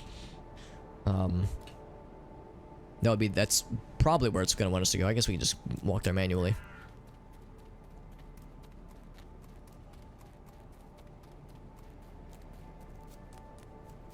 Oh, the Jurassic Park moment. It's a Unix system. But yeah, it really makes me wonder though, for that very first terminal, if we could have just skipped all of that. I'm almost curious to look up a walkthrough for this particular quest to see if there was if I specifically, because I was the only one that was struggling, if I overcomplicated things.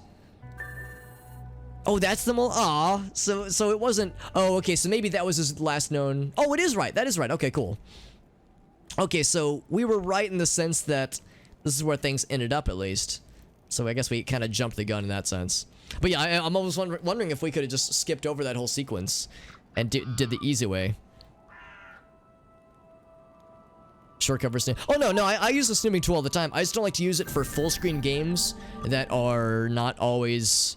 how do I say this nicely? I don't know. I mean, this game's engine is very out of date, and it's crashed on me a few times. Usually minimizing works okay, but I don't know, man. I always get a little bit nervous.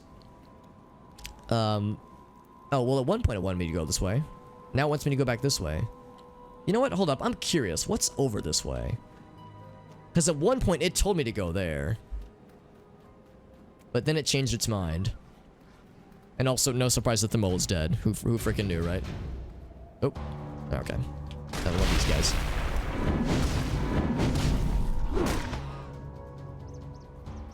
.3D file browser. But it was shipped with SGI. The 3D file browser? What's... Oh, are you saying, like, the stuff that's, like, shown in movies, that kind of thing? Because I'm not familiar with SGI. Or IRIX, for that matter.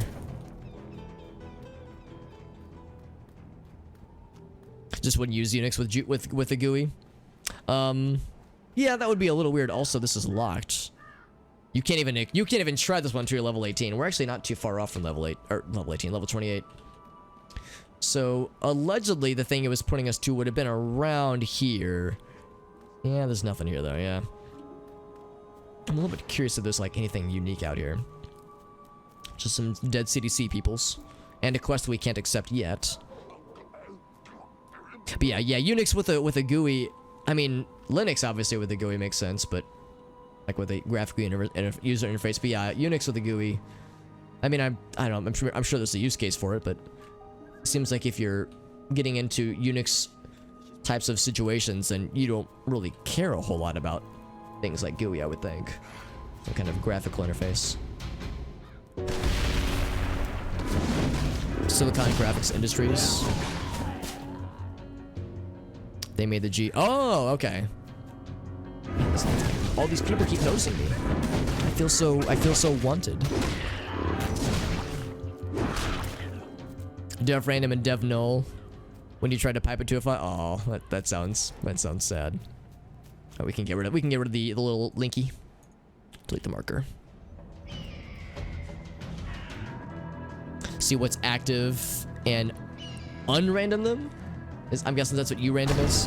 Hey, Puzzlewell, what's up, friend? Puzzlewell, thanks to you, by the way. The Lorehound shortcut thingy is super nifty, so I'm very, very pleased with it.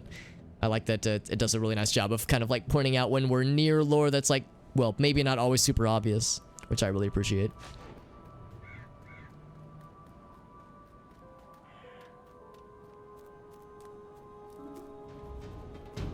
Oops.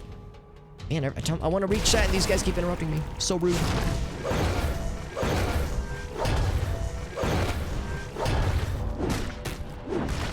Yeah, can I just double? Yeah, no, and I get that too. I mean, I'm very much a Windows scrub in every way, shape, and form. And whenever I have to do command prompt stuff, I mean, I'll do it. And I like to think I know enough to be dangerous. But yeah, there are many times where it's like, man, I miss just being able to click on things. So I understand where he's coming from, as I understand the frustration, or not frustration, but like just the foreignness of how command prompt can sometimes feel.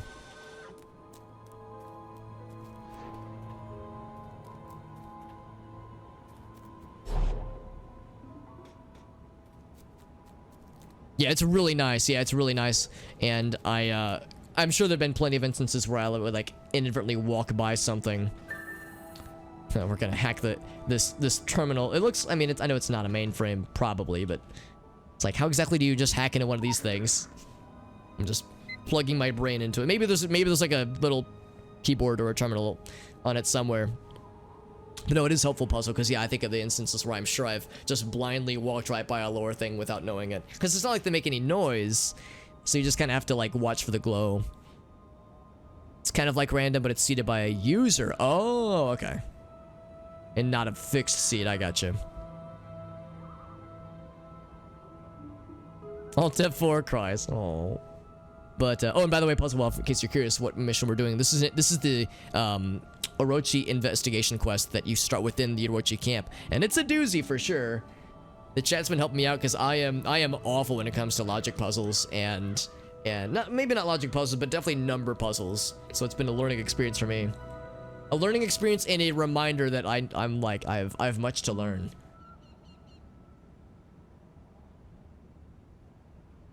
USB key connected. Data is encrypted. All right, so key extraction system or command line. I'm curious about key extraction system. Engaged. Passphrase encryption identified. Cool. 1.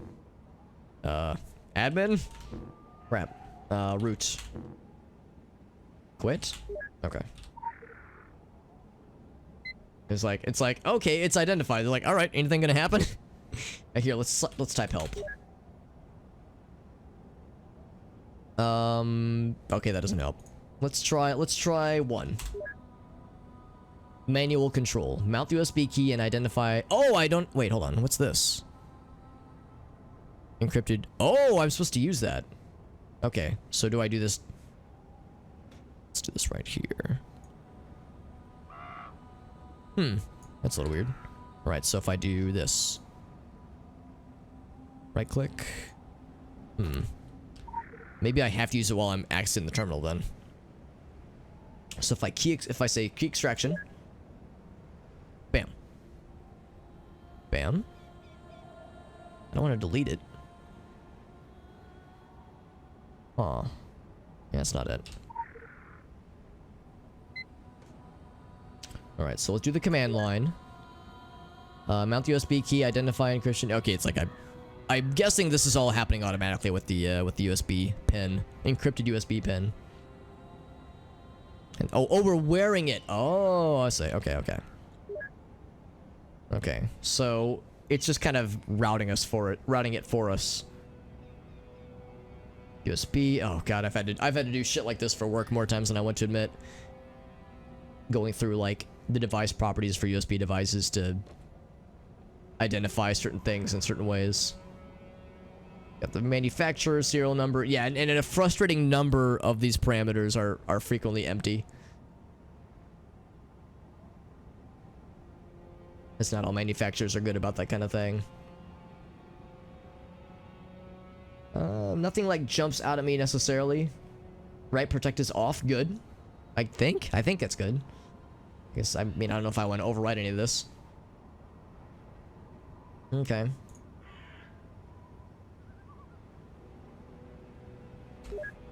Directory created. Okay,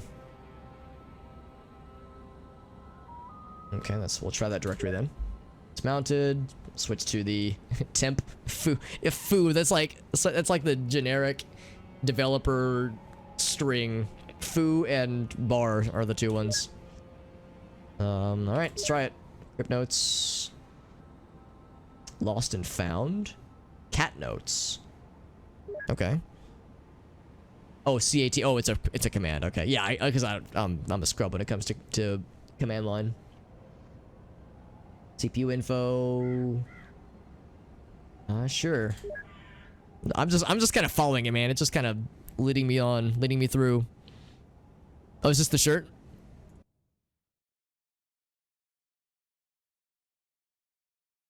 Sobs quietly. There it is. Yeah, it's I have to kind of squint a little bit. Doesn't seem so bad. Yeah. Oh, sobs quietly. I'm sad. Sad Unix shirt. Sad Unix developer noises. Let's try to decrypt it. 128 parallel threads. Wow.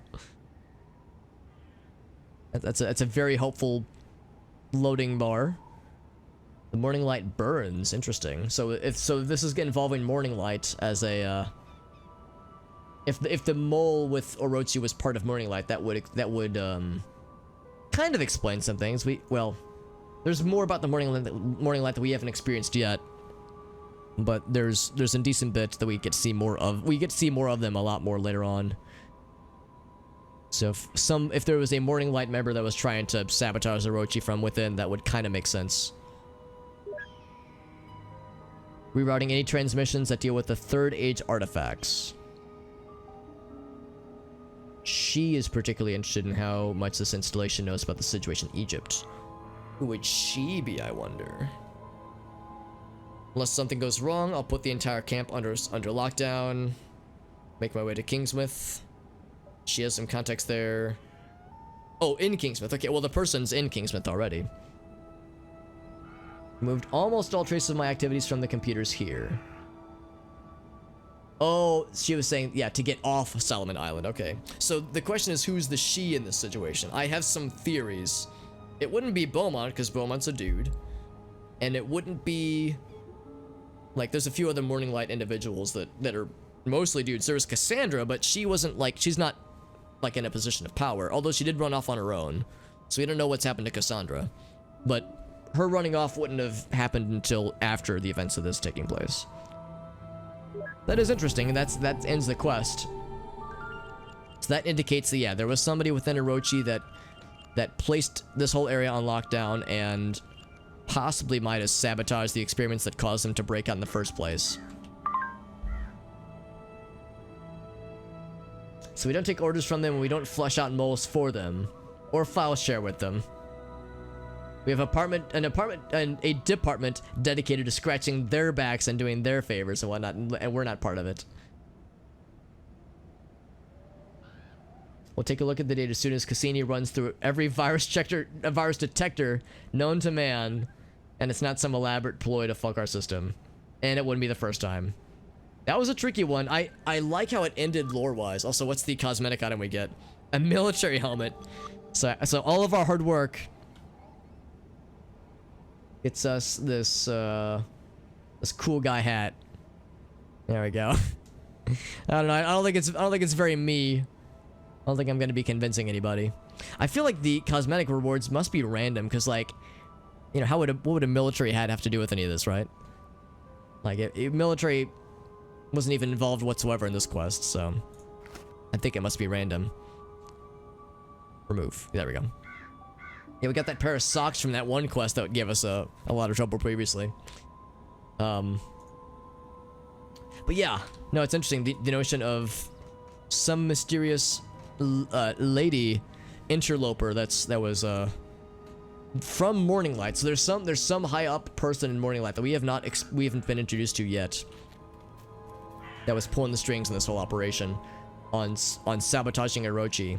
And why she would want to sabotage Orochi specifically, I mean, knowing what I know about Morning Light from what we see later in the game, I don't know why they would want to, like, sabotage Orochi. They're kind of inadvertently doing good stuff for them. But I don't know. I have some theories. There's a bit more with Cassandra. That's true, yeah. No, I don't want to spoil it too much, but I know that that's not the last we've seen of Cassandra. And yeah, there's still plenty more to be seen. Now, it is 1 a.m. I did not think that investigation quest would take I think that probably took us the better part of an hour. And when I say us, I mean me, because I was the one that was holding this up. But I appreciate everyone sticking through it and dealing with and helping with me, for that matter. Not only dealing with me, but helping me through the solutions for that, because it was definitely a learning experience for me. The investigation quest. So we've done 3 investigation quests on stream, one of which was super easy. That was the one we did yesterday, and that one took probably about 20 minutes or so. It was pretty simple. But the other ones have been real doozies, and it's been very humbling, to say the least. Is there anything else we should upgrade while we're here? We have we could expand the limit. We do have marks of favor for it, but I'm going to hold off for now. I mean, we could just get rid of a lot of these things. One thing I can go ahead and do is, like, power this one up. What's this one?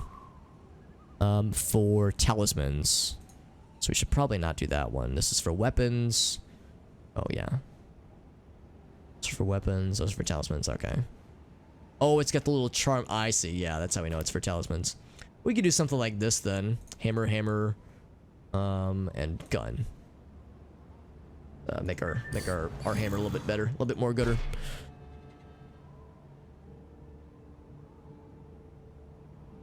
Yeah. It was. Even though it took you guys very little time to figure out the solution, it took you guys a significant amount of time to lead this horse to water. I'm the horse.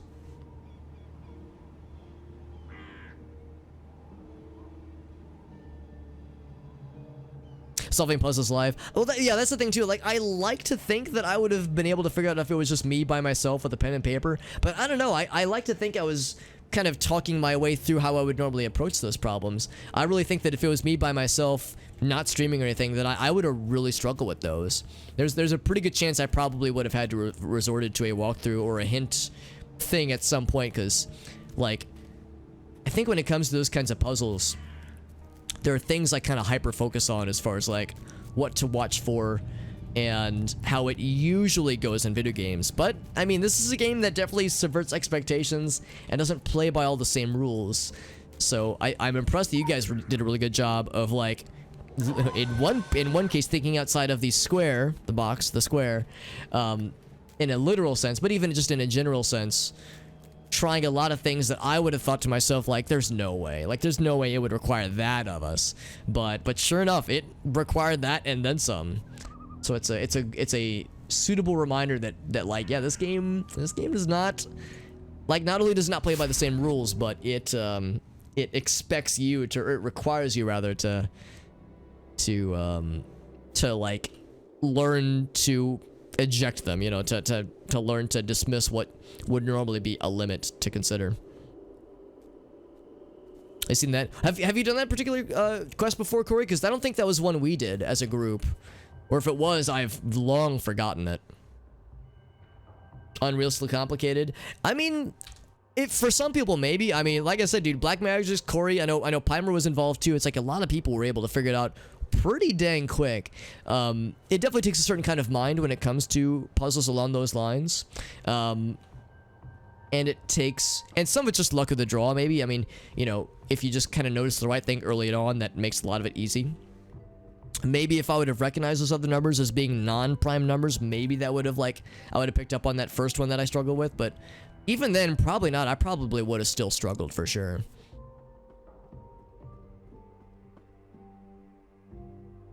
Yeah, that was my exact thought too, Arctic. At one point I was like, we're just like dealing with squares, right? Because, like, yeah, there's this thing that I didn't have it baked in, so clearly the game wouldn't expect that. But it's like, dude, nothing is off limits. A number, oh, interesting, of that particular puzzle. There's a name for that kind of puzzle. So there's like a video about it on YouTube. Interesting. Well, that's the thing too. I know there are people that solve those kinds of puzzles for fun. I do think puzzles like that can be interesting, but I'll be the first to admit I don't go out of my way to recreationally solve them, just, you know, for funsies. But yeah, I do know people that, like, once or twice a week they have like a book of them, or they'll just kind of solve them in their free time, which is impressive. And I wish I had that level of tenacity. I was able to figure out, but only with the help of others. Wouldn't exist in the real world. Well, that's a fair point too. It's that part is unrealistic for sure, but at least it's unrealistic for an individual.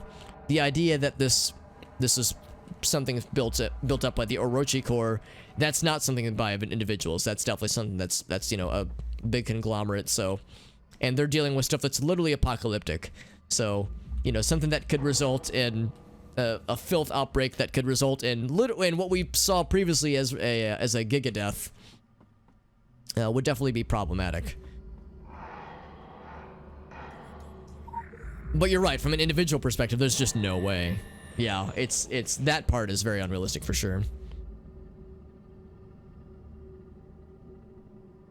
Yeah, no, I thought 729 was either a prime number or a number that just wouldn't divide nicely any way that we could see, at least, like in a way that wasn't involved. I was thinking purely in terms of I was thinking purely in terms of the binary digits. I thought that there was gonna be no conversions necessary. And when we determined, even when it was determined, because everyone was like, oh yeah, we know the solution, even when it was determined conversions were necessary, I was still thinking, like, there's gotta be a way to see this from the digits, right? From the binary digits.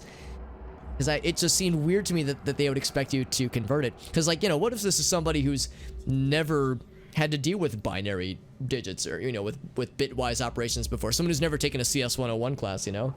Or someone who did, but that was years ago. It's like, I'm surprised that the game kind of intended that.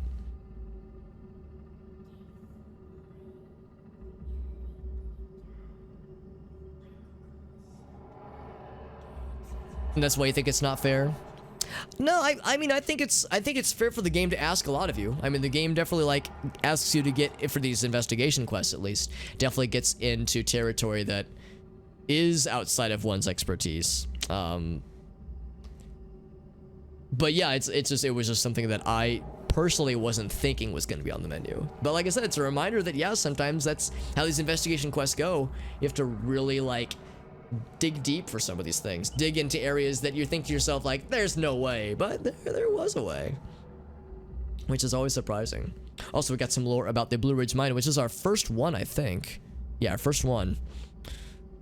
So we haven't. This is the one right in the middle. This is number 7 out of 12. So this one's a little bit out of context, but something with regards to the mines shows that there were horrific injuries on bodies that could not have been inflicted by human hands. So even though it wasn't human, the Wabanaki were accused of causing some kind of horrible injuries. People were jailed. Migrant workers without families were forgotten. Right, yeah, buried in our graves. So something in this mine happened. Interesting. A literal bit. Well, yeah, that's exactly what I was going down. Yeah, like that would make the most sense. But clearly the devs thought to themselves like, oh, come on, that's too easy. We need to really throw them for a loop, which I appreciate. I appreciate that they threw us for a loop. It definitely like forced me to you know, consider my expectations for the quest and for the game in general with the investigation quests. All right, guys. Well, I really wanted to do a lot more, but that investigation quest took me so long. Again, I was the weakest link here, but it does mean that sadly we do have to wrap up because it's far too late, and I of course have work in the morning. So I had misled you, dear viewer, previously. I was so confident we'd be able to wrap up those extra quests and then do some Eleanor Franklin quests. Actually, do all of them, including her investigation quest. I think I've done this one previously, but I remember nothing about it. I remember it involving the Ouija board.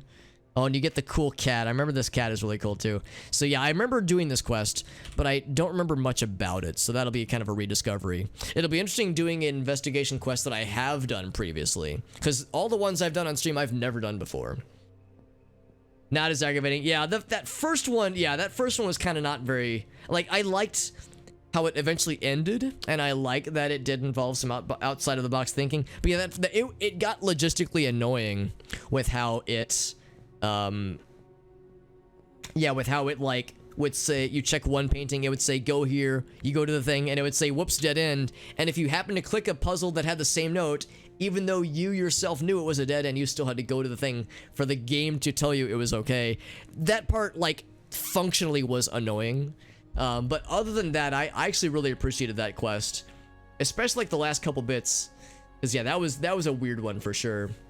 Yeah, you always learn something new. That's a really good point. Yeah, you have to like, dig into like abstracts from old novels. Yeah, the Morse code one is something I reference all the time. Yeah, ASCII conversion or just number conversion in this case. So yeah, it's like if nothing else. Also, I like how the kitty cats are all doing they're making biscuits. If nothing else, the investigation quest like force you to consider stuff that you wouldn't normally want to necessarily. This one's really good. Yeah, I remember really liking all of Eleanor's quests. She's just a cool character, just in general. Yeah, it was really annoying. Yeah, that part was something that definitely could have been tightened up. There was a quest we also did that same night where it would say like, oh, to find this first parameter, this first what's the word? This first coordinate value, take this the length of this song multiplied by some number and that kind of thing. But then it's like, well, on iTunes it's this length, on YouTube it's this length, on Wikipedia it's this length. And are we talking number of seconds? Are we talking just the number without the colon? Because it'd be like 4 minutes and 11 seconds. It's like, what? You don't just multiply a time value by a number. Like you have to convert it somehow or parse it somehow. So like every once in a while the game will have like a really cool idea, but sometimes the conveyance is a little bit off. So you can definitely tell that maybe a little bit more QA would have been appreciated, or a little bit more like player testing or something to say like, how do we convey this thing or get across this idea, but we don't want to frustrate, like as the developers, I'm guessing at least, that it's like, how do we provide a cool mystery but like not in a way that's annoying, You expected to fit into it, yeah. Solving the puzzle to get a password. I mean, I didn't mind that at all. That part, I mean, solving the puzzle to get the password was weird, but it didn't bother me in the slightest. I didn't think it was immersion ruining. It was like, Again, I wouldn't disagree that from an individual perspective it's unrealistic, but for a corporation, absolutely. I think that's not, well, I shouldn't say absolutely, but for like a big megacorp, I don't think that's like crazy. I think it's weird, but it's not like completely bonkers. Reverse coding a message, yeah, cracking passwords. Well, and like, yeah, like we were saying, like looking at password patterns. I mean, I guess that's what we were kind of doing. We were looking at like previous password, like expired passwords or whatever. We were looking for patterns. So I guess that's like, it was kind of a streamlined way of doing that process. It'd be someone's birthday. I don't know. There's a few things that I've done that I've worked with where like passwords had to be numeric, like pins, for instance. I guess a pin is a good example of that. Yeah, that's the thing, man, especially when it comes to Orochi, and that's what is perhaps most humbling about all this, was a stark reminder that Orochi plays by no rules, not even their own rules, honestly. Orochi are kind of their own beast, honestly. It's like the mad scientist stuck in it. Yeah, an old corporation's body. Yeah, an old and like mega powerful corporation that's like too big for its britches. It's like too powerful for it to like handle itself properly. So yeah, it's a weird situation when it comes to Orochi, and it's fascinating, but it's definitely a weird one for sure. This far-fetched. I mean, I would say that like the part where that threw me was where, yeah, it required the conversion to decimal. It was weird, and it was a step I wasn't expecting, but I wouldn't call it unfair necessarily. But it definitely was a left turn that I wasn't expecting for sure. But others thought about it immediately, and that's the thing where it's like it's likely enough where plenty of people wouldn't have an issue. Well, but again, I don't think it's an individual in this case. I think this is Orochi as an entity, not individuals. I think that's where like, because you're right. I mean, yeah, no individual would have something like that set up. But yeah, when it comes to cracking previous expired passwords, I mean, yeah, I imagine that's kind of what that comes down to. This is just like a streamlined version of it. Had the hint that leads to it. Well, it wasn't a hint.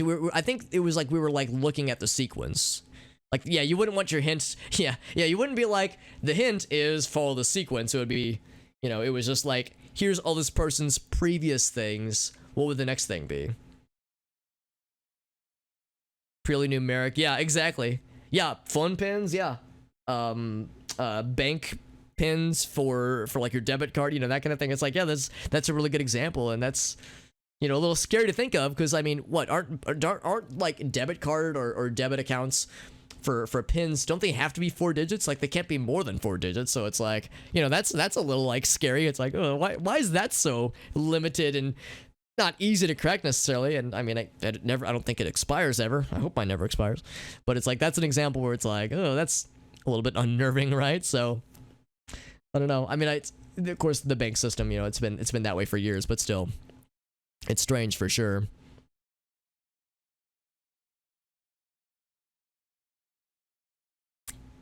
That's kind of how hashes work, yeah. But anyway, yeah, so like I said, it is quite late. It's 1:30.